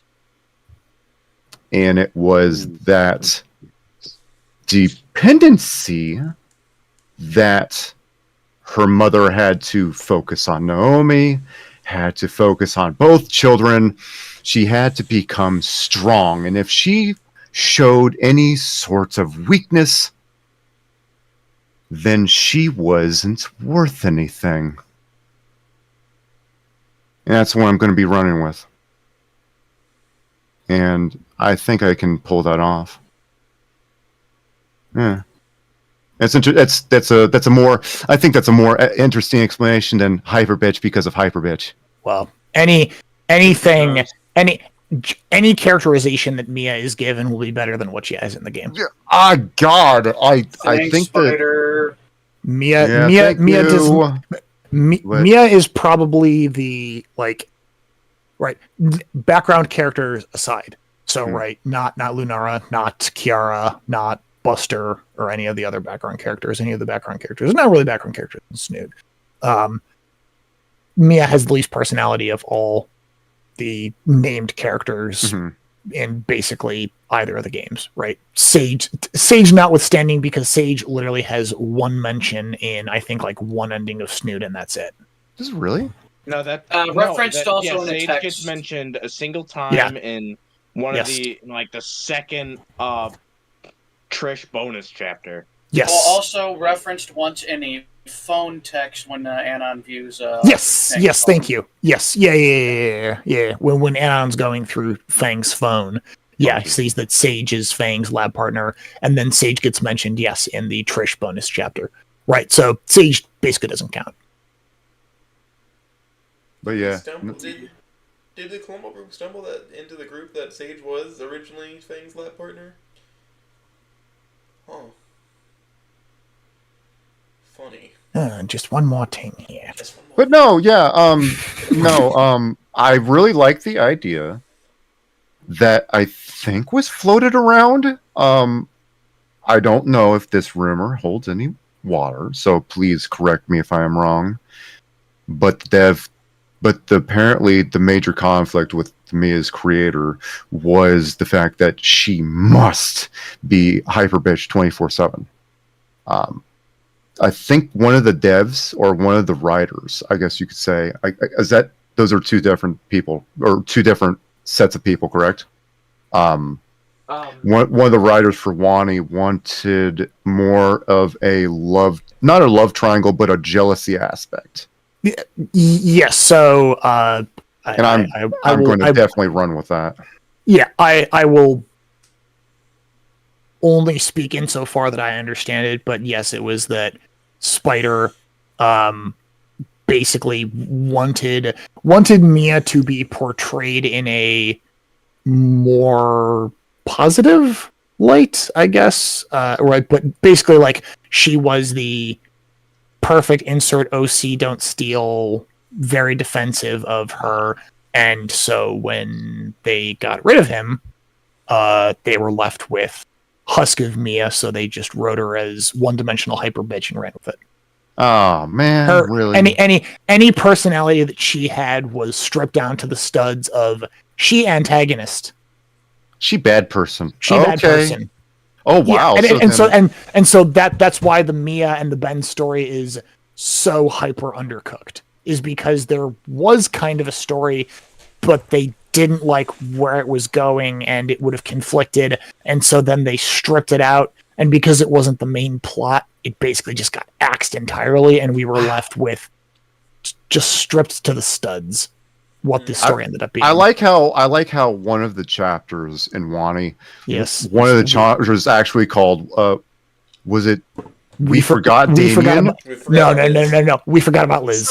We forgot about Liz. Yes.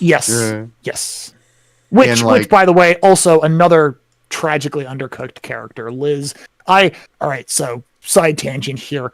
Probably my favorite visual trope or gag of any character throughout both Snoot and Wani is the joke of Liz's head and neck being long. and just like her head just appearing in random places. I find that so hysterical. Or in the little gator mod, just it slowly zooming from the side of the screen. Yes. Well, and I mean, Jack, you made mention of it in your comment, right, about Ashes. I think you did.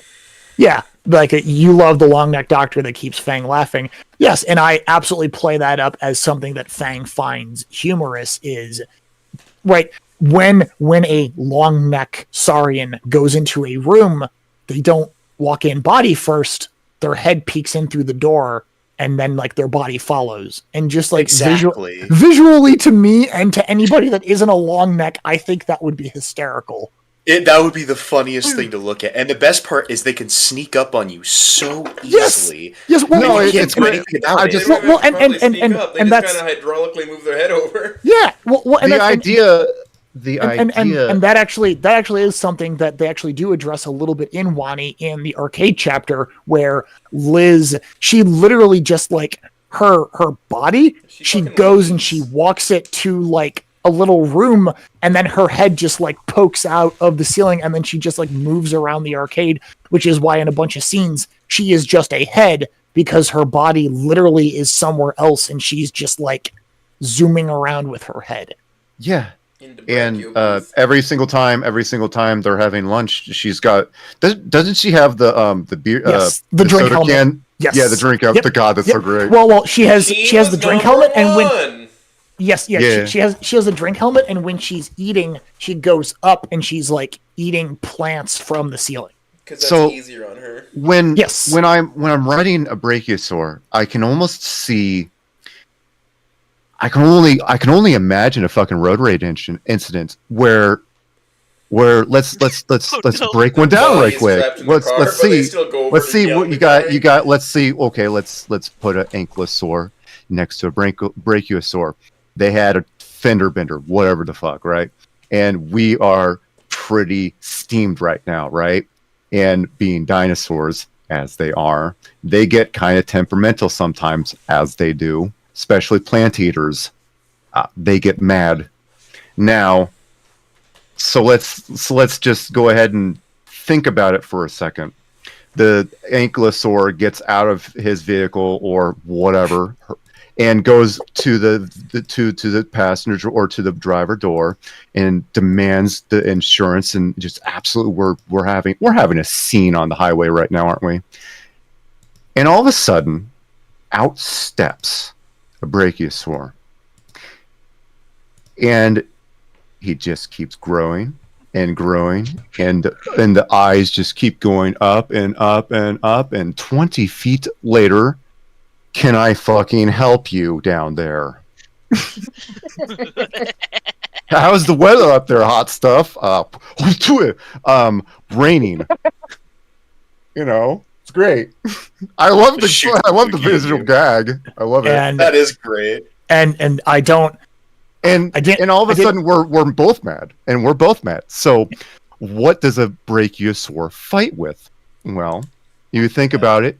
You got this gigantic, gigantic thing that they use their neck to wrap around you, and they can toss you with it.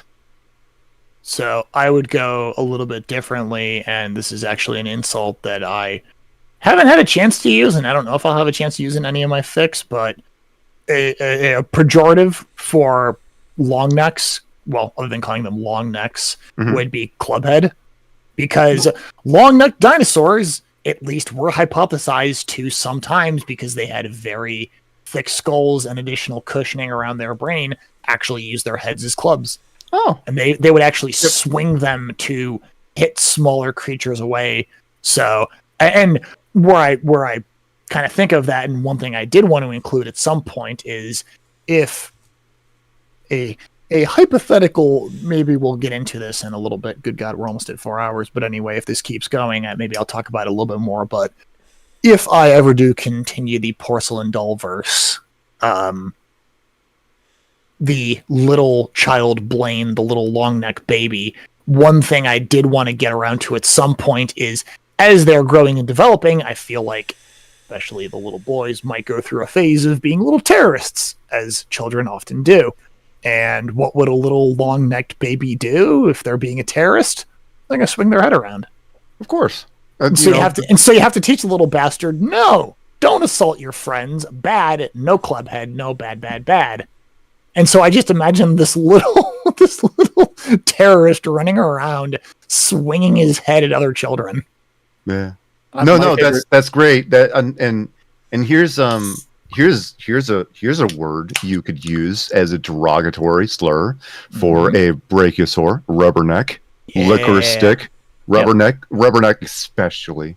Nice. Now, when it comes you were speaking on the issue of children having a tantrum. I like to imagine baryonyx children doing that little horrific chirp that they do when they scream stranger danger that alligators do. Yeah. Where they sound like laser guns? Yeah, and I can only imagine that doing this in the mall or the wherever, I want the toy, right? And we're going to have a full meltdown. I can only imagine once that crying starts, but once the chirping starts, this is like a primal almost snap to look in the direction of the chirping child. The other patrons at the store, and it would be like a tantrum, but like, let's do spicy tantrum. Let's do it like that. Yeah, I can only imagine the sounds that you could. For example, a good example would be the screonk that I like to employ with Fang. Can only imagine that would be more or less like a strangled goose noise as a kid. Why are you strangling me for sound effects? Or just like a hoarse goose honk. More of a honk than a screeching, unsexy noise. I've always like audibly heard like the fucking screonk is like a fucking like just a goose honk. Yeah, It's funnier. yeah, same. Yeah, it's hilarious. It's the completely unsexy noise. It's a more it's a more shrill goose honk. It's very yes, it is very much not sexy. It's very shrill and weird. No, and fucking Fang is always mortified when she does it. It's hilarious. Yeah.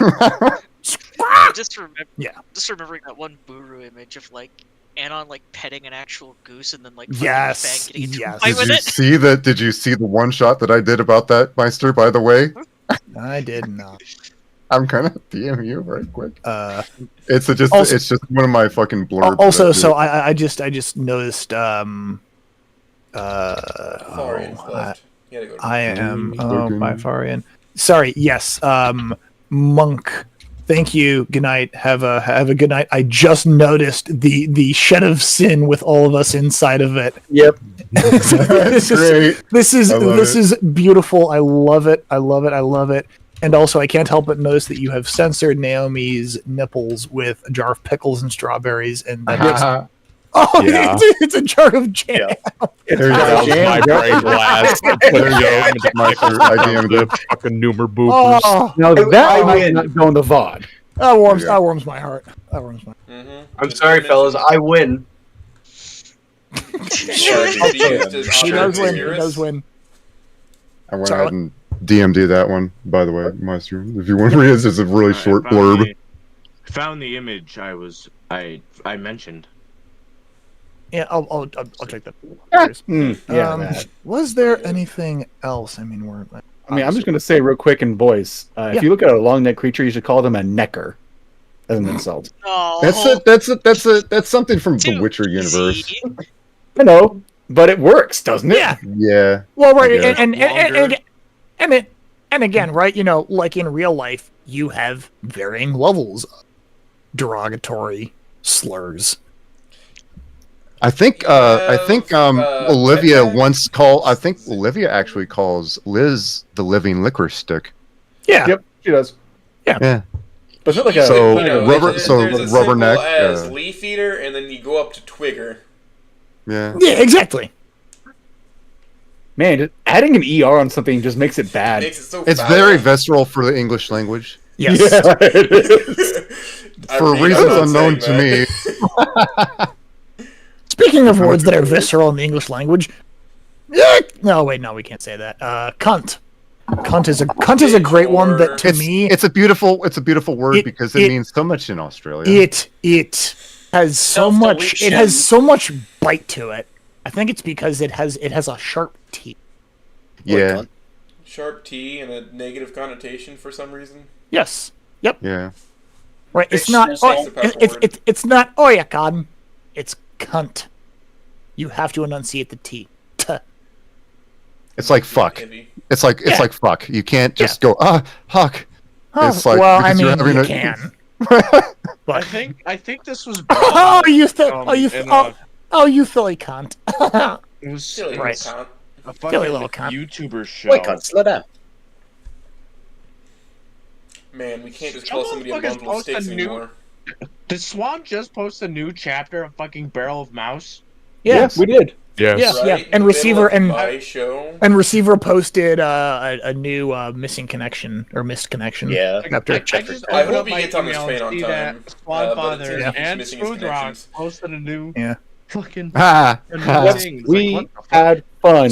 Then skill issue. I've been bringing both of them in the background. So me and Swan had some fun, just like talking about, hey, we should release this in the middle of the interview, shouldn't we? Yeah, we should. Yeah. Let's just So to that point, while I have a platform to talk about things, I don't know if this is an apology or if this is just me talking about stuff, but I really haven't put out a lot recently, and I guess I've really basically touched on it kind of all throughout tonight. Is I've just been doing a lot of stuff other than writing. Right, a lot of proofreading, beginning of the year, personal things, work, whatever, life outside of the internet as well has just been eating up all my time. And then afterwards, I just don't have the mental energy to do stuff. So everybody else has been putting out new chapters of their fics and doing stuff like that. And yes, I know, take your time, whatever, blah, blah, blah. But again, I've gained a level of notoriety that I did not have previously with the standout success that Porcelain Doll has seen that I did not expect it to have. So I don't know. I feel like people are kind of like waiting to see what I do next, and it'll come at some point. I don't know. I just felt like addressing that don't worry, things are still coming. I'm just being very slow because I got a lot to do. I mean, it's you write for yourself. You write for fun. Exactly. And time schedules be damned. Yeah. That's a fucking hard lesson that I learned.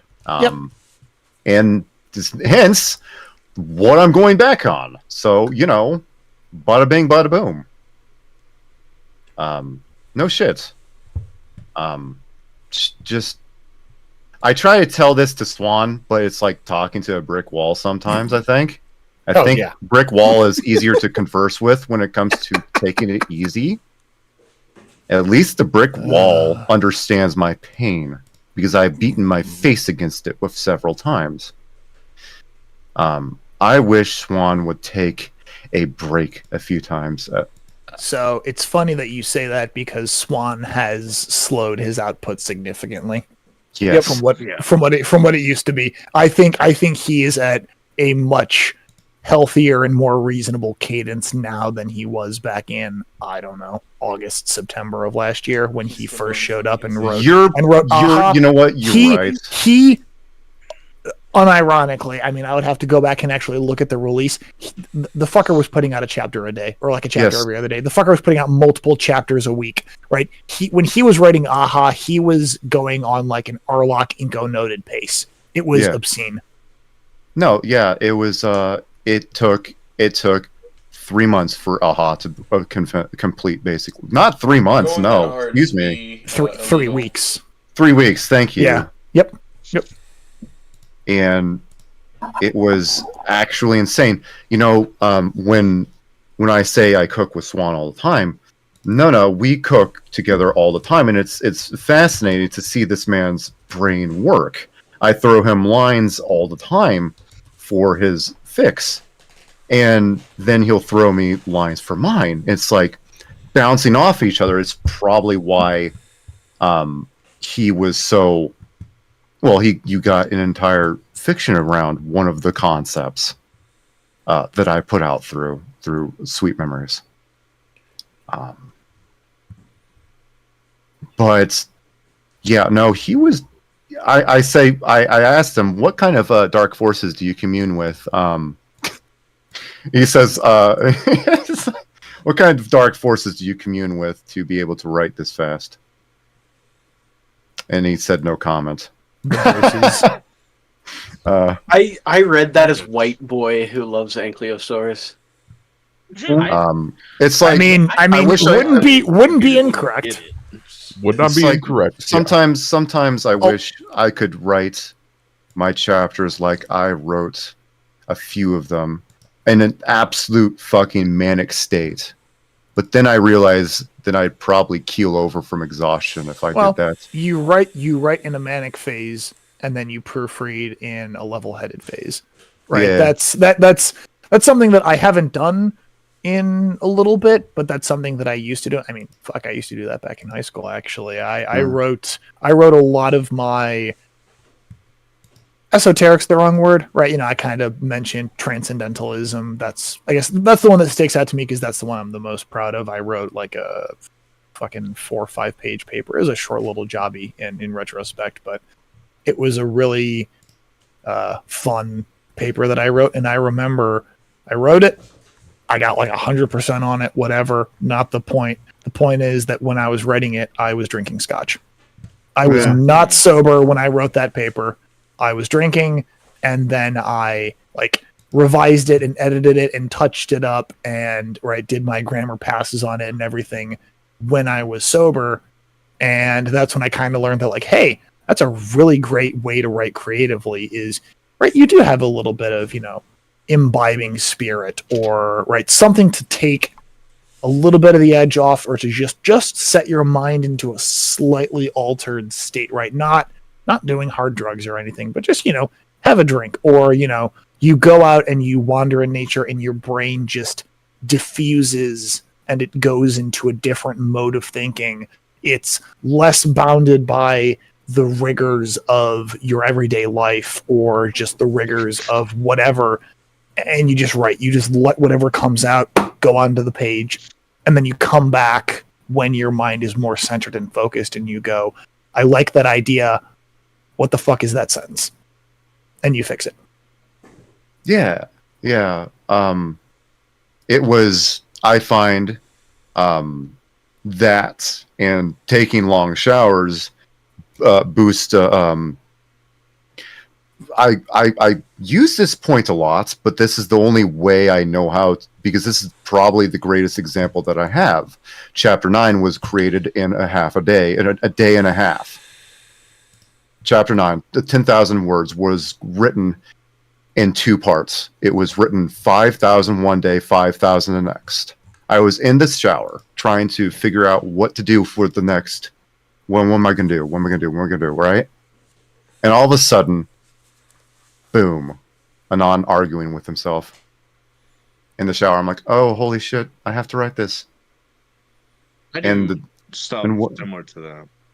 And whatever dark forces gripped me would not let me rest until the bastard chapter was ready to ship to Swan. Yeah. I mean, hell, I got into this community because I wrote the first 7 chapters of Walt in a week. And it was like 76,000 words. I have a kind of a basically I'll say to myself, as when I start belting out 1,000 words a day or 2,000 words a day, I know I've hit something when it comes to my story. That's how I know I've hit something, if that makes sense, because I have a writer's rush that I need to get that out. Yeah, writer's rush is a thing. Yeah, no, and it happens. It happens in a very I wish I could figure out which part of the brain is responsible for the bastard. I wish I knew where to tap, but I don't.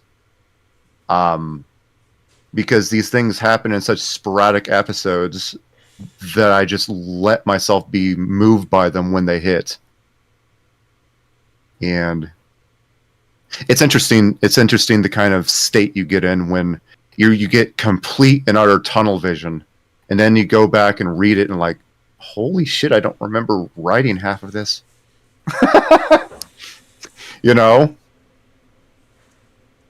But yeah, no. Getting into a mood is a must for reading for writing. You're right, Meister.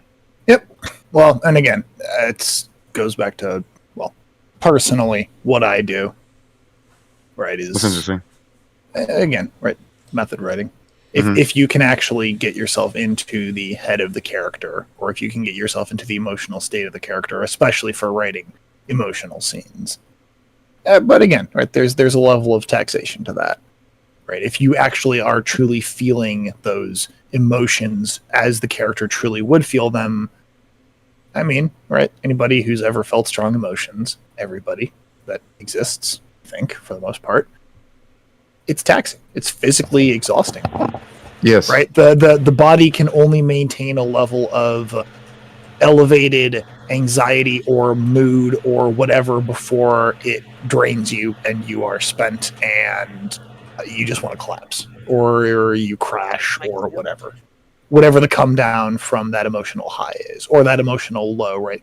You can only sink so low before you just want to crawl into bed and fall asleep and not think of anything. There's only so long that you keep thinking the saber tooth is chasing you. Yeah, exactly. Well, right, exactly. You can only maintain a level of heightened emotional response before you crash back to a normal functioning state. Yeah, and it's that sobering up that you're like, oh shit, what did I do? Yeah, exactly. But it's also I think deep down you're also chasing that rider's high always. Wherever it comes from, whatever sparks it, you're always chasing that. Or you're wishing it's right there, but it's not. And that's why I always have a Google Doc open. So in case something actually hits me, I can go ahead and write it down. Yeah. Before we open up the floor to any and all discussion, anybody else have any other burning questions for me they haven't gotten to ask? Wait. What kind of music do you listen to? Wait, 1 second. We were asking specific questions earlier? That was like 3 things at once. I heard something about an execution, I heard something about music, and then I heard... What were you going to do with Executioner Ripley right when they walk back in? How are you going to change them? What are you going to do with Ripley for Ashes? Yeah. Well, allow me to just find a very small contextual excerpt that won't spoil any. What kind of music do you listen to while writing, if any at all? I listen to ambient noise when I write mostly. Yes. And when I say ambient noise, I quite literally mean I have a playlist from a artist. It's just the name that the YouTube channel goes by, called How to Disappear Completely. And I do not know how to describe this music other than it is noise. I will just send a screenshot here of these 3, and you can look them up on YouTube. But they have 2 albums called Seraphim 2, and Murderev and Murderev Dwa. And it's just... Reed, don't fucking call me out like that. It's just ambient... I feel this. It's just ambient noise. Straight up, that's just fucking me. Oh wait, are we also like all by highway driver members? No. Yes. 90% of the people in this server are. Yeah. Oh hell yeah. Oh, I can feel motionless constant version. I can feel that for a mounting horror instantly. I can feel that for mounting horror. That's the first thing that popped into my brain when listening to the first few notes of that. Yeah. Well, right. So for me, it is not. It's not horror. It's not sorrow. It's not joy. Mm-hmm. It's not anything. It is diffuse, momentary existence. I guess if I were to want to dissociate entirely from my physical being and not take a drug to do so, I would go out into the middle of nowhere and park my car and look up at the sky and put on a pair of headphones and listen to this. And I would stare at the stars. Man, if I subbed instantly. This is good. This is good stuff. That to me is just... Again, I feel like when I write, it helps me to disconnect my brain from all of the worries and reality of the physical space that I inhabit, and I can just write. So I like this because it just kind of helps me to mildly dissociate when I write and just focus on the thing that I am doing in that present moment. Anyway, so somebody was asking about Executioner Ripley, and I gotta find the fucking message here. There's something about the flare, and then she throws up, but where is it?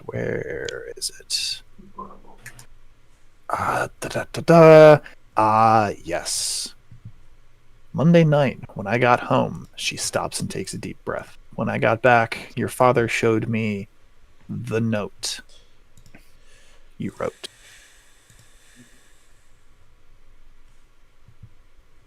So I liked songs. So when I was writing Full Metal Gator, I listened to a Vietnam playlist. That was to grab. I can send you a banger Vietnam playlist that I made back in You high didn't school listen after to the this. Metal Gear Solid soundtrack? But so Let him fucking talk about ashes, you stupid faggot. Whoa! God damn. That's nice. That's a reaction. God damn. Whoa, dog. Man, hopefully we don't get monetized. True. Real. Wait, we get money here? What? Hold on. No. Nobody's getting paid. So Oates, to answer, or to kind of answer, not answer your question, that line, the wording is intentional. I will send this line in the chat as well. Spoiler tag over it, but oh no, wait, please don't desktop induce crash. Okay, no, we're good. Oh, by the way, No, that was harsh. I just had bundles on the brain. Yes, well, right. When I say the note, right, the wording there is intentional. It's not. I mean, you recall the number of notes that exist. Yes. And Samantha's wording is intentional. Yes, but Samantha mentions the note, not the notes. So draw your conclusions potentially from there as to perhaps the angle that Ripley is going to take on all this. I will.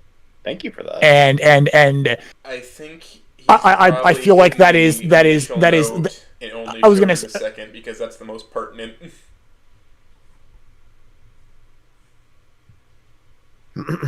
It will be revealed in the next chapter, right? That's not going to be a long-term thing, right? That will be addressed in the next chapter. But right, that is leading you to form a certain conclusion, and I can say that conclusion is probably correct. Which is going to be after Blank Pages, which is coming this summer. So, yeah, and I think if it gets delayed that much, Jam is going to be preserved. So, I will be able to. I will preserve through it. Hope. persevere. Hope and seed. Listen, if you wait until he comes into my home and lives with me, there's gonna be a problem. I feel like he's gonna do things to me. I was gonna make a joke about the toucher, but he's not here anymore, so sad. Poor boy. There will be a second touching. He's moved on to touch others. What a soldier. He said he was gonna. Sounds like he died.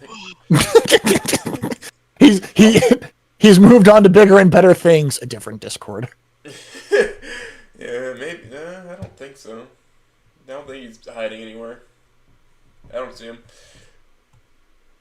Wow, we went invisible just to hide from us? I can't believe it. Yeah. You would never hide from me.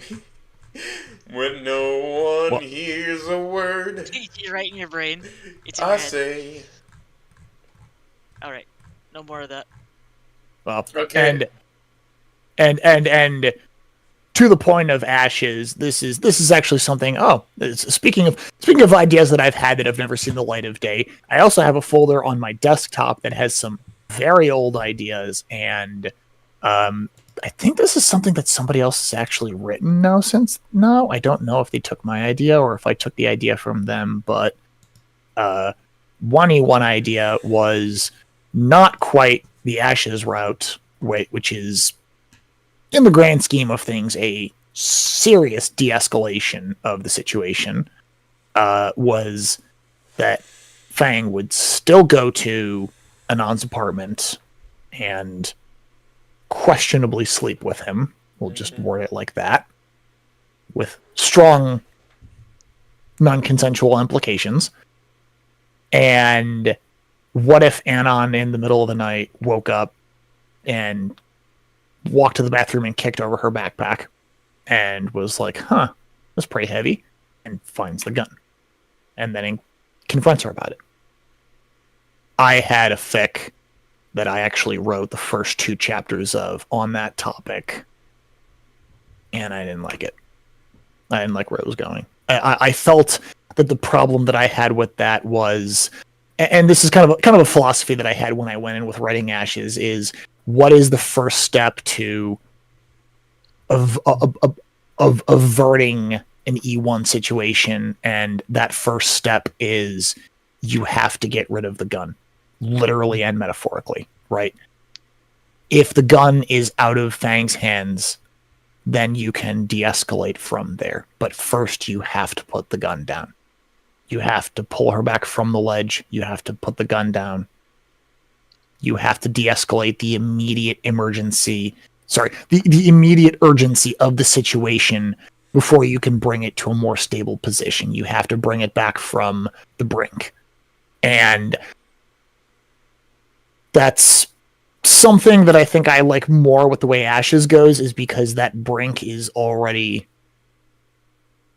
past for the most part. And now it's dealing with the fallout of that, but that fallout is it's a less urgently dangerous situation. It's not a good situation, but there's less urgency in the immediacy of not, we need to care for this person's mental health, but we need to prevent this person from committing a murder. We need to literally, we need to help themselves to heal their mind and their person, as opposed to we need to get the literal gun out of their literal hands. Yeah. We need to shift priorities a bit. Right, exactly. And worst of it out of the way. Again, right, triaging the situation. If the gun's out of her hands, then you what can happens at least after focus. that? Yeah, what happens after that, as opposed to, oh shit, they have a gun. Yeah. And where was I going with that exactly? Right, I guess that's just kind of more the motivations for why Ashes kind of is the way that it is, but also it helps me to more write the story that I want to write if I can find a very reasonable and realistic, but still tuning the plot to work with the story that I want to tell, to avoid the legal implications of all of that, right? This is not None. I am not writing None. I'm not writing anything that's even close to none. I'm writing a very different story. I don't want to get mired down in the quagmire of legal stuff. It is fascinating and interesting, but it is not the story that I want to write because I don't care to write about it. So yeah. I want to write a story that very reasonably and realistically completely avoids the whole topic of legality of if Fang has committed an actual crime, as opposed to got really fucking close to doing something but never actually committed a legal crime that would either be covered up or had to be dealt with in some way with the legal system. That's something that I just patently wanted to avoid because I don't think that's nearly as interesting of a story. But also, that's not the story that I want to tell. I don't want it to get mired down in legal bull. You're not making a law story. You're making something else. Right. Yes. I am not. I'm not writing Better Call Snoot. Right. Karma already did that, and he did a wonderful job with it. I'm not writing that. Do you have any idea how long you plan on making Ashes?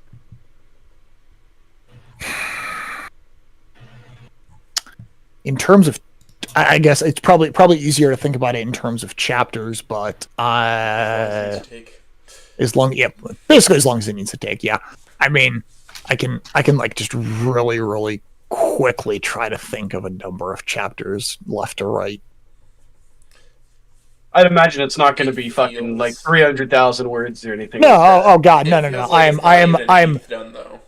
I am not planning on, again, right, yeah, this isn't going to be none length, this isn't going to be Tory length, right? I'd say maybe a little bit over 100,000 words, which would imply that we're at least 7 to 10 chapters still to go of similar length, right? Because you have the next chapter, then you have the chapter after that. And yes, I'm speaking these things, but in my mind, I know what it is. I just don't want to say it. And there's that one, so that's at least 3. And then what happens after? And then there's kind of a easy gap where there's a lot of plot points that I want to get to that I can't get to till that plot point happens. And then at that point, that's where it kind of really could open up, and I could kind of meander and do slice of life stuff. And that's where I'm not quite sure. Because there is this, like, 3/5 of the way through the story, at least in terms of major plot points, where I could have things kind of stretch out and go very slow and just, like, write like that. Or I could just write it as one big chapter and kind of just like, oh, okay, yeah, and this stuff happens and whatever, and then move on from there. And I guess when I get to that, I'll adjust it based on how kind of interested both I and everybody else is in the story as well. I mean, I think if people keep reacting to my things the way they do, I think I know what the answer to that is, and that's that people will want more. But I'll get there when I get there. And then after that, there is a conclusion that I am writing towards. And I guess kind of going back to the whole idea of writing skeletons and writing outlines, if you have a beginning, a solid beginning, you have an end goal that you are writing towards, and you have at least a couple beats in between, that will help to guide your writing and to prevent you from meandering too far off the path, because you always have the end goal in mind. And that's kind of what I'm doing with Ashes right now, where I have all of the major beats that I want to write worked out, but there might be a little bit of meandering in the middle as I weave through secondary plots and stuff, but it's all in service towards the end goal of where I want the story to end up. And back to something I think we were talking about like an hour ago, I actually did paste it in my conversation with Arlock. So I sent him a 978 word message, and he responded with 768 words. So we basically wrote a one-shot to each other back and forth, discussing the future of the plot of the story. You fucking dorks. I just send the Russian badger giving a thumbs up to Matron whenever he sends me a wall of text. He will send. There's times where he'd send me an absolute wall of text of like, "Okay, this is the idea," and then I'll send it inside chat. It'll be that whole message, and it's just. Yep. Yeah. Meanwhile, Russian badger thumbs up. Meanwhile, me and Falling will spend like 2 hours talking about making a fucking Ava Wani crossover. Meanwhile, fucking Swan and I will start doing the same thing in the DMs, which is to. Dog, I don't operate in DMs. I operate by grabbing you for several hours, even if it's not being recorded, man. Smooth. I just loved how you and Falling just disappeared off the face of the earth for like 45 minutes, and then you came back like two men surfacing, gasping for air, like, "Oh God, we did something! What happened?" We made a fic idea, and we're going to work on it later this summer. What year is it? Sometimes you just get hit with an idea and you have to write it. That's what happened with me. With years later. I love it when stuff like that happens. Writer's rushes are the best. But then your partner tells you, "Hey, stop cooking. Put down the fucking knife for 5 seconds, please." Yeah. I mean, oh God, the fucking Ghost in the Snoot. Holy shit. So that, I mean, really, that was that news that Cooking for Tracy is going to be made by somebody else and being picked back up. Oh, Tracy, Tracy Fick? Tracy? No, not a Tracy Fick. The game is being picked back up by somebody else. Shit. Oh, cool. Holy shit. Nice. I don't know, but that's not something, I guess. That's something to be excited for. That's great. Really great, actually. Yeah, Hot Dog Woman. She's getting the recognition she deserves, I suppose. In all three of her lines. That's so amazing. And people, it's like, she's a blank slate, too. She's a blank slate, too. Well, yes. Yeah, but she's also like in her mid-20s, and she's hitting on an 18-year-old. I don't think she's hitting on him. She's trying to sell hot dogs. Well, you also have to remember, she's also a character that existed for a game previously that got canceled.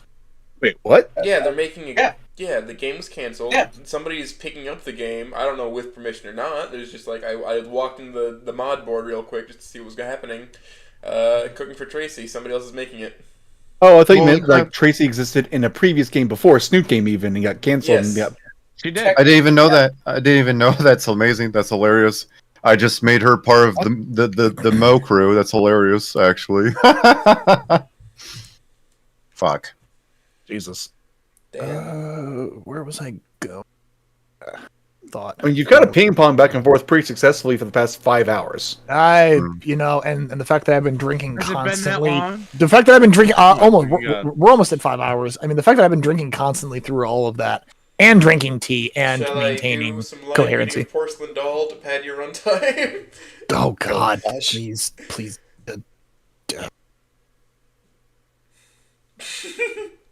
I guess I would rather keep talking about things if people are interested to pick my brain more. I don't mind it at all. Yeah, I'd like to. I guess the big question for Ashes is, Anon, will we even see him? Yeah. Yes. Okay. Yeah. He will at some point regain strong relevancy to the story. I would be fine saying that. Don't want to say too much more, but after that conversation with Arlok and after having written, so before writing Porcelain Doll, I had a certain way that I wanted Ashes to go.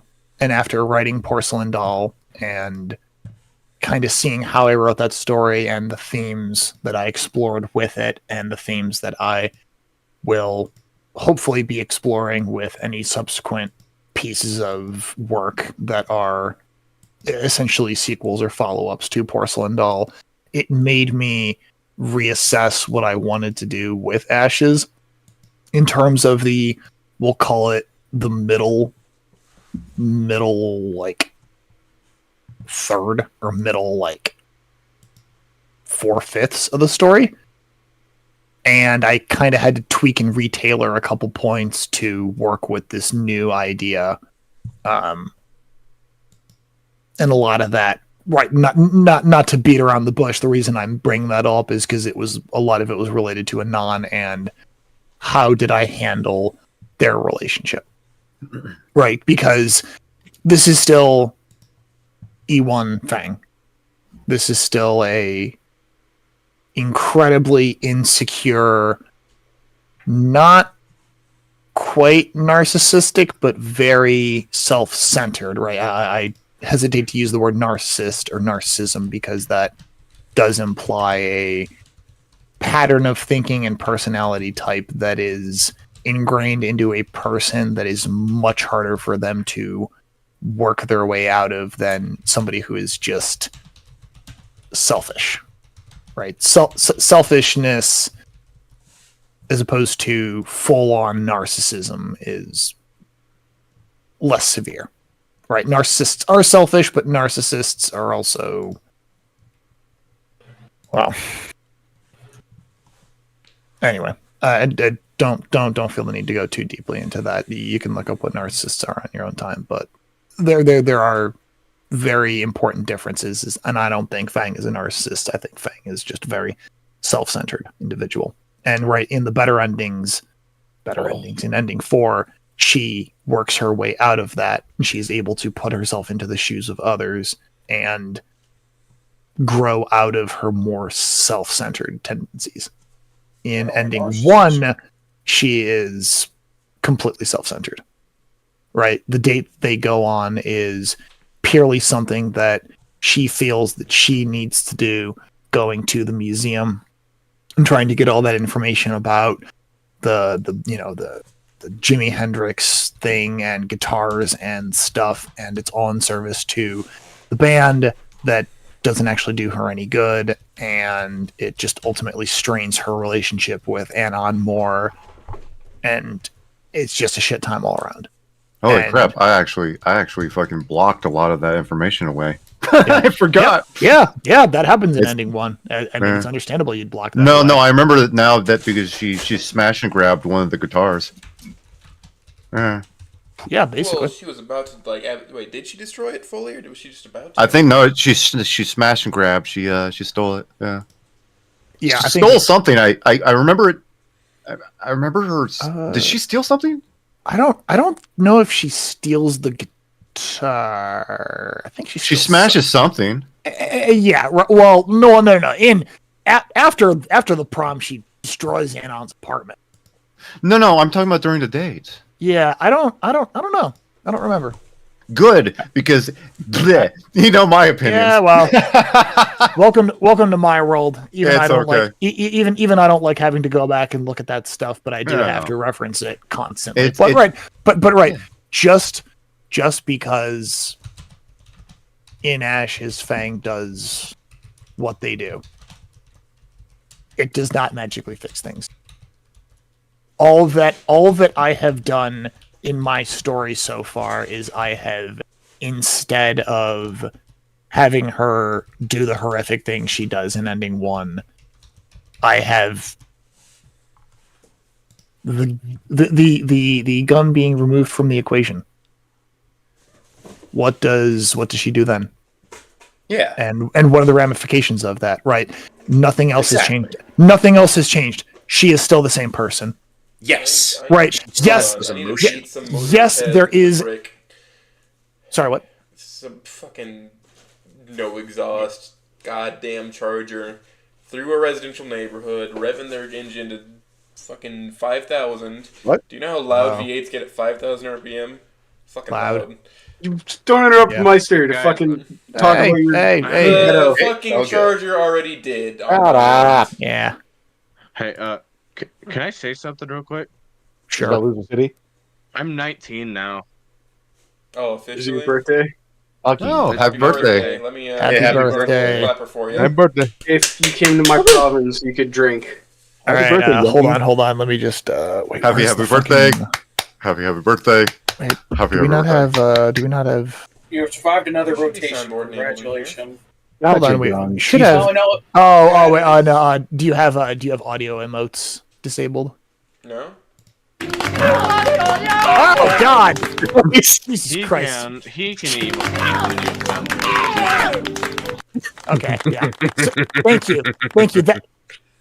Thank you. That's the one that I wanted you to use. Was just the golf clap, not whatever that other fucking hell was. No, I need that soundbite. By the way, where is that? That's great. I recognize it. It's fucking Sir Pello. It's probably from one fucking monkey shows. It sounded like something from Ed and Eddie. It's great. Yeah, it did. No, I guarantee you that's from Pello.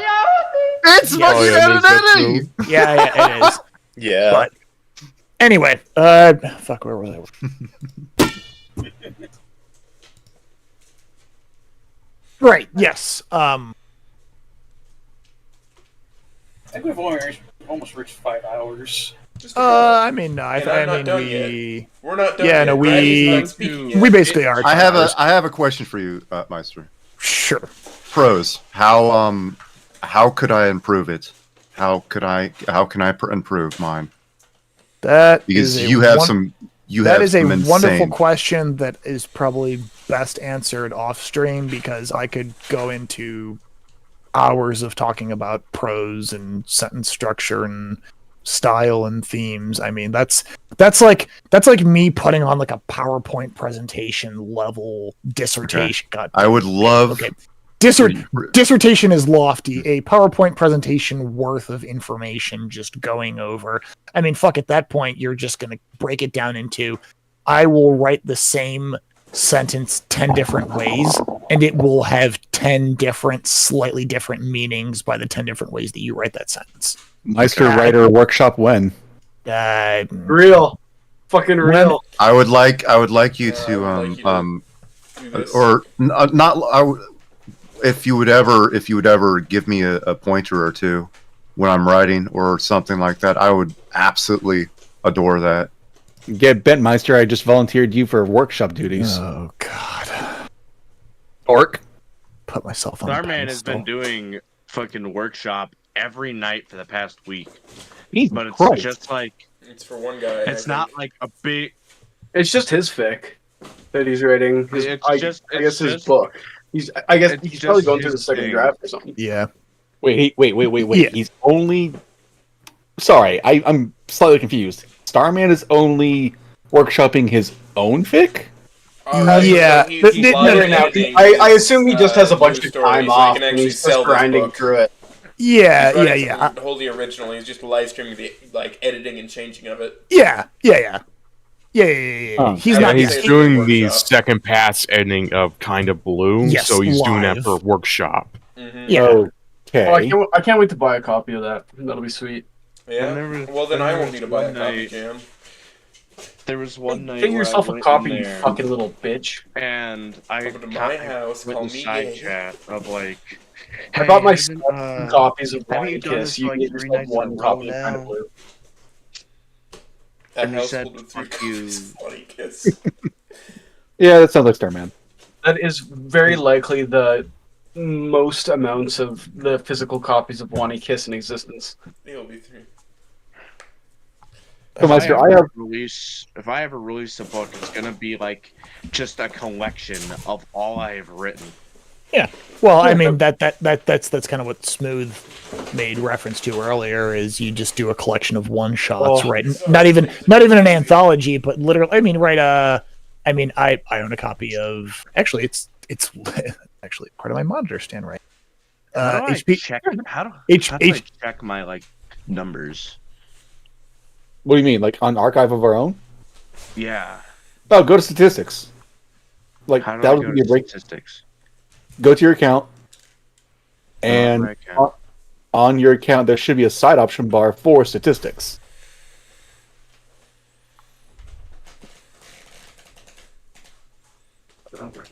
My dash. I'm on my dashboard right now. I'm just tired. I'm gonna go to bed soon. Yeah. Underneath your dashboard profile, yeah. it's I underneath your think inbox. that is a fantastic idea. I think you should go hunk shoe me. Yep. You'll know what But yeah. we're talking about in the morning. VOD's not going to go anywhere. I've had a And also, and also, Google is your friend in terms of AO3. Because you are not the only person that has encountered this problem. I guarantee you. I'm sure it's I'm almost at 6,000 hits total. There you go. Yeah, that's some good numbers. Good job. It's better than mine. I have like 20 hits total, I think. Damn, this shit doing numbers. Yeah. let's this stream is doing numbers. Barrel of Moose got 5,000 plus. Yeah. Hey. But that's Swan Father. He's going to get kudos. Well, remember, VODs only save up to 12 hours. Just remember that. I don't think we're going to extend past 12 hours. If we somehow make it to that mark, I will. Oh boy, I'll buy everybody here a drink. Tomorrow will be a bad day if we. So real. It's already tomorrow for me. Yeah, I am already planning for tomorrow to be a wash until about noon, but I'd at least like to be functional after that. So I have work. Can't go too late. So Oof. Unfortunately, I have work tomorrow, which kind of sucks. I wish I didn't have work today because there was a protest I wanted to go to. Protest. Nice. What were they protesting? It was for my uncle. Is it the uncle I'm thinking of? Yes. Okay, so what were we talking about? I think it's like good night. Good night. Good night, son. Have a good night, dude. Happy birthday. Yeah, have a good night, Sensei. Yeah, happy birthday, dude. What were we talking about? You said pickles have been revealed once more. Something about ashes Uncle Mo? and putting the gun down and fuck. Oh yeah, Anon's relevancy to the plot. I think I kind of touched on that pretty extensively. Right, I can't go into too much detail, but suffice to say that his relevancy to the plot has been reworked, not significantly. I would say that in the same way that Porcelain Doll is a story about Lucy, Ashes is a story about Fang. But that doesn't necessarily mean that Anon will have the same hands-off level of relevancy to the story. I can beat around the bush constantly, but I don't really want to say. But again, right? It's right, exactly right. It's E1 Fang, and just because what happened does not magically mean that they will change the way that they are and what they do. It will take more than that, right? This is the, so to speak, potentially the wake-up call. This is the catalyst for change, but change has not happened, as is evident by her internal monologuing. Right, there is still much anger and hatred towards anything and everything in the world.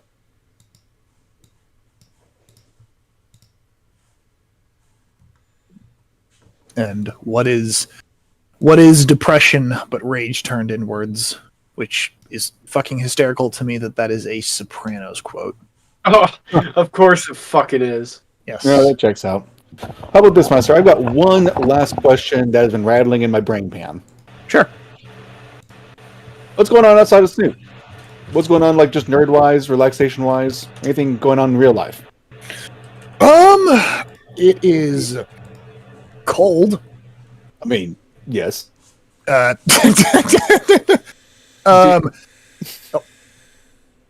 Were you gonna say something, or? I was going to say, don't state the fucking obvious, but all right. Oh, okay, yeah, all right. Well, it's cold. Last year, I inherited a 22 long rifle, Marlin 20 or Marlin 99 little 22. Family suicide gun. It is not the family suicide gun. I do not. Oh God! All right. I'm not even going to say what I was about to say. Man, I can't believe you're going to reenact The Mist. Oh God! What the? Oh, what is this? What is this thing? Oh, thank you. Can't wait. Giving him a crown. He has, without padding, surpassed everybody. Oh, excellent! Woohoo! I've surpassed everybody, and I'm still good. Still going. So. I just figured it was appropriate at this time. As long as you bear to keep me on here, you gotta keep the siege. As long as I have interesting things to talk about. If he's gonna be the king of the court, can I like claim my spot as a jester? That'd be nice. No, that's always Oates. Oh, come on! I want to spawn in the court. God damn it! You can give him like you can give him like one of those like I don't know nightcap stockings, or I don't know. You could give him a jester head, or I guess if you give him a jester head, you can give yourself a jester head too. I have a top hat for best we can do is make him the court eunuch. Have you seen what he writes? This man is not a eunuch. Yeah, that's a bit inaccurate. I'm sorry to say. No, I'm just saying we'd have to turn him into one. Oh no, He's the court toucher left is Sprite Cranberry. My wife might not like that, actually. He's the court gigolo, maybe. Ooh. Court gigolo. Court pimp? Court pimp. Also, if the toucher left is Sprite, you should probably just dump that down the sink. I don't think anybody wants to sip off that. No. Yeah, probably not. I don't know where that's been. It's also probably flat too. All right. Oh, that's gross. You like my on the spot animating? I thought that was funny. Funny thought. Yeah. All right. As for stuff going on outside, I mean, right. So I posted some pictures of that. I actually took that to the range for the first time. That's actually the first time I've ever been to an indoor gun range, so that was fun. Nice. Yeah, it was a good time. I mean, it was about what I expected. It was a bunch of dudes who were no less than 20 to 40 years my senior. So about the clientele that I expected from an indoor range in the middle of winter. Real men. Yeah. On a Saturday morning at 9 a.m. But then again, you did show up with a real pretty gun. Well, yes, and that was actually kind of funny, and it's something I partially expected, and I was not disappointed in. Was the range officer was like, "Holy shit, that's a nice old gun. What is that?" It's like, I don't know. It's a nice piece of wood, and it's got a walnut stock, and it was made in 1967. Like, this is older than probably older than most of you here, even though you're all a bunch of old dudes. That gun, when I saw it.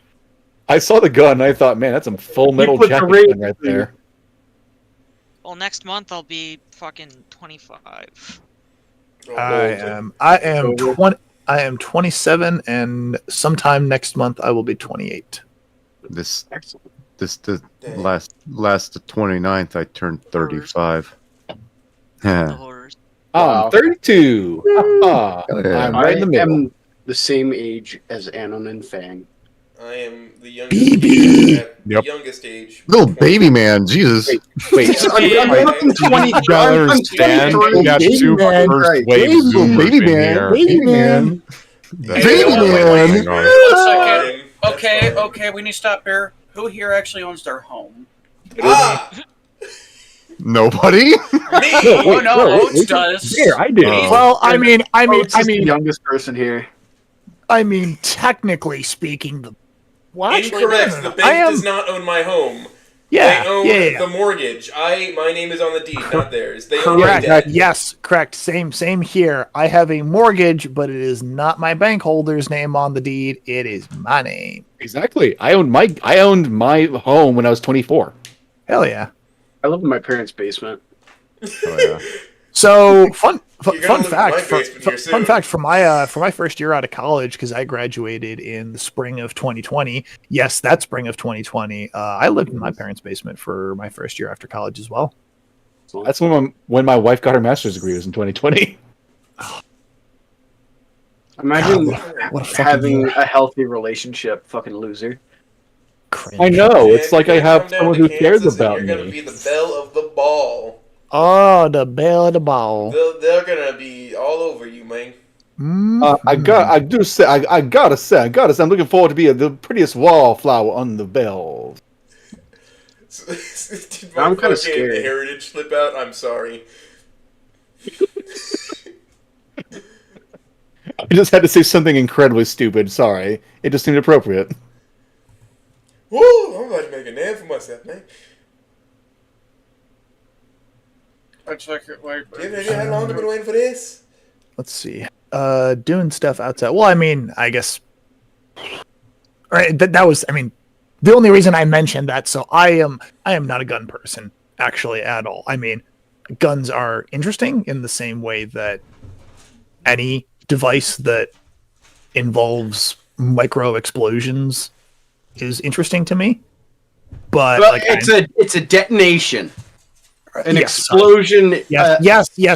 You are correct. Yeah, it is a chemical reaction, the burning of a propellant to propel a projectile down a barrel, and other technical terms. And then you see something blow up, and you're like, "Oh, that's fucking cool." Pew pew pew pew. Yes, it is interesting only so much in that sense.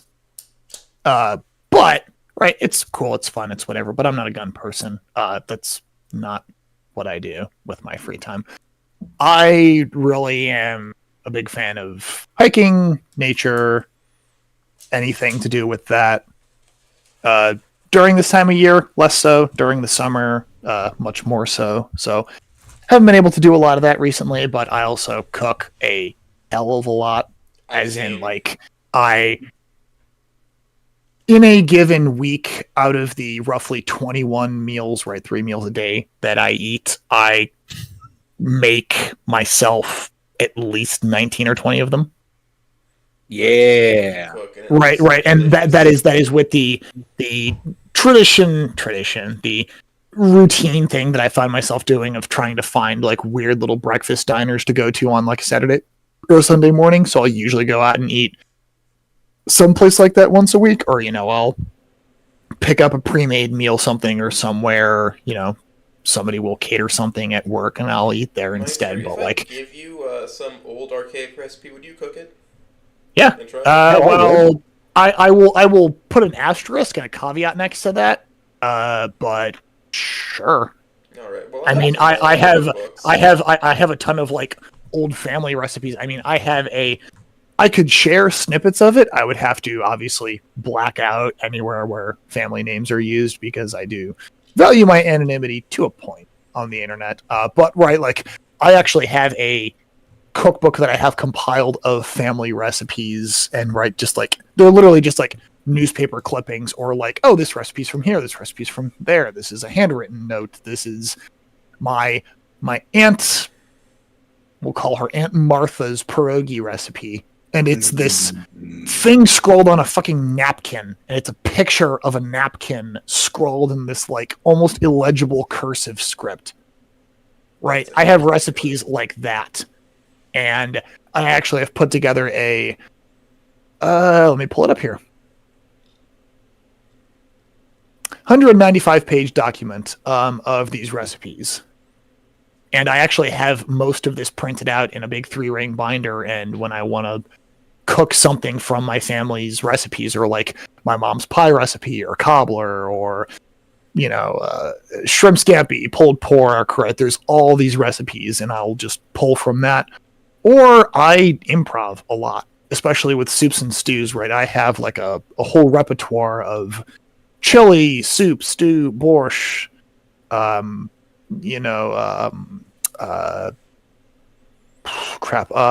bulgogi, or stir fry, right? You name it, those kinds of just groups of foods where I'll just improvise.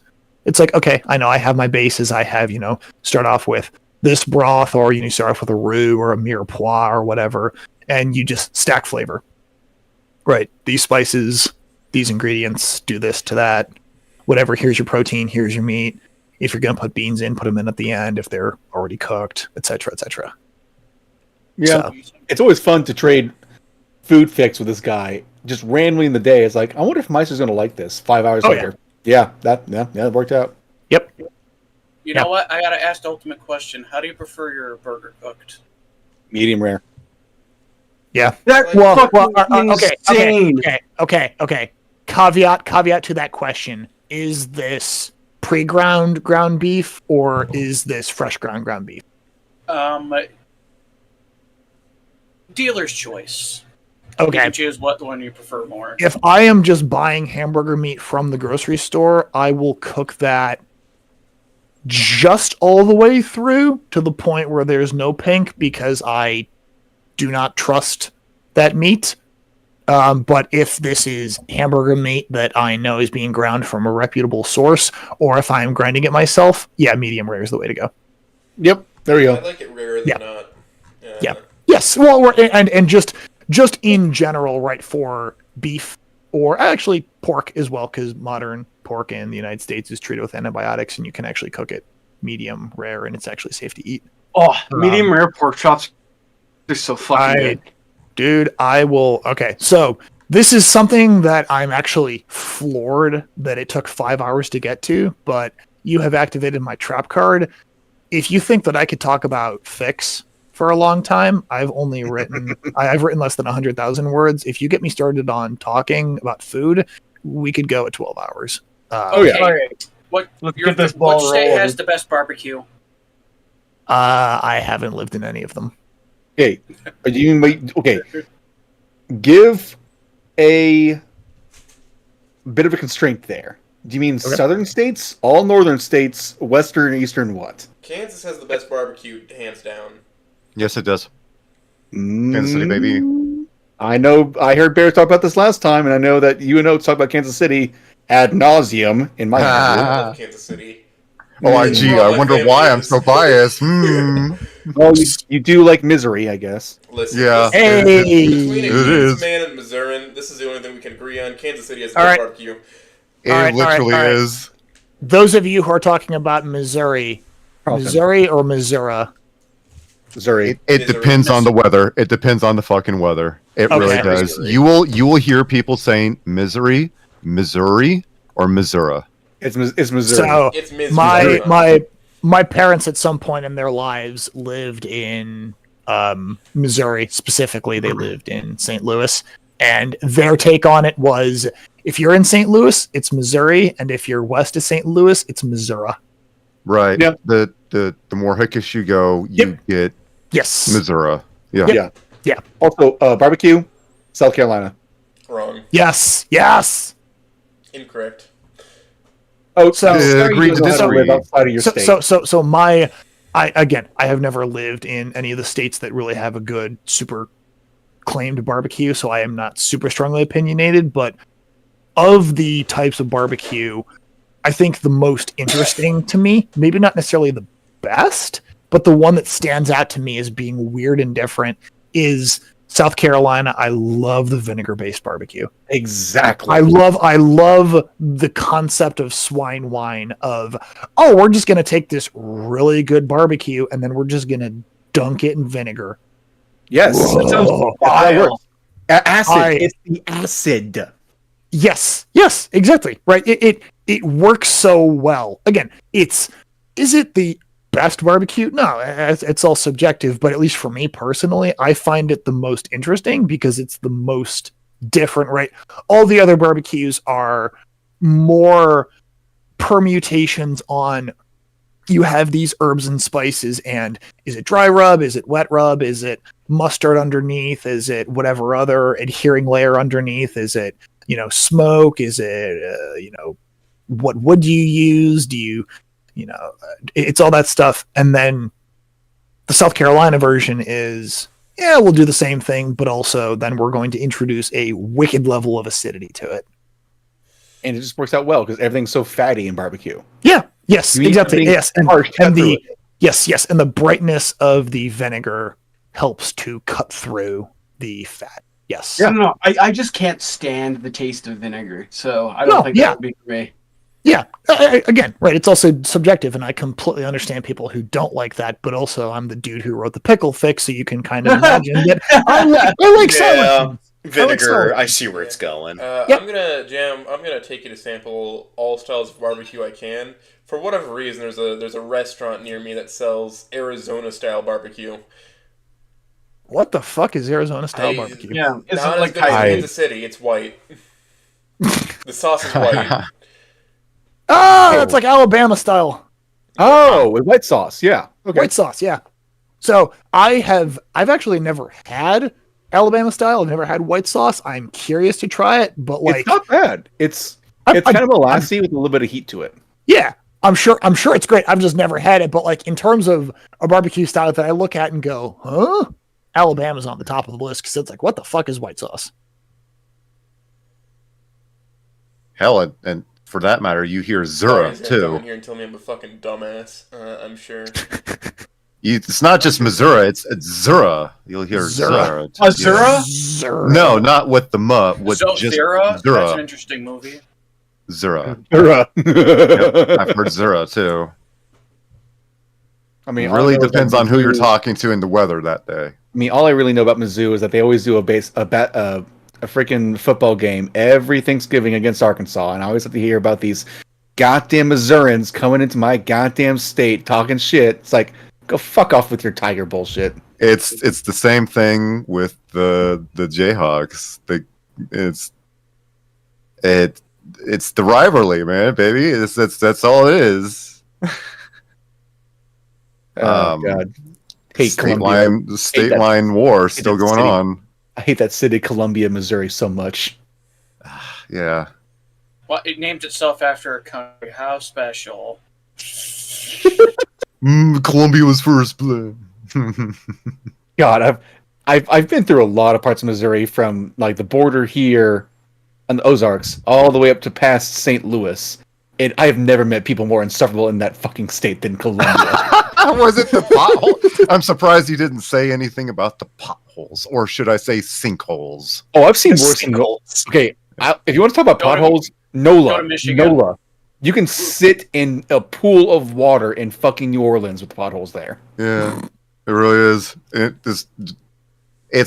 is fascinating to go across state line roads, and I know exactly when I'm in Kansas because it doesn't feel like I'm going through stage 5 turbulence anymore in the vehicle. I know I'm in Kansas when the lights are lit during the night. When you're in Kansas, you can see the entire state within 5 hours. You can see the roads because they have street lights, and we don't live in the dark like fucking mole rats. Kind of reminds me of like if you look at Berlin at night from the sky, you can actually still see the east-west divide because the Soviets used a certain type of lamp, and in West Germany they use a different type of lamp, and to this day it still exists, and you can actually see the color difference on a satellite image. If you're there in person, it is fucking terrifying, actually. Oh, I'm sure, yeah. Because I've whenever I've traveled through Berlin, oh, West Germany, okay, yeah, this feels kind of nice. Go through the east part of the state, and you're like, oh god, yeah. Oh yeah. I mean, people forget the Cold War ended less than. Oh, I'm gonna get this wrong. Around 40 years ago, 1991. It is, yeah. The Cold War ended 30. Yeah, 34. Yes, right. Exactly. It's less than 4. Right. There are tons of people who remember that. Right? It was not that long ago. I went to a cheap hotel. Yeah, I went to a cheap hotel in Berlin. It was East Berlin, and you could fucking tell because there were still pictures of Mikhail Gorbachev on the night dresser. There were pictures of the old East German chancellor, unironically, on the nightstand in this hotel. Whoopsie doodle. That's got to be a wild. Probably should change that out. Yeah, and across the street was a fucking leather bar. Exactly. Ja, das schmeckt gut, ja. Which would probably have been banned in East Germany too. Oh, well, not really. East Germany was really weirdly progressive in some ways. Like lots of nude beaches. They encouraged nude beaches and things like that a lot. Willkommen zum Diskothek, ja. East Germany was just the Soviet Union trying to show off how good they actually were through like lying and bullshit. No, seriously, bro. It's good, bro. Trust us, bro. And then you have the Soviet Union, which didn't like those things a lot of the time, especially during the Stalin administration. Well, but you also have to remember not to get all political or anything, but you have to remember after Stalin passed, they very quickly went through a an era of de-Stalinization where it was like, yeah, maybe he was kind of a little wrong about a lot of stuff, but like, yeah, glory to the Union, but also, wow, Stalin was an asshole. It's like it's like how people felt with Margaret Thatcher too in the UK. Yep. The Iron Bitch. Yep. I don't think she was nearly as bad as Stalin, No, though. Like, no, she- no, no, no, no, no, God, no. Comparably, no. But hindsight 2020. In the grand scheme of leaders, well, I guess I'm British, I shouldn't say, but in the grand scheme of leaders of the country, you could draw a parallel, but in terms of absolute horror, God, no. Hey, I still think, and yet a dragon died the most hilarious fucking death I've ever seen in a dictator ever. He died in a puddle of his own fucking piss because he killed all the doctors. It's hilarious in a massive fucking stroke. Yep. Well, and arguably, right, there are all types of theories surrounding it, but one of the prevailing ones is that he probably could have been saved, and the people that found him were like, I didn't see anything. Yeah. Right. And the people that could actually let him lay there for a little longer. Yeah, and the ones that could actually kill him, or the ones that could actually save him, were all dead. So what's that movie called with it's like it's like I think it's Stalin is Dead. That The death of Stalin. The Death of Stalin is a star-studded masterpiece of a Did you know that Zhukov was a British man that had many medals? I don't understand, and I've never understood this in the cinema. In the cinema, why the fuck are Russians typically depicted with very heavy British accents? So the reason specifically for Death of Stalin is, well, first off, because they didn't want everybody to be reading subtitles at the bottom of the screen the whole time. No, in Death of Stalin, the reason that they gave different characters different accents was to portray to the viewer how the different accents from different regions of Russia would sound, right? Because Stalin was from Georgia. Oh, I was talking about Chernobyl, actually.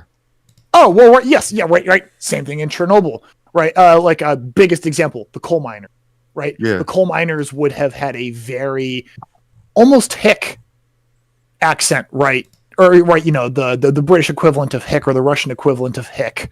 So they gave them a very rough sounding British accent, whereas a lot of the other characters had more mild or more neutral accents. And it's the same thing in Death of Stalin as well, right? Most of the characters either don't have an accent or they have, Cockney or whatever accents. And then you have Zhukov. Well, right. Yes, exactly. Right. Steve Buscemi. And then you have Zhukov come in and he has, actually, I guess Zhukov has the Cockney accent, but right. He stands out as sounding very different. And the reason for that is because I forget where Zhukov was from, but he, amongst Russians, had a very distinct sounding accent because he was from a very specific region that was known for having a certain type of accent, right? It would be like, okay, well, going back to the college football thing because it's on my mind, right? You guys know who Ed Orgeron, the head coach of LSU for a while, was? No. Fuck, I'm trying to remember. My mom would probably know if I asked. Certainly love Hand Egg. He sounds like the Cookie Monster. He has he has an accent that I can only describe as gumbo. He sounds like the swamp. He sounds like exactly what I think somebody from Mississippi and specifically the New Orleans area. But anyway, right? It's that level of accent where it's like, but so then how do you convey that to your audience? Because right, we don't speak Russian. This is a movie made for English-speaking audiences, so you give them a very standout British accent. Right, same thing in Chernobyl, same thing in Death of Stalin. Interesting. Okay. When you want to portray the class or caste or whatever or different of a character, you give them a corresponding analogy to something that an English speaker would very obviously pick up on as, oh, this person is different. right? It's because of where they come from. It's because of their accent. It's because of their background. It's whatever. And you can convey that in shorthand with the way they talk, right? The miners speak with a very gruff and like almost. I think they actually give the miners Scottish accents. They do. That is very. Right, exactly. Whereas all the other characters speak with more proper English accents. Yeah. The miners are all a bunch of lowbrow Scots. Yeah, no, they or Highland at the very least. Yeah, well, right, yes. Yeah, they give them very thick Scottish brogues. Yeah, very, very interesting. Yeah, that makes sense. Because the British are very well, the issue of the Isles and how much one of my favorite is a weird way to portray my love of the history of the European area. Just how much everybody fucking hates everybody equally. Oh yeah, if not more so than the last guy. Oh yes. The Welsh hate the British hate the Irish hate the Scots, blah blah blah. Everybody hates each other. Yeah. It's like trying to get along with your in-laws, but you're like handcuffed to them. No true Scotsman fallacy. Or my favorite one is, what is being British? Well, if you ask certain people, it's being in the British Isles, which is part of England, Wales, and Scotland. You ask somebody in the British Isles, they'll be like, that's fucking English. Yeah. Yeah. Well, Scotland forever. and for a while back in high school, I unfortunately lost contact with him a couple of years ago, but I actually had a friend over in Germany who I visited quite a few times, and it was always really interesting to hear his perspective on how he viewed the United States. We view the United States as one country with a bunch of different states in it, but we're all one country. That's from the American Civil War in particular. And the way that he and a lot of his friends view the United States is a conglomerate of 50 states that band together under one government, as opposed to one government that manages 50 states. Interesting. He's got federation and confederacy. Exactly right.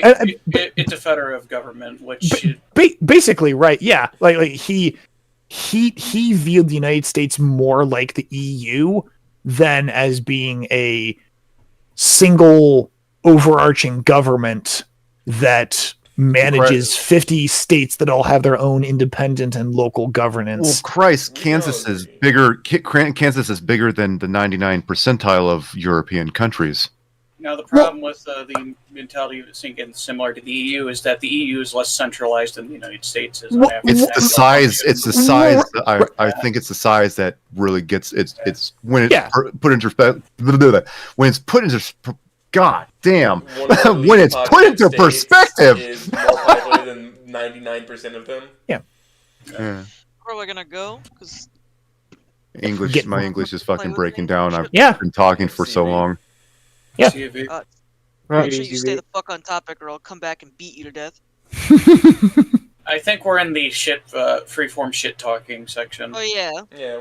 Unless anybody has any other direct questions for me, whether or not it's related to literature or whatever it is, the reason that I'm here. Grunkle Mo. Grunkle Mo. I heard you give little whispers about us continuing a Sage and Read thing. Ooh. Can you elaborate? Somebody brought it up. Yes. Well, I am going to have to sadly dip at this point because it's damn near midnight.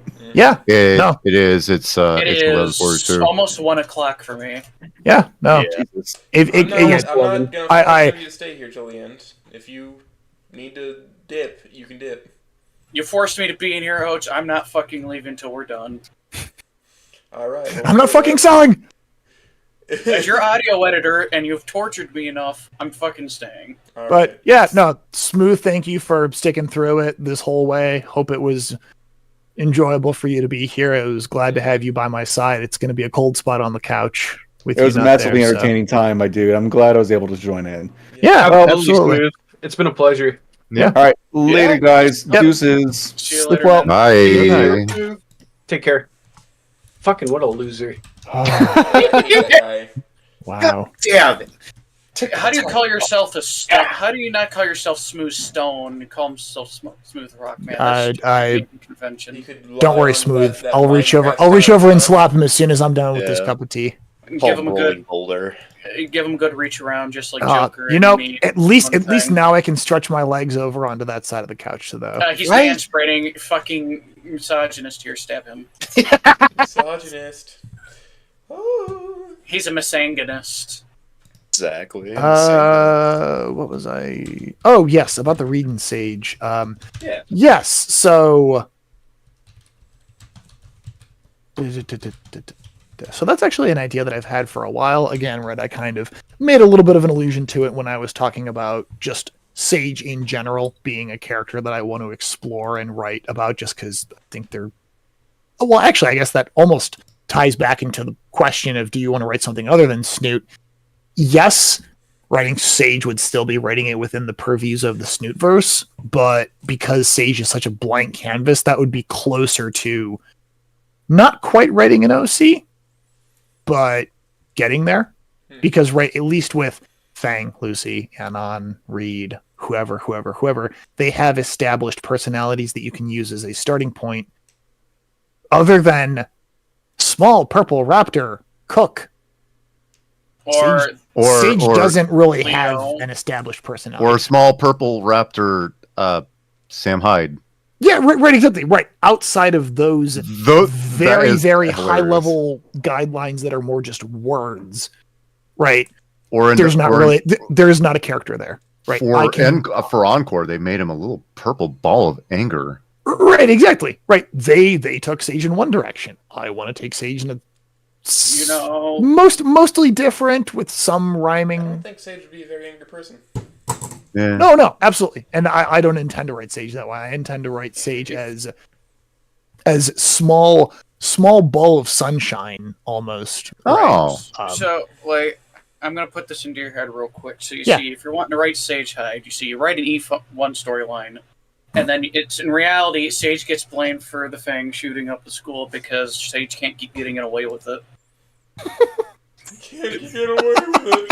Every time it's suggested in literature class, I forget who, but somebody has an absolute shit fit when you say it's E1, but it's Sage. It's I mean, if you just talk about Sage about Sage in general, it's Uncle Henry. He does not. Oh like Sage. yeah, that's he right. does not like Sage, and it's hilarious. He doesn't like half of anything we talk about. Well, I think I know. It could possibly be related to the fact that the character has no character, and even GBH, that could be it. Yeah. Well, but anyway, I completely lost track of So Sage and Sage and Reed. So that is when I get around to, and I really do want it to at least be a when, not an if. I do really want to write Sage at some point. When I get around to writing the Sage fic, I think I will pair off Sage with Reed for basically two reasons. I mean, one of which is very vapid, and that's that I think it's cute. And there is no reason beyond that other than that is number one. Other than two raptors, and I think that's fun. And then two is that Reed is, of the characters that aren't named Leo, I think that Reed is the most reasonable pairing of the Snootcast, simply because Reed is so easily able to be written as somebody who would be quietly bisexual or even gay, and it just fits with his character because he's just so laissez-faire. It's like, oh yeah, Reed's gay. Well, yeah, of course he is. Funny thing you should say that. I think that's how it says. We say it in GVH as well. Yeah. Interesting. Right. Speaking on the topic of Reed, does anybody have quirks that you write in with him? I do. For example, nervousness, nervous tics, anything. Fucker has my name. Having his eyes dart around a lot. Yeah, no. Make sure there's no larger predators. Yeah, eyes darting. You would see little his things feathers like that. pop up. I find little things like that adds to a quirk of a character very, very subtly, very well. For example, having him doing carf to, I don't know, suppress a little bit of a nervousness. He could be very, very nervous. Could do it to calm his nerves. He could take up drumming to stem anger issues. Also, stress relieving. Shit, that's how I have him. Yeah, no. It's interesting to do the tics of somebody when it goes down to the personal level, isn't it, Meister?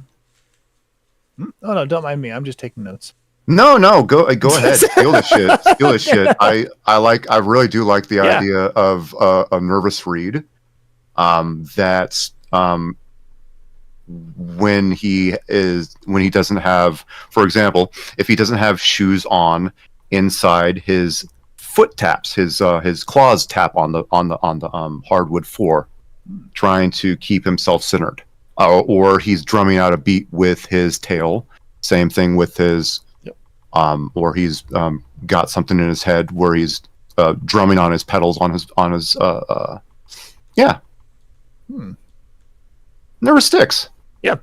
Nervous read. I mean, I really like that because in my ideas of the Sage Reed fic, I kind of have worked out the whole Sage angle, at least in my head, and I haven't really thought about the Reed angle at all. Obviously, I want it to be a little bit more interesting than just Reed is the anchor, the wall, the stone, and Sage finds his way in the relationship. I like Reed to have some challenges as well, and I think that's really interesting. I mean, obviously, right, Carf and the whole drug thing would be a whole mess of issues for him to work through and or find a more healthy way to have that, if not fully get it out of his life.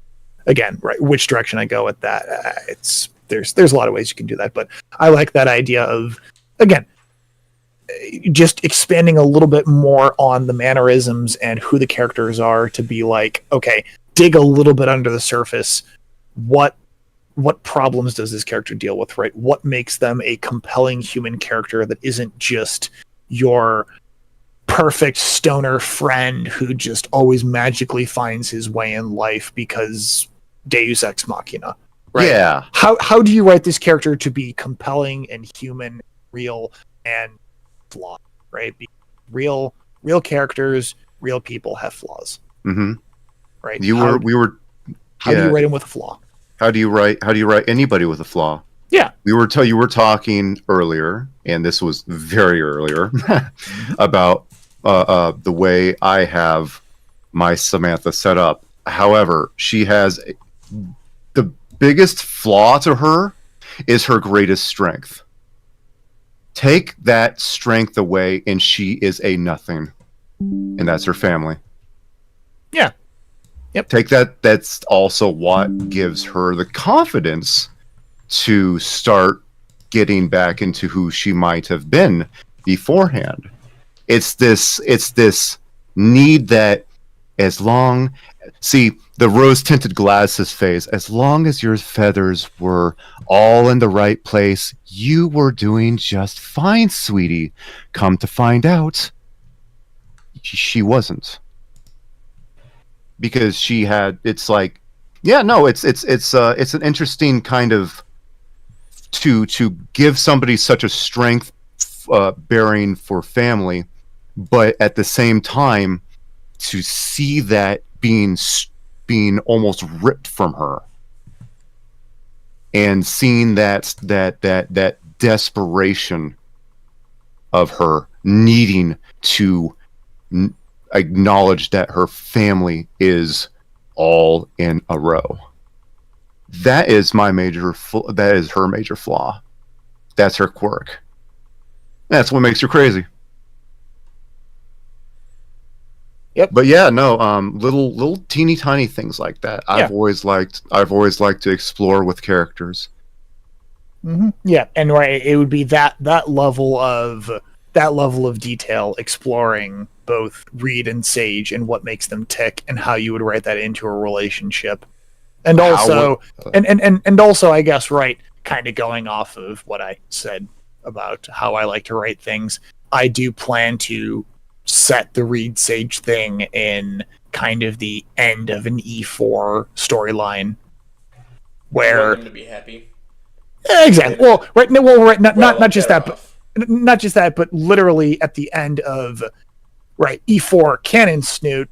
Except Sage has kind of been there as just not a member of the Fang Gang, but Sage is Stella's friend, and but through proxy by Stella gets introduced to the group as well, and Sage is just kind of well liked by everybody in the group, or at the very least passively accepted as a positive member of the group. That would be by Trish. Okay, so I'm going to ask this since you're taking E4. So how is it brought up about Reed starting a drug business? Is it, hey, Sage, can I start a drug business? So I think that happens further down the road, and that's something that I probably will end up. And sorry, when I say E4, I mean E4 up to the beach scene. I intend to, even though Lucy and Anon are side characters in this story, I intend to take the bonus chapters approach to their relationship, where them not having communication for 4 years until the reunion, and then they magically get together on the rooftop. That's a big crock of horse shit. That did not happen. It fucking is, and I hate that. That is not how healthy hey. relationships function. Well, that's the problem with E3 as well, is that you... Correct. That's not how communication works. Correct. That is not how healthy relationships work, so that will not happen. So in that regard, the way that the 5-year reunion would play out would be, I'm not going to say very different, but the 5-year reunion does not play out the same. I don't even know if my story makes it that far. I don't know if I care to write my story that far. It would be kind of the almost Reed and Sage in their college years, I guess, is about how I would write it. Nice. So Sage has always been a part of the friend group, or at least a part of the friend group with Stella and Rosa.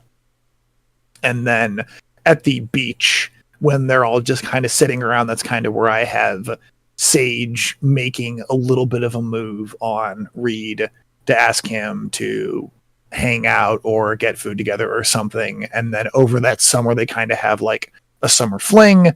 And then there's a little bit of conflict of, what are we going to do after this? Is there anything here for the us that is us? Or is this just something that we should move on with our lives and just try to stay friends? And they both end up, for one reason or another, staying in the Volcaldera area, whatever the fuck. And so they're able to stay together in a relationship, and it's just kind of them navigating that as they find their next steps in life. And I don't know, I guess that's of all the fics that I like to write, or all the fics that I'm writing, I just also think it would be nice to write something that's just a little bit more positive from the outset, with struggles and not fixing a horrendous situation, because neither of them are really in a bad situation. It's more just, I mean, you can look at it as the banal struggles of life, or you can look at it as the real problems that a lot of people face, where it's not a singular monolithic problem. It's not some huge, horrible, easily defined antagonist in your life. It is the banal reality of existing in the world that you exist in, and how do you find meaning and purpose, and how do you find meaning and purpose when you're with somebody else, and how do you find meaning and purpose for yourself when maybe you're uncertain of what it is that you want to be doing. And just exploring all of that with these two characters, I think, could be really interesting, set against the backdrop that is, on the whole, much less unpalatable, I guess. you can say so many words to describe the fact that I'm just writing a very rote kind of, I don't even know if I'd call it a romance story, but just a story of two characters that are in a relationship together, finding their way through life and growing and changing as people beyond the confines of high school, because people don't just stop growing when they graduate high school. Right. And people are still growing in there. Forever. I have to go ahead and say phenomenal I have to go ahead and say for E4, you were talking that's not how relationships work. You're right. That's You're not right. a healthy relationship. And here's my biggest, one of my absolutely colossal gripes about E4. It's sound engineering, and you are telling me in sunny Dinofornia, where the music industry fucking thrives, there's not one. There is not one college college in the fucking bluffs in Los Angeles. No, Volcadera is not LA. Oh, Volcadera is close to San Francisco. Okay, it's California, not 3 states over. You're telling me not one single sound engineering doesn't exist in. Anon's poor as shit. He cannot afford a fucking Dinofornia college. Of course not, but He's at gotta go the to a same swing time, there's state. not one single one that took him. That's crazy. If he has the grades for it, or at the very least community college. Yeah, community college. Yep. You're not online university. Well, or you do a community college for a year or two, and then you transfer with credit to a more prestigious institution, and you only go there for 2 years, and you finish out your degree there. So your degree is from the more prestigious institution, and you get your education, you take your classes there, but you only have to pay 2 years of tuition there as opposed to paying a full 4 years. Of course. Right? Tons of people I know have done that. Yeah. No, but I get it. You needed a way to separate the characters. Yeah. So let them Yep. separately grow. But that's directly where despite the fact that caveman their growths are tied together. But you see, that is a problem with Caveman on, especially since they're really young writers, and you can still see flaws even after their work. Mm-hmm. Yeah. I would say they moved beyond 4chaners at this point for what they Oh God, yeah, they have. The very mere fact that they had somebody come out and just bitch them the fuck out for even insinuating that E3 was the correct happy ending, and just laid the fuck into them, and it got through to them so well that they made E4. Well, I like I said, he didn't have to go to the fucking military, because we both know, we all know here at on the couches and in the chairs, the only two aspects of this world. Good night, Jack. The only two aspects in this life is college or the military. Is that correct? Or the secret third option, getting a job at Moe's. Getting a job at Moe's, getting a job just about anywhere, looking up at trying to take apprenticeship programs. Getting a job at mechanic, getting, how many bloody feathers did Lucy go through, I wonder. That's the only, and we all know that, just like, god damn, that ending pisses me off. Yeah, the very ending, not the ending as a whole. The idea that you're forced to draft yourself, huh? You know what I mean? Like fucking trade school. It's like, for example, you tell this to Lucy. You tell this to Lucy. Did you know? I have to draft my name if I don't have the fucking grades. What the fuck? No, it's because I don't know why. I think it's because they just wanted to give an easy excuse, be like, "Oh, my dad was going to yell at me because 18-year-olds are stupid that way." But that's not how. You're an adult. He can't make you do anything anymore. Literally, as soon as, like I said, the white pages, crack it open, and lo and behold, your classified ads in newspapers. Yeah. The internet that you're apparently a well-versed citizen of. Here's the thing: if you're going into sound engineering as well, you could be picking that up as a side thing that you're learning if you have that passion or interest. Look, we have somebody here doing it. Yay! But it's at the same. It's like I don't know that people say, well, "Why don't you like E3?" There you go. It just does not jive with me in the fucking brain sense. Even if you go into the military, they're not going to make you cut all communications with your loved unless ones. you're a very hyper-specific career path, which I don't think Anon went down that. Unless they want to add more. Yeah. Well, you keep I going. am about 90% sure he is a fucking grunt. He's a grunt.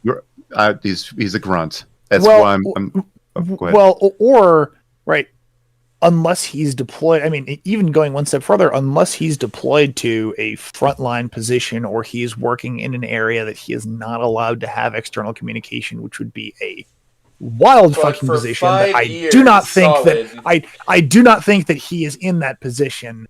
I don't think he's a Delta operator, no. Correct. No. Yes. He is a grunt, or he works in a motor pool, or he works a very banal job, and he is not deployed to a combat zone. He would be able to talk to Lucy. Yeah. It's so fucking dumb. Yes. I'm sorry. Yes, E3 They'd be able to send letters stinker. even in those positions. They'd be Yes, screened, exactly. but there would be letters. Exactly. And in Yes. any position, you can send letters. Correct. Literally, Yes. There would they be screen correspond. There would You be had, correspondence but one way or the whole thing was you had to get Lucy to get the Tradcath ending. That's the whole fucking thing. Yep. Still could have happened. It Even with could very well conversations. happen It still could've naturally, happened. but at the Well, same right, time, and- he and- could, and it's literally Bond's speed run if he if he stays in the fucking bluffs. Well, and I mean that's kind of, I mean, well, that's not kind of, that's exactly what I have going on in Porcelain Doll is, right. You know, you can read in the story. They do maintain communication. They did maintain communication, but that didn't, right. Lucy still fell into herself not having him there. She was still waiting for him to come back. Mm-hmm. And right, even with communication, it doesn't matter because she did not hold up her end of the bargain to try to change and be a better person. She was still being the lady in wait, waiting for Anon to come back because she never grew. She just latched onto Anon and decided that that's what defined her. And when situations changed and Anon could not stand it anymore, he made the decision that he did. And welcome to why blah, rrr. Yeah. Wow. Yeah. I'm still fucking God, Meister. Yep. Love your writing. Oh, great. Hate He's your back. fucking story. Oh, great. He's back. Is he gonna touch me? He's got a pointer finger extended. Oh God, which way is it gonna go? Oh! Stop! Quit! I do not consent. Oh no! I can honk. Touch. This action does not have my consent. Summon the Electrocounts. I don't even know where my hand is right now, but I The want. Codex of Studies does not support this action, brother. Summon the Electrocounts. Leandros, you're a bitch-ass motherfucker. You pissed on my Codex of Studies. You talk a big game for somebody who's never been touched. Let's see if that changes. You're touching it right now. Oh. Stop it. This feels But underwhelming. no, yeah, that's. I I'll tell you. was just about to ask the stupid question of where's Jam, and then I forgot that he's still on the table. And then He's been under my nose the whole time. Put my finger in his teacup. I need to violate this man. I'm a very simple fella. I don't like it because I'm actually like drinking tea right now. I have my mug in my hand. Wait. Right up to drink to You know what? I never touch the asked. tea. What type of tea is it? So currently I'm drinking a apple cinnamon tea. some Did I just finish? I think I might have basic just form of finished. I think I might have just finished it off. Yeah, it is a cinnamon apple spice. If you're familiar with Celestial Seasonings.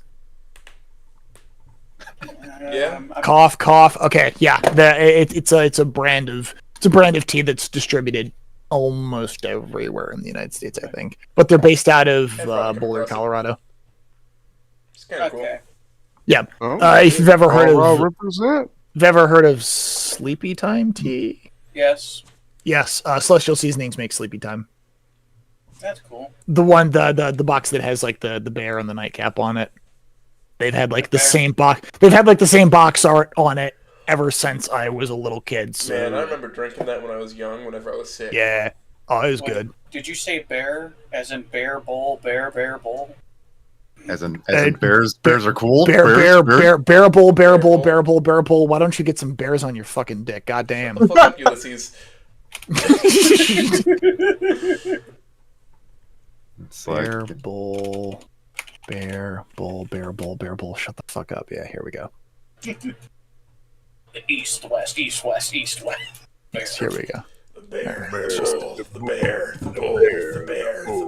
bear, the bull. Okay, here comes a good question. So I normally ask this to some writers when I'm available, and I think it's time to ask now. Where would you put Dale Gribble in your story? Let's see. He's been waiting. Which story? Any of them. Any of them. Where do you put Dale Gribble? Where would he fit into Ashes? God. I throw this curveball at people. I think canonically, it's. I know it's from a mod. I get that it's from it's from Terrific Night Out. It's where they go on a fucking movie date. And I believe in my heart of fucking hearts that Anon has pocket sand. Yeah, he does. Oh, he absolutely 100% it's pocket sand. Where would I put Dale Gribble in one of my? Implying that Dale Gribble's like Oh a weird man, uncle? that's Pocket a sand. that is a good question. I could see Dale Gribble basically being one of the cousins that comes over at Christmas in Porcelain Doll. Just like the weird uncle that comes in that's kind of fun to be around for a little bit, but after like a day or two, it's like, okay, bye-bye, go away. We'll see you next year. Call me Rusty Shackleford. Rusty Shackleford. Or in The Doctor Is In, about halfway through coitus, he could fall through the ceiling tiles in his underwear with a microphone boom and a camera, and then scurry out like a cockroach. I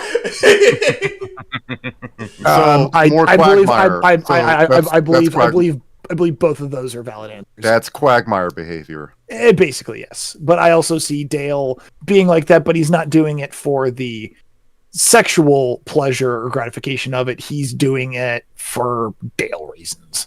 He's doing it for schizophrenic research. Aliens like the sound of mid-coitus. I need to record the sound of a parasaur orgasm. It needs to be done. It keeps the government drones out of my house. Yeah, exactly, right. God damn it! I'm gonna kick your ass. Yeah, exactly. I'm gonna kick your ass. Perfect. That solves my question that I had normally. Happy to answer. I guess it's time for mine. Where would you put Sergeant John Forge from the hit game Halo Wars? Oh, John. Okay. Luckily for you, I played Halo Wars, so I know who that is. Can I answer where I would put Sergeant Johnson? I mean, why not both sergeants? That sounds like a better one. Oh boy, where would I put the sergeants?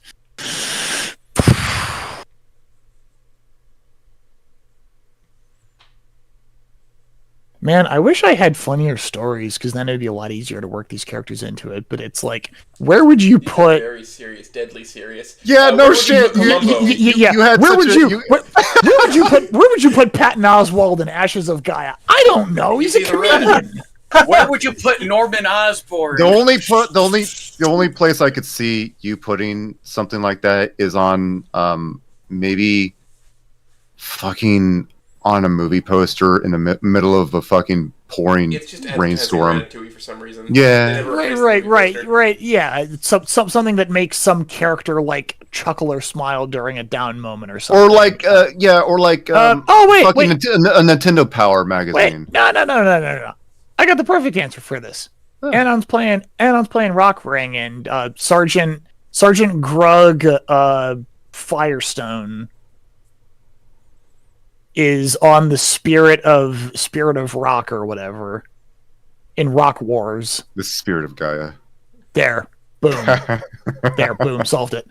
And then same thing with Johnson, except he's like, I don't know, Roxon, Sergeant Roxon. You know, I found a decent one. Okay, so completely ignoring who the Canon Fang voice line is in GVH or anything, who would you have voice as a VA or singer or anything like that to be the VA voice for Fang?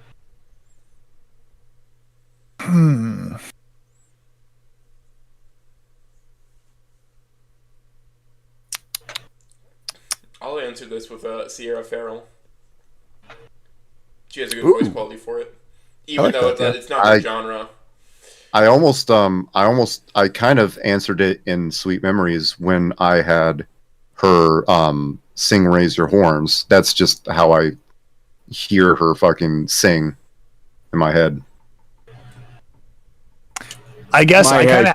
So Lizzie Hailstorm. I don't know. I guess I kind of have to answer this the same way I gave a non-answer to my Sage question earlier. I don't really have headcanon voices for the characters, so it's hard to say what I would imagine her sounding like. Because I guess all the people I can think of that would voice her are like adult actresses who doesn't make a terrible amount of sense to be voicing in 19-year-old. Which I guess, right, you know, in a lot of media, right, they are just inherently. I will tell you this. If you want a reference point for Jesus, the thought is gone. The AI voice mod has some incredibly well done sounding voices, and I like to imagine Anon sounding just like my Anon sounding just like how the voice mod is. It's just perfect. I like the way the encore is making it, but at the same time.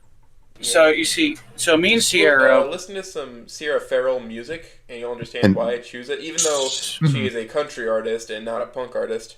Yeah. So I'll put it that me and Sierra, we both have our headcanon would be Atlanta Sigmund that sings the Call of Duty Easter egg songs and zombies. Oh, that's also good. And not if you expand that with Nazer being Clark as Nova, because the two main vocals for Easter egg songs. It works. I would like to know who Ripley in the voice mod is the lines are used from, because that's how I fucking hear him in Sweet Memories in my canon. That's just how I read his voice whenever he talks. Is the voice mod very extreme, like you're gargling glass. Rah rah, skinny, rah rah. I hate that Ripley so much. I know. You know my gripe so hard, don't you, Meister? I know. I hate that Ripley too. And I understand. I let that slip a little bit. Yeah. But I'm going back and doing that away.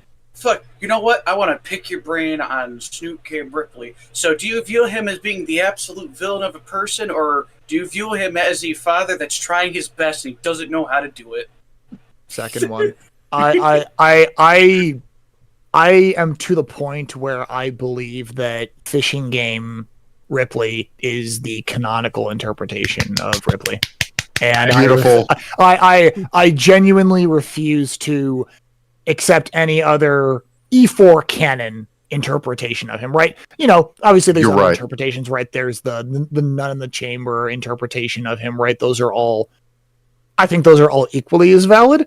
But he lost his mind in Nun in the Chamber. Correct. Yes. But in terms of what I believe Ripley's true intentions are, regardless of ending, what he was trying to do, regardless how the story turns out, whatever timeline you are in, he is a misguided father at worst. Yeah, he's scared, right? He's a parent, and he's trying his best, and maybe in some timelines his best was incorrect, or his best wasn't enough, and in some timelines circumstances conspire that it works out, and even though he maybe wasn't doing his best, things still turned out well for his daughter and his son. So I'll put it like this, and why I get my mentality is from E1, and for the fact that he's the last one to leave. Yeah. Yes. Because and at the same time, here's the visceral kick to everything. The thing that actually puts that into the whole he's the last person to leave. It was his gun. It was his service pistol, his revolver. It was his that carried out the bloodbath massacre of Volcano High. Yeah. So more than likely, E1 Ripley would have gotten charged for manslaughter. Very much so. Everybody, every fucking buddy. John Spears is a shit principal, and we all know that. He is a good. He could be very well be a decent on the surface, motivational speaker, but God, he is not a principal. That's why he became a car salesman. As is explored, I shouldn't say is. I read the whole story and really intend to, as I believe is explored somewhat in None, but is absolutely something that will be explored in Gits, and I don't think this is a spoiler, is that in E1, roughly everybody shares some level of blame for what happened. Well, absolutely. That's why everybody did. So fucking good. It's the total failure of character ending. Yes, and that's why. Here's also a thing. Both in Wani and in Snoot. Yeah. Snoot particularly, the staff is hilariously bad. Oh yeah. I get it. Yeah. Oh, it's a joke. Here's Carl from fucking Aqua Team Hunger Force. No. But he's a creep. He's a weirdo. Yeah. He's reading nudie magazines. He doesn't belong here. If a single adult does something in ending 1, it does not end how it ends. Yeah. True. Yeah. If a single adult steps up and tries to help Fang or tries to do anything, it does not end how it ends. I gave you my thoughts on Snoot Game Plus, exactly what I thought about the whole. Yeah. There's got to be some fucking stupid budget cuts when it comes to the public health or the public school system in let me see if I can find it. Right here. And while I do not believe at all that was Caveman On's intention, that is a very, very valid read of potentially trying to explain why the staff of Volcano High suck. Oh God, here's my biggest gripe of the game. I have a lot. I love the game. I'm so obsessed with it. Clearly. At the same time, the way that Trish was handled, I am fucking sorry. Anon, forgive Trish right now, or I'm going to be very disappointed in you. Not 20 seconds ago, this little troglodyte assassinated my character. Why are you telling me? Write fan fiction. Exactly. And here's the thing. In reality, the very absolute bare minimum OSS for the rest of the school year. OSS. Out of the fucking school. Out of it. And if she couldn't do that, strip her prom rights. Or have her absolutely just out of there. Expelled. And for that matter, why not put her to Reef City continuation like he threatened? I don't know. That probably, other than E3, is actually the thing that will get me the tilted the fastest, if you can't tell. Yeah, like that is the one character trait of Spears I absolutely fucking despise. Is his insistence of not punishing Trish and making everybody else cater to her because of this stupid fucking backwards reasoning of she gets removed from the equation, Fang will fucking deteriorate, which is not going to happen. And it's like that. Fang will yikes, though. While, but there's not fucking yikes. The devil on her shoulder, so to speak. Like, it's fascinating to even think about. I just noticed that. Sorry to interrupt. I just noticed that Barman is in chat. Hello, Barman. You're still here. Oh shit! The yellow guy. Hey, the yellow guy from that one game from the 90s that people always say is really good and influenced a bunch of games that I've played, but I've never actually played it. But anyway, nobody plays it. They just commentaries on. Oh yeah, Earthbound. I've totally heard that word before. No, You're back in here. Anything you want to ask? No, the conversation's on a pretty even kill right now. Just let it go or let it roll. I didn't even notice that Starman was in the chat. Yeah, I saw him and said nothing about it. I just tabbed over because I noticed that my RAM was leaking because some application's been open for too long. Stalker 2. Holy Starman, shit. if you are still with us, hop in here and say the N-word. No, don't. No. Jam, please. No. Jam. No, don't say Naomi. He said it. We're getting demonetized. You fucking said it, you dumbass. Oh, and he's gone. Red-haired fang. Red-haired fang. Red-haired fang. Red-haired fang. Red-haired fang. Red-haired fang. Red-haired fang. Blonde-haired fang. This should be And it's the fact of life. Clone number 3, I believe. It's I really like the idea that Samantha dyes her hair. I fucking adore. You summoned him. You thought it was a joke. Say it. Say it. No, red hair fang. No. I was told to come in here and say a certain word. I'll kill you. Just say Naomi. We know you want to say it. No, I don't say slurs like that. I know you don't. I say other ones. So big. Good lord. He's Bondsman. Look how big he is. I don't know if I'm you're sitting on my lap. I am Starman's cock right now. Sorry, man. I am Starman. Don't move him. Leave him where he is. Congratulations. We have officially been on for long enough that we're now literally running the gambit of all the major authors in the Snootverse. The only ones that we're missing are like Arlock. Well, yeah, Arlock and yes, come here, Gross. Starman. I don't know. Does Jake count? I don't know. I don't think Jake is a. No. I don't think he's a big enough writer in this community. Don't do this dick measuring thing. He is a large enough personality. I don't know if he's a large enough writer, but also who the fuck cares? Yeah, yeah, exactly. Listen, Yeah. we've had the entire It doesn't lifeblood fucking We're it's a dick measuring contest, but we all have micro penises. Let's be real. I have a 5mm over you. I'm trying so to I win. pimp out my boy. God damn it! That's all I'm doing. Listen. I'm waiting on something from Jake, and then I'll invite him on. He has to finish the thing for me first. He has to finish for you first. in the race for the micro penis measurement, he with the 2-inch cock wins. So. Good lord, that's massive. Hey, that's you, man. You know what? I could probably beat you at that. I probably got like what 3/4. The 2 inches is fair. All right. Yours aren't innies? Oh.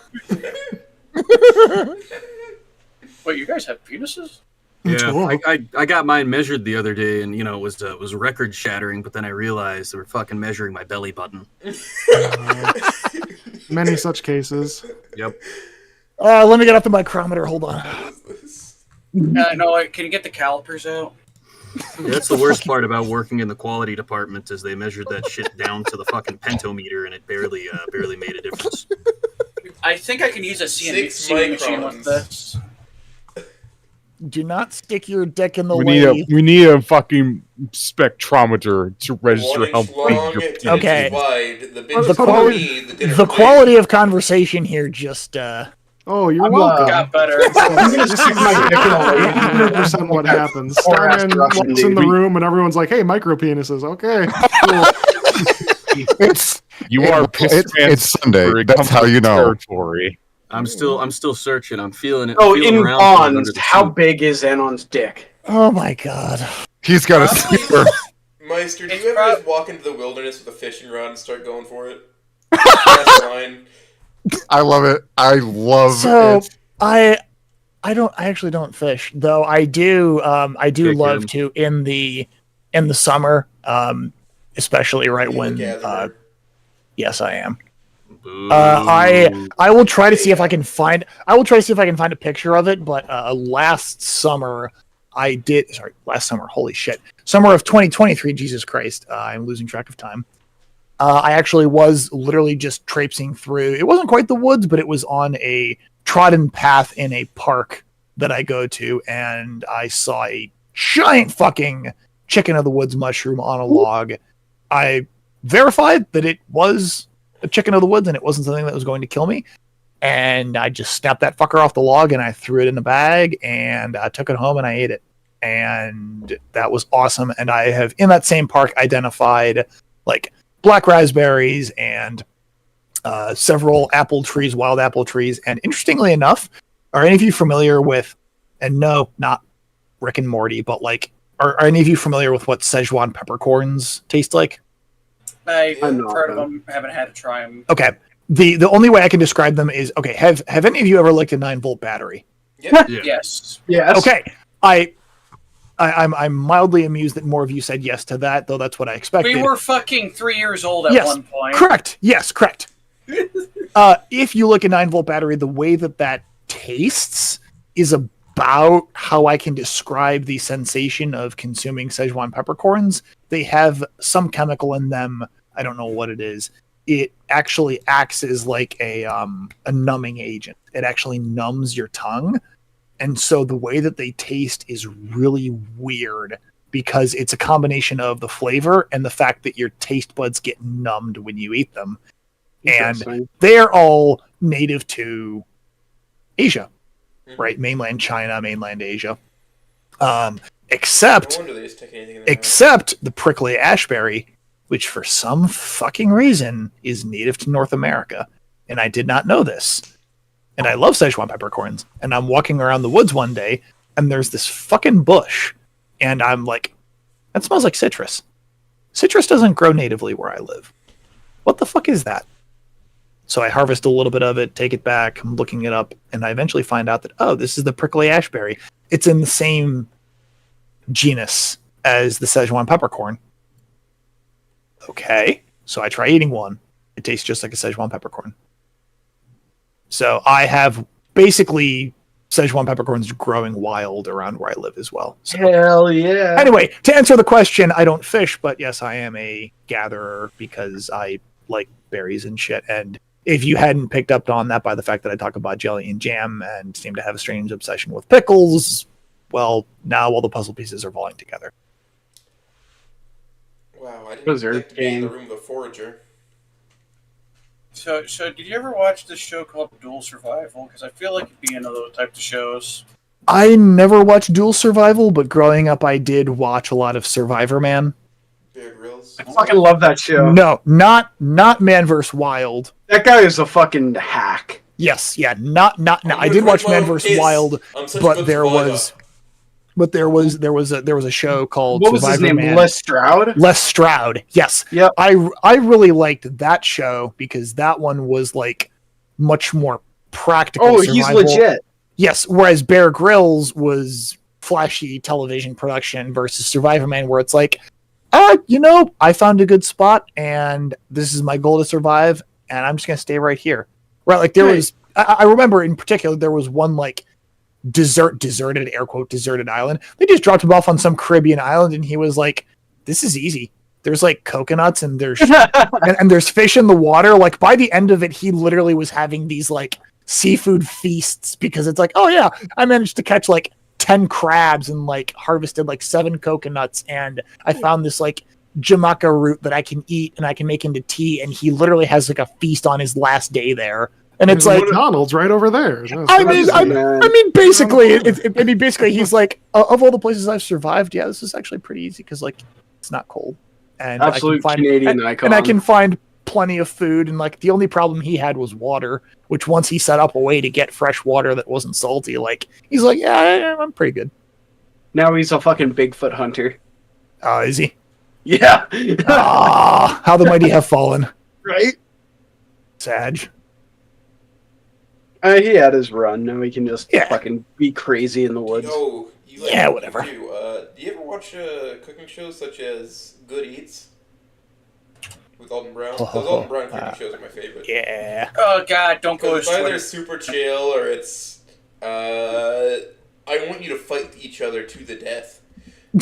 Whatever you do not go on his Twitter. It will dishearten you. I don't, Oh yeah, I know. I don't watch those. I don't watch those, but I am fascinated by things like Kitchen Nightmares and the fact that every single episode is the exact same episode. It's just there's one plot and it's the same thing over and over. Yes, it is. It is angry. It is angry. Angry British man go in and scream. Well, when you found something that works, 12 seasons. Makes them fucking $1 million a year, right? So. Yeah. Oh, at minimal. About cooking shows, I used to watch more cooking shows for a while back, kind of in his early day. It's kind of fallen off for me, but I really liked Babish back in his early days. Oh yeah, I watched a ton of him, and I would rankings now and has other people do those. Yeah. I when he started to expand to other people, that's where I really kind of fell off. But in his early days, where he was doing just like, just hey, there's this thing from popular culture or this thing from TV or just this thing that I really want to do. It was very genuine and inspired, and I really liked his stuff a lot. And now it's very, what do you call it? Artificial? Corporate. There it is. Right. Yes. It has become a streamlined business platform. Yeah. It is a media platform. It is no longer an individual creator working more passionately. I don't know if you've ever watched him, but he does shit posty content. Ordinary Sausage. Oh, okay. Yep. Okay. That's one of my favorite. He's stayed true. He's stayed true to himself. Ordinary Sausage is one of my guilty pleasures. It is, isn't it? Brain rot content. It's great though. It's absolutely just. Will it blow? 3 Mark Ruffalo's. The better the blow, the worse the sausage. I've learned. I've also learned how to calculate the blow before it blows. I even say, oh, this is going to get 3. This is going to get 2. Oh, this is going to get a 4. And to my surprise, it once got a 5 Mark Ruffalo's. 5 Mark Ruffalo's. I think that was the maple syrup. No, that was the barbecue sauce. Yeah, it went everywhere. I told my art teacher about this, and he just told me I was weird for looking at this stuff.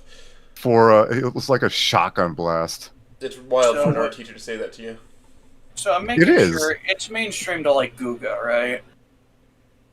The guy who does all the dry rub stuff with the sous vide.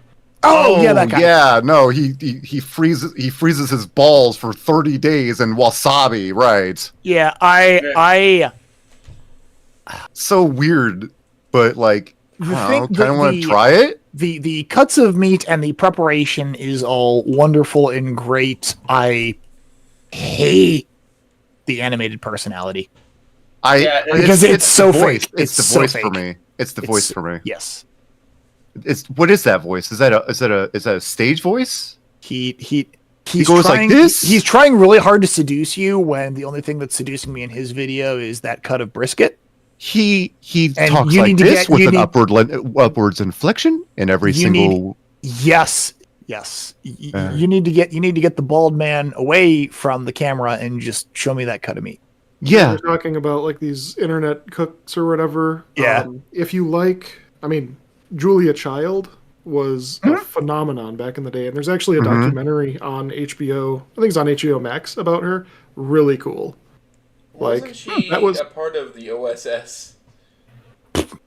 I don't remember. I know that she was politically aligned with some stuff, but I don't think it was that. I think she was more rights, doing some rights stuff. Yeah. But I'm not positive. Yeah, well, and at least in my mind, what I know Julia Child for, and what I actually have quite a few of her recipes that I make on a semi-frequent basis is introducing North America to fine French cuisine that you can make right. Again, Julia Child's beef bourguignon is the definitive recipe that has spawned so many slight derivatives. And again, right, it introduced the American palate to French cuisine in a way that was accessible. And really, other than having too much salt, I think a lot of her recipes still stand tall to this day, and I've made a lot of them, and they're really good. So how do you feel about succulent Chinese meals? This is succulent Chinese meals. Get your hands off of my penis. This is democracy manifest. I see you know your judo well. I love that guy's interview like 25 years later. He's like, yeah, I just wanted to put on a show. As a fucking joke, somebody has to put that in a fucking... Fucking, I'll do it. Put it in Sweet Memory somehow. Fuck. Yeah, they go on a date, and when they're leaving the restaurant, no, that it's dude's just somebody getting on the arrested. fucking news. It's like, oh, look at this clown. We were yeah, I'll do there. it. We saw that. Face down on the hood of a cruiser. It's fucking some fucking. What is the offense? What is the offense? What's the? What is it? It's not. Yeah, Rexinese. That's it. Rexinese. That's it. We need no assurances. Get in the car. God. It's so stupid. Yep, that's going in Sweet Memories. You've heard it here. Remind me if I don't, though. I will hound you about it every week. Okay. I keep doing this where I add things slightly to every fic, and I get forgotten about. Just keep happening. I hate that. I hate that because there's so many. Now that I'm rewriting, I can go back and do all the things that I wanted to. It's so exciting. Oh God, but no, that stupid shit like that. Oh God.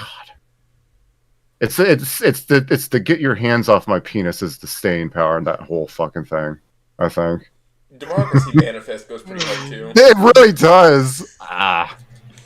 Succulent Chinese meal. All right.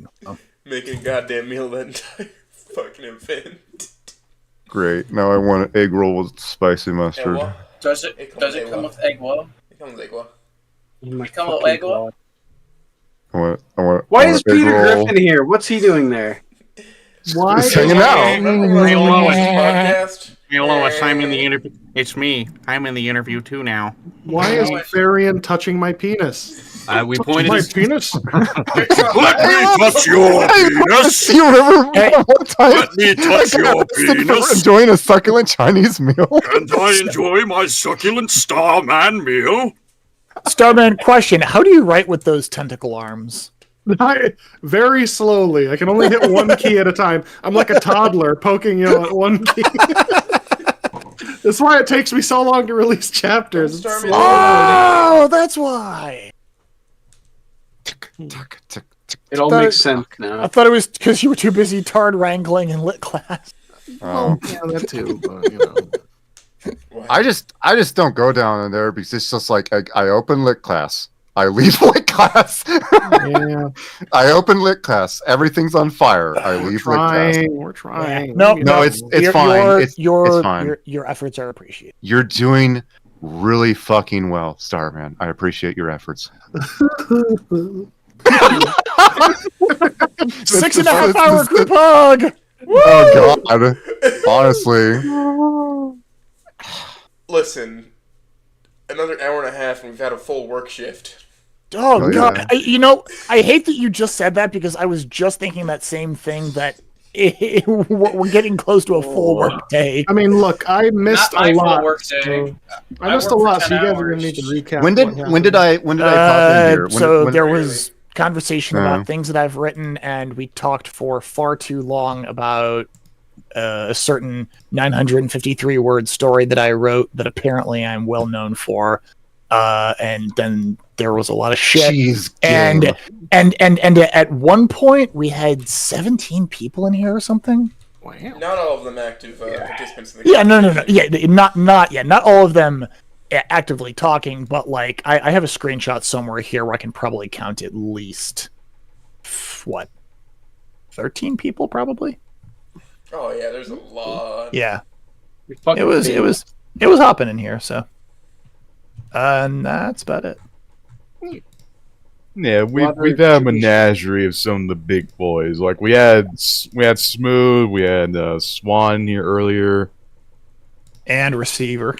Listen, and receiver. Yeah. We all know got the this- superior interview format. I mean, we've got this guy named Farron 4, on here. 5, I don't know where he 6, comes 7, from. 8, The, 9, this 10. shitposting nature of this kind of interview is the best type of interview, and everybody knows that. I come from my penis. So, I mean, that's how it works. Listen, so I count in this image 11, and then you would add in Falling, because I think everybody else was still here when he joined for a little bit, and then I think there was one more person, so that's 12.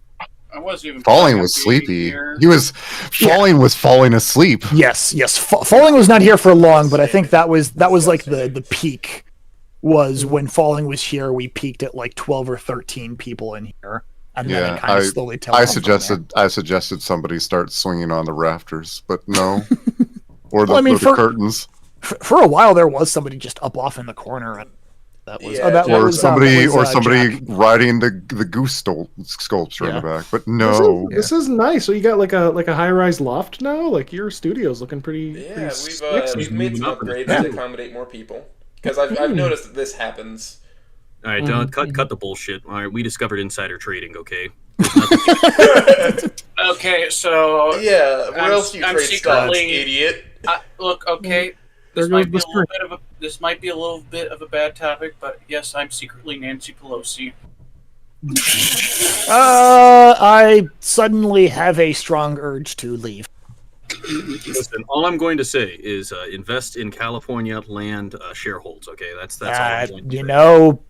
I thought we were supposed to be investing in water.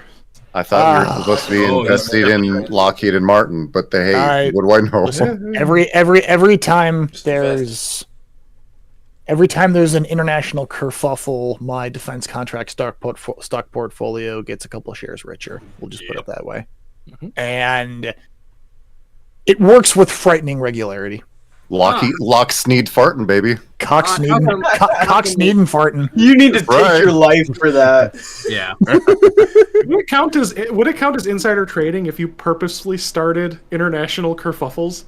Who would try you? The international court? I think you're upgrading to a different level of crime there. But But officer, I was having fun doing it. So why is it a crime? Yeah. When states do it, it's called statecraft. Your Honor, League of Legends. Your Honor, it's. Oh, I start making jokes, then he wants to leave me in. I'm gonna stab you now. I'll steal you in your kidney. So I have been touched, I have been cuddled, I have been stabbed. Ooh. Pretty successful interview. Which was your favorite? It was being touched. I really didn't like it when Farian had his finger in my tea for a while. Oh, so that's what you call it. I mean, Smooth was blowing on my tea for like 5 hours, and it got really fucking cold. So that was curse of cold tea be upon Did thee. you enjoy when I gave you a nice Sprite cranberry? Well, actually, that's not mine. That's Sage's, but yeah. Let me ask this: has anyone berated you ceaselessly yet? Has anyone emasculated you? What, like in I'm going to answer that with no, and then follow that up with please don't. Oh, okay. Shoot! I got one gag, and now I can't do it. You're less of a man because you haven't released Chapter 5 of Ashes yet. Oh, I know. You mean Chapter 4? What AO3 says Chapter 2 is a 1.5. It's almost like I released an entire story in between when I released the last chapter of that and that. Release we will do chapter funny writer man. Release chapter funny writer man. That's about how I feel. I feel like somebody's getting tired. Looks down my scouter. It'll be out when it's out. High Sierra. That's my scouter. You stole it from me. All right. Vegeta. Well, I think I've pulled ahead comfortably in the lead. By the time we wrap this up, it'll probably just be scraping 7 hours. So it's 6:40. What is? Well, we're at 6:40, but we're not just gonna cut it here. I figure we'll wrap up for a little bit. Yeah. But does anybody have any last actual questions for me before we just kind of trail off into complete shit posting? You know what? I've got a good question. Who would you want after this interview to be on next time?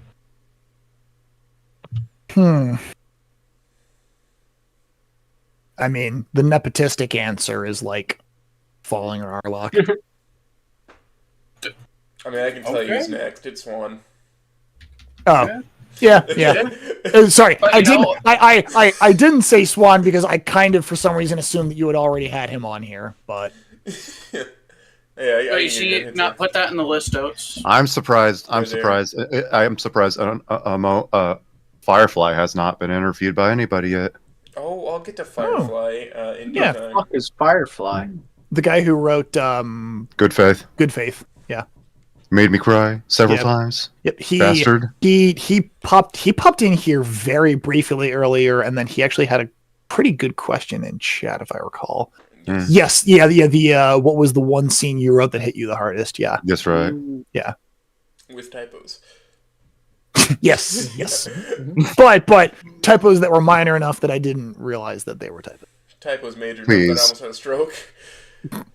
What's spelling? What is spelling? But for the editors, right? That's all. Hey, listen, man. That's why I have spell check. It's right. What is a typo if not just saying a word slightly wrong? What is a typo if not saying the wrong word? What is I'm a word? saying it correctly. You're all wrong. You're all stupid Penis. and retarded, and I hate you. You know what? I'm not completely insane. Pieces of me are missing. I got a question. So I obviously missed 6 hours of this. So Yes. if someone asked this question or something like it already, whatever. Sure. But it's a two-parter. What is the last book that you read that you enjoyed? And what is the last book that you read that you did not enjoy? And why? The last book that I read that I enjoyed, well, I think that's actually almost sitting within arm's reach of me, or that's over on my bookshelf. The last book that I read that I enjoyed was not necessarily the most hard-hitting, deep, critical thought book, but it's called Masters of Doom, and it is a... I recommend it.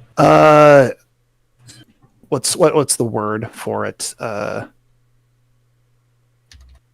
Retelling of essentially the formation of the game company id, and then the creation of Doom, the game Doom 2, Quake, kind of how they all came together, where they all came from, what their backgrounds were, how they produced the genre defining game that basically set the course for first person shooters, that the ripples of which can still be felt today. And then kind of how they had their, sequel that lived up to the hype of the original and then some, and then they released Quake, and they kind of kept innovating and pushing the genre forward, and then kind of how after that they just petered out and collapsed, and then where their individual members kind of went to, and kind of what they're doing now. So very interesting from like a video game history, and just like a really kind of even taking it one level further, like a cultural impact of putting into perspective just how big Doom was in its day, right? Like it was a cultural phenomena. It was a monolith for, a year or so. And then the last book that I read that I didn't like.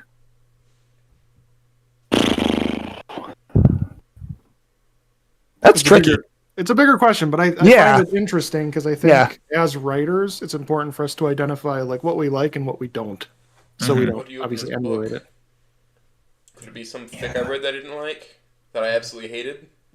I mean, as long as you're not gonna be mean to somebody or whatever. Bonds. It was fucking ass. I read this piece of shit called Bonds. Holy shit! What a awful mess. Blondes?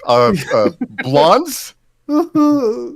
Yeah, so I picked up this book on Amazon, something about fun times in Babylon. It was just really edgy. I'm feeling kind of blue, Starman. How are you feeling? So I'm actually sitting at my bookshelf and looking at it. What was the? So I'm struggling to answer this question because I feel like when I'm picking a book to read, if I look at something and I go, meh, I'm likely not to actually pick it up and read it in full. Sure. So maybe okay. How about this? Maybe not a book you didn't enjoy, but a book that didn't meet your Yeah. expectations or something, right? Book that didn't meet my expectations. Okay. It was like I was expecting this book to do a thing and it did something different, and I was disappointed. That kind of thing. Like 1984, where everything is like this big setting, but I bad. hate that you said that because I was just about to say 1984, and I feel like that is because, unfortunately, going into it, I had already had I tried to tune out preconceived notions of haha lame meme 1984 tee hee haha, right? Obviously, it's George Orwell's seminal work. And it was still a good book, right? I understand why it is so popular, why it is so widely cited. I just feel like the behemoth that it has grown into culturally as shorthand for dystopian government overreach and just all of that, and the double speak and all that. It has grown into something that is greater than the original text is. So going back and reading it, it's like I thought this was going to be more. No, it's there was a movie made of it. Was also written in like 1940 or something. Right, yes. Again, right. Yes, there's a lot of things that you have to keep in mind when you read it, but again, in the context of the book and what it is and what it represents and the impact that it has, it's not bad, and I did still enjoy it, but I kind of left it like, for as much as people make reference to it, and for as often as it is referenced in popular culture and just everything, I was expecting it to be more. Right? I guess I kind of feel the same way about. Have you ever seen Casablanca? No. Yeah. I kind of feel the same way about like Casablanca, where it's like it's a really cool, good movie. I understand why it's as influential and historically and culturally significant as it is, but in a vacuum, not in a vacuum, when put into context of all that has come after it, you would think that Casablanca would still be this like titanic construct of a film, but you really have to view it in, I think maybe 1984 is the same way. Yeah, right. You have to view it how people in the time would have viewed it. Otherwise, you won't understand how impactful and important it was. The thing with Casablanca is that my grandfather has one of the original theatrical posters that was actually hanging in the town square. You also have to remember at the time, this is also from Orwell's perspective, because I believe he was writing this while he was serving in the anarchist army in the Spanish Civil War. If I'm correct. I believe that's when he was starting to have his rights about it. So that sounds correct, but I don't know. If not during, maybe shortly after. Yes. It was when it was fresh in his mind, because you're right. Yeah, he did serve there. Oh, absolutely. Yeah. And it's Orwell's perspective is just heavily unique. It's the backdrop, from what I know of, it's the backdrop of 1984 that people like. It's never the actual story itself. Yes. It is the world. I would say, I mean, there were parts of the story that were fantastic. Like, I think up to a point, it's a big time rug pull, but there are aspects of the world building and of the story that are very well done. 100%. Oh yeah. Well, it's supposed to inspire hopelessness anyway, you know? I think that's the point of the book. Oh yeah, Orwell's signature thing is it does, but they inspire. Right, but it inspires hope as it goes. Like there's a passage that really stuck with me. It's where he's describing a bird on a branch, and it's like super beautiful. It's like in the middle of this grove or whatever that they're in, and it like perfectly encapsulates like, oh yeah, this is actually a ray of hope in this hopeless world. And then of course everything goes bad, but like he has some really good passages in it. Oh yeah. Well, right, and that's something that absolutely did stand up, was maybe not necessarily the overarching, right, impact of the story or whatnot, but the prose. Right, the prose, the way that he writes, the way that he describes things, the way that he is able to set a scene and make you feel, that is still masterful and stands up absolutely. I love that. I'm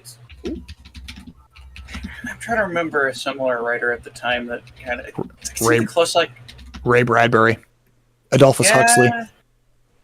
Yeah, that's like a Brave New World, Fahrenheit 451. Did you ever try to read Mark Twain works? Yes. Read those? Some of those are Ever tried reading Ernest Hemingway and then getting angry at it because he writes kind of an asshole? Fuck you, Ernest Hemingway. Fuck you, Ernest Hemingway. I mean, yeah, like I've read like the Adventures of Tom Sawyer and the Adventures of Huck Finn. Monk needs to make a new version of they're this, fun reads. Sin Shed, by the way. He needs to make a full version of the Sin Shed and include Starman. Oh God! And that will become the new thumbnail. We need FP3 with everybody else that's been in since. I haven't started it yet, but I picked up a collection of short stories from an author named Stefan Zweig. And I found out about him, I guess the movie The Grand Budapest Hotel had a credit at the end of it where it said it was inspired by the stories of Stefan Zweig. And I was like, ooh. Because Grand Budapest Hotel is great. And I picked it up and I was like, oh, it's all short stories. It's all like literally, 10, 12 pages, story done. Next one. Yeah. Oh, speaking of books that I've read that actually did disappoint me, I'm actually looking at one right now that is part of my monitor stand, which is about as much as I think of it. Tales of Great Horror, H.P. Lovecraft. Oh. I understand, again, kind of similar to 1984, but in terms of how the stories hit me, I understand why they were so impactful, and I understand why it's basically spawned its own subgenre of horror, right? Existential Cthulhu-y and horror. And that's awesome. And again, the world that he built is so compelling and interesting, but I feel like once you get beyond the first, I forget what they're even called, right? There's actually, Call of Cthulhu, right? The seminal, right? Again, right there, there's a lot of short stories, but it's one of the seminal works. Is what it's Call of Cthulhu, the Yellow House on the Hill, the Mountain in the Mouth of Madness. Yeah. Right. There's like the 3 or 4, and then there's just a bunch of other ones, and all the rest of them, I feel like once you read the 3 most well-known, most popular ones, the rest of them, it's like, this is kind of the same thing. And he's just writing the same thing over and over and over again. Right, what you know? Well, right, yes, and I can't fault him for that, but I guess that's kind of a lighthouse for all your life. You kind of write the same shit. Well, it I don't know. It just, I picked it up and it's like, oh, cool, H.P. Lovecraft. I've been meaning to read this, and I, read the first one. It's like, okay, that's what I was expecting. Cool. Okay. Okay. I feel like the media that has been spun off from it and things that have been made from it, right? Like, I know that it's not a direct, like a direct adaptation of it or anything, but like John Carpenter's The Thing, the original of The Thing, I kind of look at like, right, things that were inspired by Cthulhu-ian horror or body horror, or not right. Obviously, The Thing isn't a existential horror. It's more, I guess, unknown or body.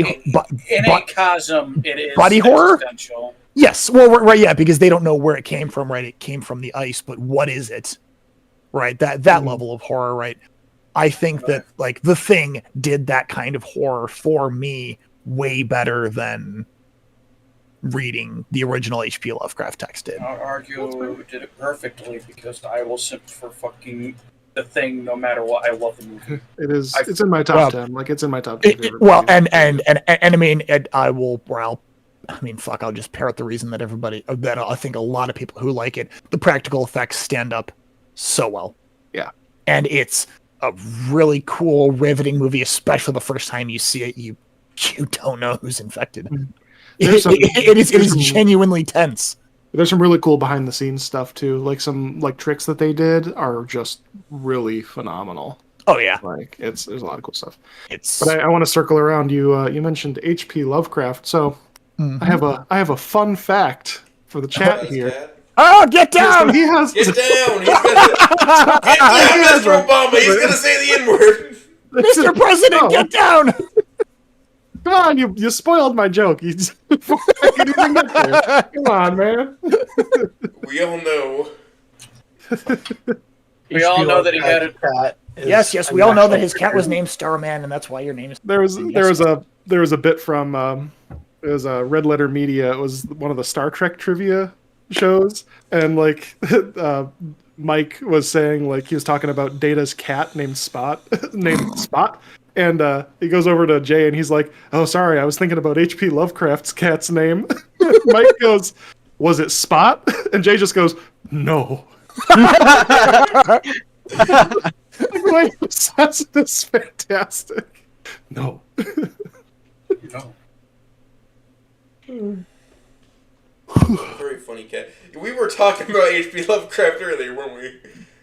Like really in this. We were talking about him like 10 minutes ago. I don't. More like I don't 6 think, hours ago. I think this is the first time that Lovecraft's name has been mentioned tonight. Yeah, I want to we say. talked about it, about how he talked in like a Peter Griffin accent, most likely. Yeah, no. Oh, maybe Smooth made some mention of that. I think Smooth was just commenting that us doing a Peter Griffin accent was like wigging him out because he is from Maine. Remember, H.P. Lovecraft later in life found out that maybe being afraid of everything wasn't the best thing ever. Unfortunately, he didn't find out how to write dialogue. He is horrible at that. I have an entire book of his short stories within my grasp in my desk somewhere. His dialogue. Like there's a piece of wood that's got that better. But if you want pants-shitting existential descriptions of horrors beyond your comprehension, boy oh boy. Yeah. Or just look up the Welsh. It's so beyond my comprehension. He's trying to I couldn't explain understand it. It's All you gotta do is just look up a description of being Welsh, and there you go. You got a H.P. Lovecraft horror. I'm too American to understand this joke. Sorry.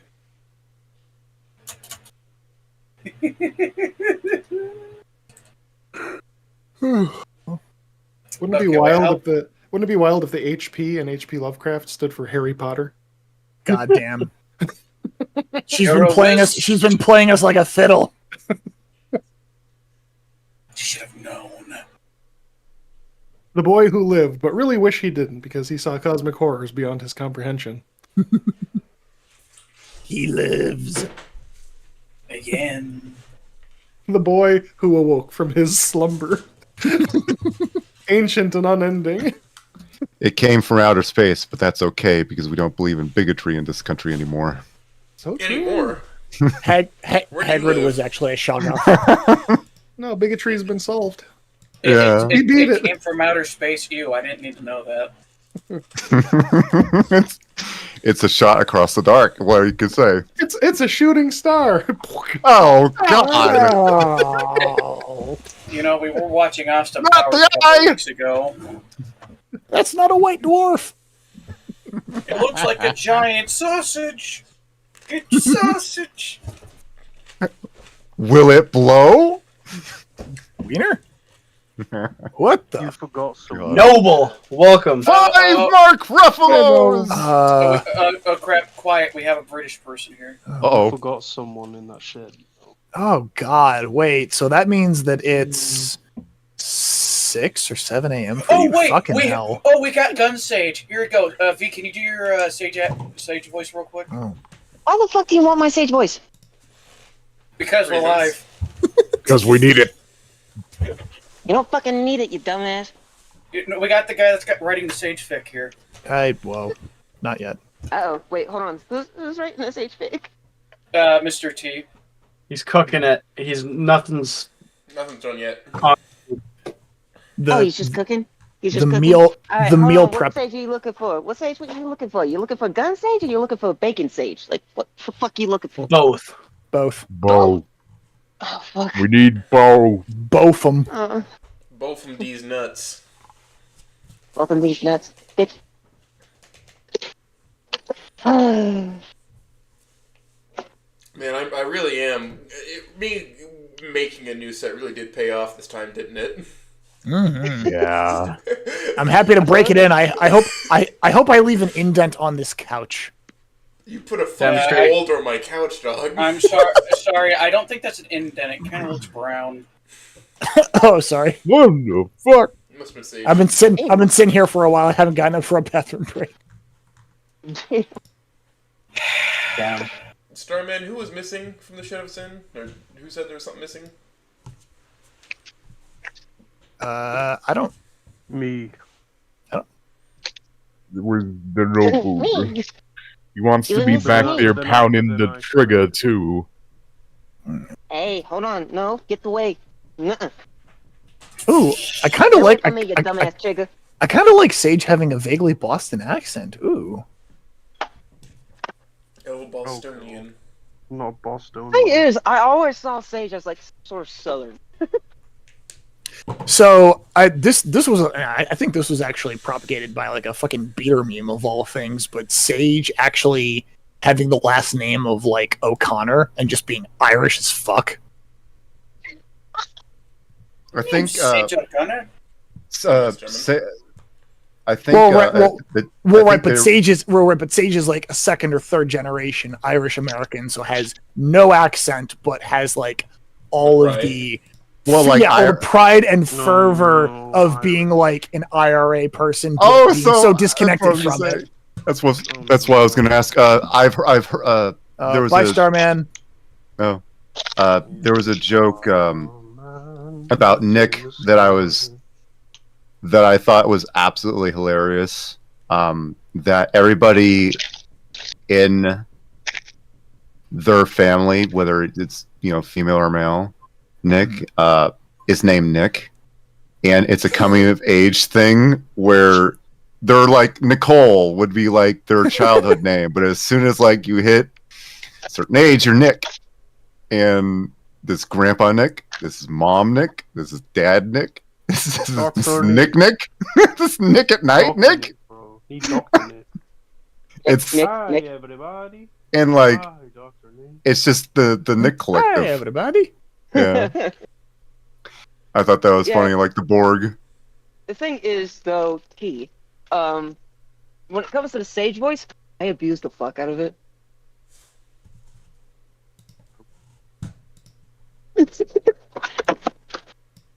For example, like when it comes to dear old Oats over here. Hi, Oats. I'm putting you behind the couch. Oh fuck, man! I thought we were having a kissing session later. That's later. Huh? This is now. Exactly. This is I- now. Oh my god, I love it. Wait, this is okay. I have more of a headcanon voice for Sage. It's like Fem Scout. Took 2 seconds. Fem Scout, all that is perfect. Are you? I mean that's basically the accent in my head that you're doing right now. You're doing a hammed up female Bostonian accent. Aw. I think that's just his voice. You upset about me, Oats? I'm not upset about you. Like never. Then why are you trying to hide me? I'm not. You're not hidden. You're very clearly Put me standing behind the over me. fucking couch. Yeah, over me on the couch. Fuck you. Right. Well, you want to sit in my lap? Yes. Fine. Needy this one. No. I'll bake you cookies later. Shut up. Oh boy, I love that lingering bit of Spicy. Love it. If you flip the image, then I think it'll go off screen. Who the fuck is this skinny? Who the fuck is this skinny? Hey, Petty Griffin. Why is he writing casting down? this Who the fuck is this guy? Why is he asking about me? Meister? He's our guest for He yesterday. For the past business day, I have been stuck here on this couch, and I have been relentlessly pelted with inane questions. At gunpoint. Yeah, like I can confidently say I've done an interview for a full day because guess what, motherfuckers? It's 12 my time. It's 2 o'clock my time. Oh damn! It is now. Yeah, it is. Yeah. It is 12 my time. We're almost 8 hours in. It is Yeah. fucking Alright. wonderful. Meister, I will say it's been an absolute pleasure. It has. I think he hates me now. It's been Absolutely. fun. No, I don't hate anybody here. I mean, I think. Let's see. Do I hate anybody? I don't hate anybody still here. I just got here. You can't possibly hate me, right? Please? I will be completely honest. I really don't know who you are, and I don't mean that in an offensive way. I just mean like I don't think I've ever interacted with you. So No, mean it in an offensive way. He likes it that way. no. No, the fuck I don't. You're about to lose your cookie privileges.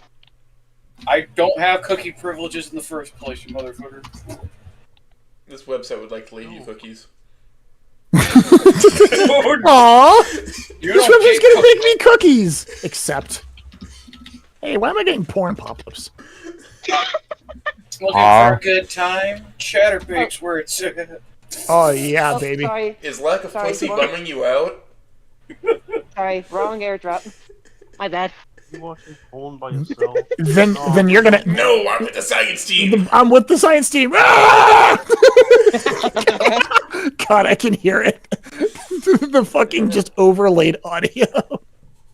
Scuffed to hell. No, I'm with the science team. No, I'm with the science team. No, I'm trying to listen to Fang play. Yeah. There we go. Alright, Farian, before we go out. All right. Karen, Any can other- you please ask a question? Why? Yeah, why? There we go. I what? Why do you do this? Why are you doing Why is there a why? Why are we here? Just to suffer. To suffer. I don't fucking No, know. why are we in this ditch?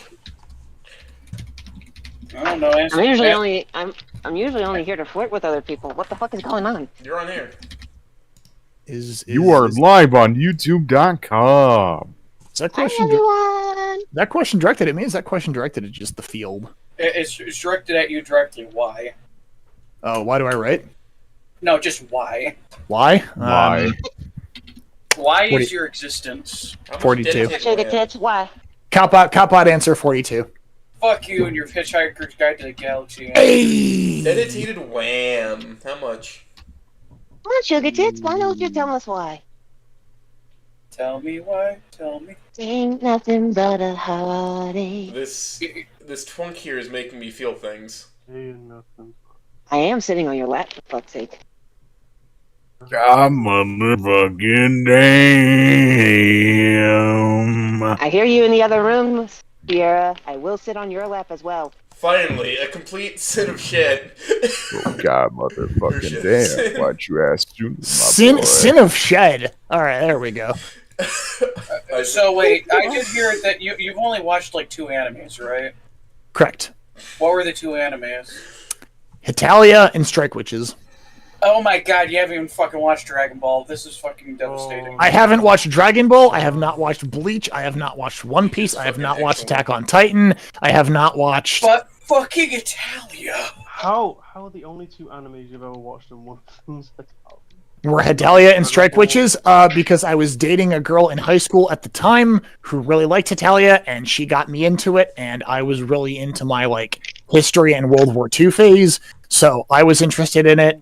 And then she got me to watch Strike Witches because about the same reason, but like then I lost interest in Strike Witches, and I just never touched anime since. But when she broke up with me, she took a bunch of my T-shirts, and so I kept her copies of Hitalia, and I'm actually looking at them. They're on the shelf right there. I still have them to this day.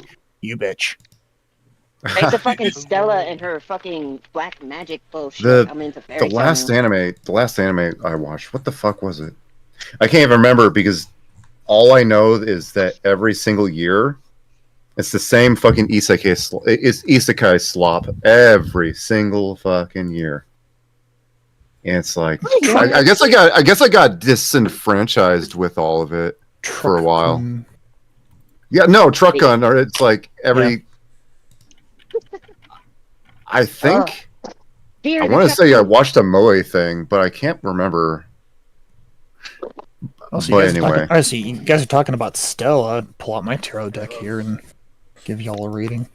But yeah, thanks to fucking Stella, I'm into this anime called Fairy Tail. I'm Fairy Tail. What, magic bitch? Fairy Tail's I okay, will- I guess. Fairy Tail is Fairy Tail. very. It's shonen schlop, you know. It is the. It scratches a certain itch in your brain. Naruto was very much one of my favorites for a long time, and then I don't know, I got disenchanted with that too. Let me reveal my older weeb. My favorite all-time anime, however, is Nichijou, and it's just a fact. Yes. In all seriousness, though, Fairy Tail is my first anime I've ever watched, and it will continue to be my favorite. I know it's not the same as the fucking manga. I know it's a little fucking different and a little fucking weird, but it's hilarious, and I love it. You know, first animes have music. Yeah. The music is fucking amazing. First animes have a special place in your heart. Always will be. That's where Dragon Ball sits. Yeah. Precisely. Kidding me?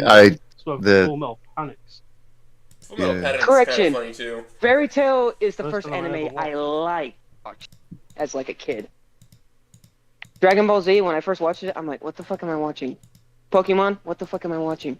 Don't get me wrong, Little Battlers is also pretty fucking good. What I was just the don't remember. first? What was the first? I must have been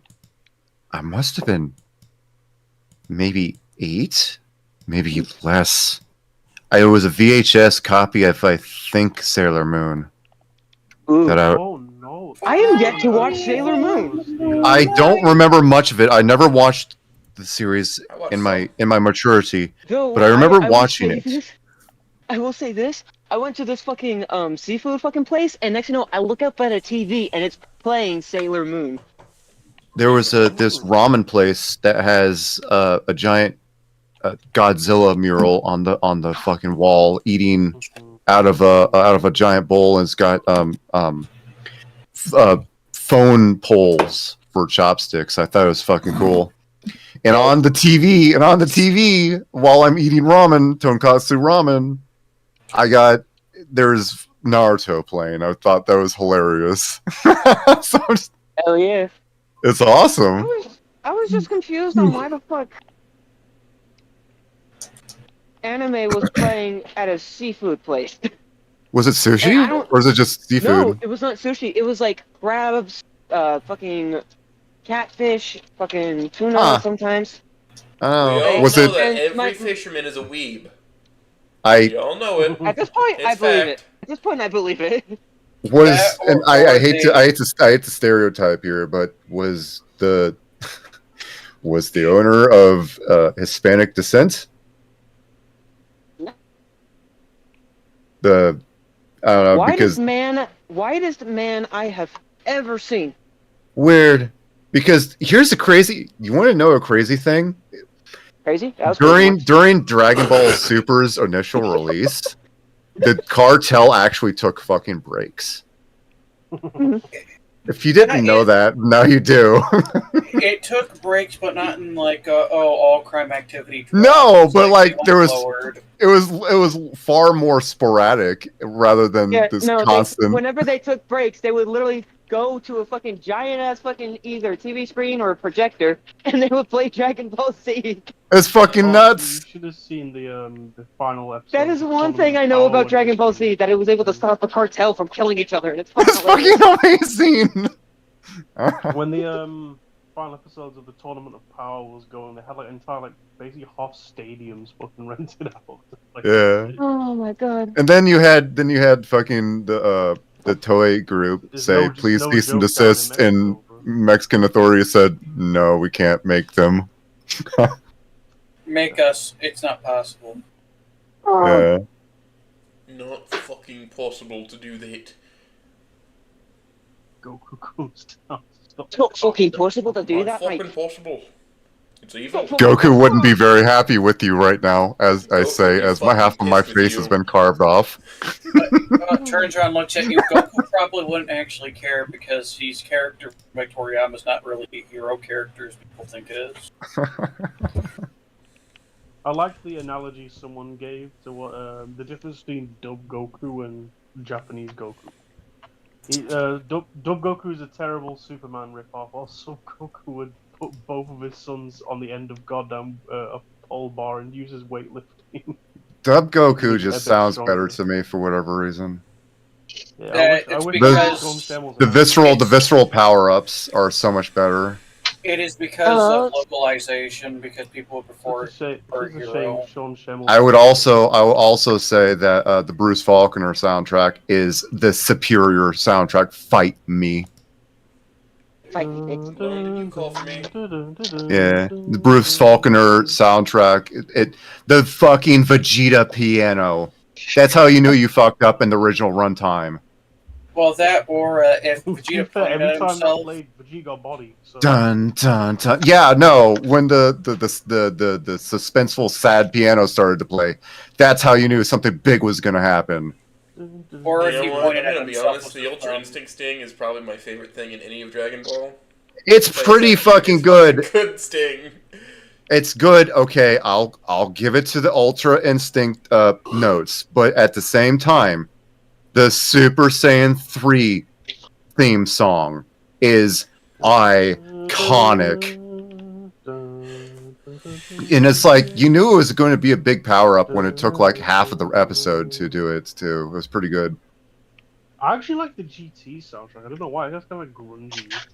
I didn't. It's because of who it advertised to. It wasn't really the Japanese audience. It was more to the American. Yeah, the GT soundtrack was rather like metal grungy, and I kind of really liked it. Yeah, it's the Vegeta piano though. When Bulma gets slapped and oh my god, my Bulma! It's like somebody put the original Vegeta piano over it. I'm like, oh my god, why didn't they do that for the movie? I was hoping they'd use Pantera for Super Broly's power. Yeah, no kidding. Tens. My it was so. Cold. The Super Broly is just. I also like Super Broly over the original Broly. The original Broly is amazing. Don't get me wrong. The Broly movie. I'm not a big fan of DBZ Broly because it's just Kakarot's. Big fan of the government. No, I'm not a big fan of the government. Yeah, no, it's you want a Whopper. I've got a big power level. I've got a big power level. Do you have a big power level? Purple, green, and purple. I think the power level of this this interview has increased significantly in the past 20 minutes. Because we were allowed to talk about anime. Yes. Yes. You have all revealed your power level. I revealed mine to be non-existent. Oh no. I have not. You're all just let me give you my. I will admit, the songs that get me actually fucking going when it comes to anime in general, I literally have playlists of just random ass songs I would take. The JoJo OST. I'm sorry, but dude, yes, JoJo. Don't get me wrong, JoJo just makes me want to go fucking insane, walking around like a goddamn fucking maniac. It's maybe not the show, but the 16th opener for Naruto Shippuden, fucking Silhouettes. Oh, that's like you want to go out and run. You just want to do something. Yeah. And okay, there's one specific song. Don't get me wrong, I love the fairy tale theme. I love it. But there's always a better version. If you search up Dragon Force, that is the best version of that fucking song I have ever heard. I gotta say, also the what is it? It's from MH. It's from My Hero. Fucking the All Might song when he's beating the shit. About to do fucking Oklahoma Smash. Oklahoma Smash. No, it's the United States of Smash. Yeah. One year old. Oklahoma Smash. I like that. When you're seeing the Soul Eater themes for the characters. And if y'all seen Soul Eater, it's fucking absolute peak. I have not watched Soul Eater. It's fantastic. Soul Eater. Oh my god. Okay, you're right. That is I tell you what, that artist. I gotta find that artist. That artist is my absolute favorite. Is my favorite artist of all time when it comes to any anime composer. A pretty good theme song too, I'd say. Just I like how Halloweeny all the Soul Eater is. Yeah, who is this guy? Taku. Yeah, this guy. 100%. He's my favorite anime soundtrack artist. The artist behind Soul Eater and Noragami and. You know what I actually discovered? Like I used to watch now and then. The certain magical index and shit. I used to watch like a couple episodes here and there. But then I actually like delved deep into the rabbit hole, and I was like, "Oh my fucking god! Like, what the fuck? This has enough lore to fill up a Bible." Yeah. We're like, "What the fuck?" So yeah, I love big. Though, one thing I love Naruto as very very special place in my heart, but the one thing I hate is the lack of fucking lore. And the one thing I love in a media is good meaty lore I can sink my teeth into. So I need to hence why I'm such a spurg when it comes to lore making. That's me, actually. That's actually me. I can wholeheartedly agree with you on that. It's like, if there's no lore, I'm gonna make it lore. You cannot tell me, you cannot just slip in the words extra season without having a full-blown explanation as to what the fuck. You slip in those words, and they all instantly. That's the thing. Start coming out of the walls, man. Instantly, those two words separate them from humans with scales to dinosaurs, and that's how I treat them. That's why Morrowind is the best Elder Scrolls, bro. You're wrong. It's obviously Arena. It's obviously my favorite Skyrim character is John Skyrim. That's just it, Jonathan Skyrim. Yeah. No, he's actually called Prisoner. Prisoner, Jonathan Prisoner, right? So, prisoner, Mr. Farian, sir. Do you have any more questions for me? Any more questions? I don't think I asked any questions. My name's Tea. What? How many questions? Do you have any questions? Period. I can't remember. I did at one point. Comma exclamation point question mark. We got so derailed. I have no clue anymore. I'll remember them at some other point and just lob them. Oops. I'll wake up on a random Wednesday and just have 5 questions in my inbox. So sounds good. More or less. Fair enough. Lone, were you asking for me? Totally not. He's asking for your penis. A succulent Chinese mule. It's going in the fix. It's going in the fix somehow. I don't know how it's going to go in, but it's going in. You have to screw me in. Best add me to the shed, goddammit.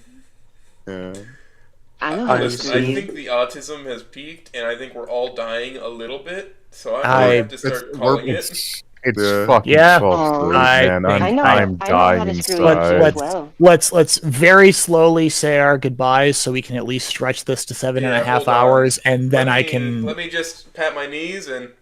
Well. Yep. Yeah. So that's phase one. It's phase one of the Midwest goodbyes. If we're doing our closing regards, I will say, Meister, time to go. In my humble opinion, you are the most talented writer in this community, and it has been an absolute. I'm gonna pull out a gun and start shooting people. It was a pleasure talking to you, Meister. Finally, it was fine. It was finally a pleasure to actually fucking talk to you, Meister. Thank you.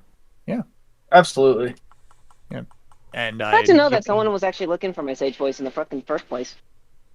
I was, because I was like, oh, Sage voice, I know somebody. I know a guy. Why did you DM me, you motherfucker? I didn't DM, I just waiting for you to show up, because I know your ass would show up. We're in an open channel. Fair, but at the same time, I almost just left Discord after I pissed off Kevin. How did you Again. Kevin? How did you piss off Kevin? Music. Okay, so the thing. Oh, when is, you were cheating when we were playing the music game? I didn't cheat. What the fuck? Kevin was adamant that you were cheating. I And know. I think that's he was fucking so hilarious. adamant into that. He's like, "There's no fucking way." I'm like, "Yes, you're even playing 7 chords right now. What the fuck you mean? I am listening to your fucking music while you are drawing. You are playing 7 fucking chords." He's like, "Fuck off," and I'm like, "Okay."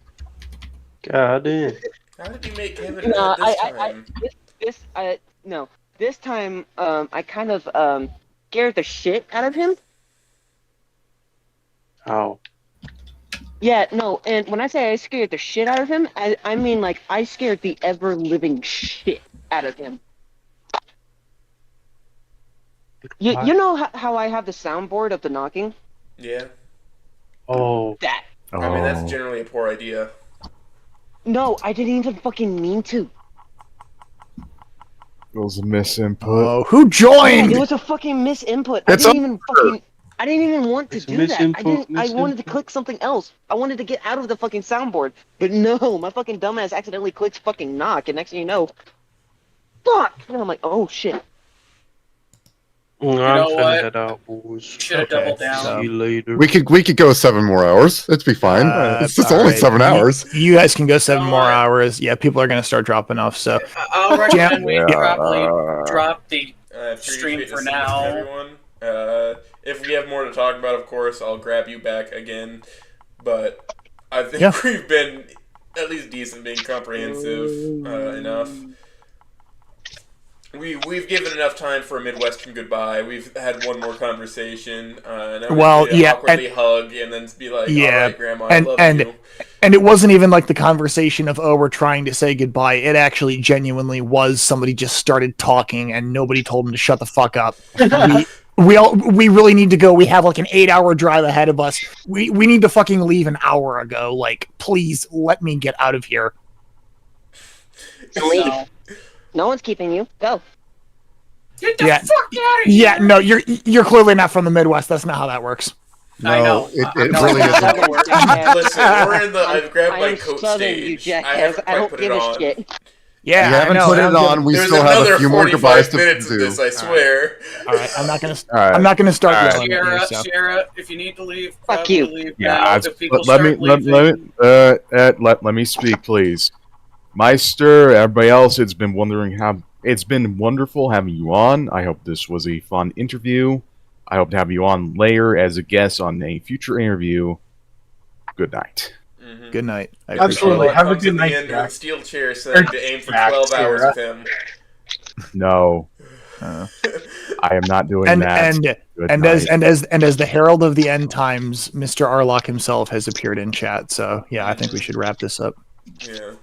It has literally gotten so late that Arlock's insomnia has kicked in, and he's now here. God, So. motherfucking damn. I mean, I'd be down for it, but I think I'd have to have a fucking revolving door of people coming in and out every couple hours. 48-hour charity stream. How much money did we raise? That's not the point. Oh, I was even planning on being in this fucking stream, but you decided to start it here. I asked if we should move, and you said no. I didn't say no. Alright, I I'm said kicking you out of my fucking house now. No. That's gonna have to do it, everybody. See you, Space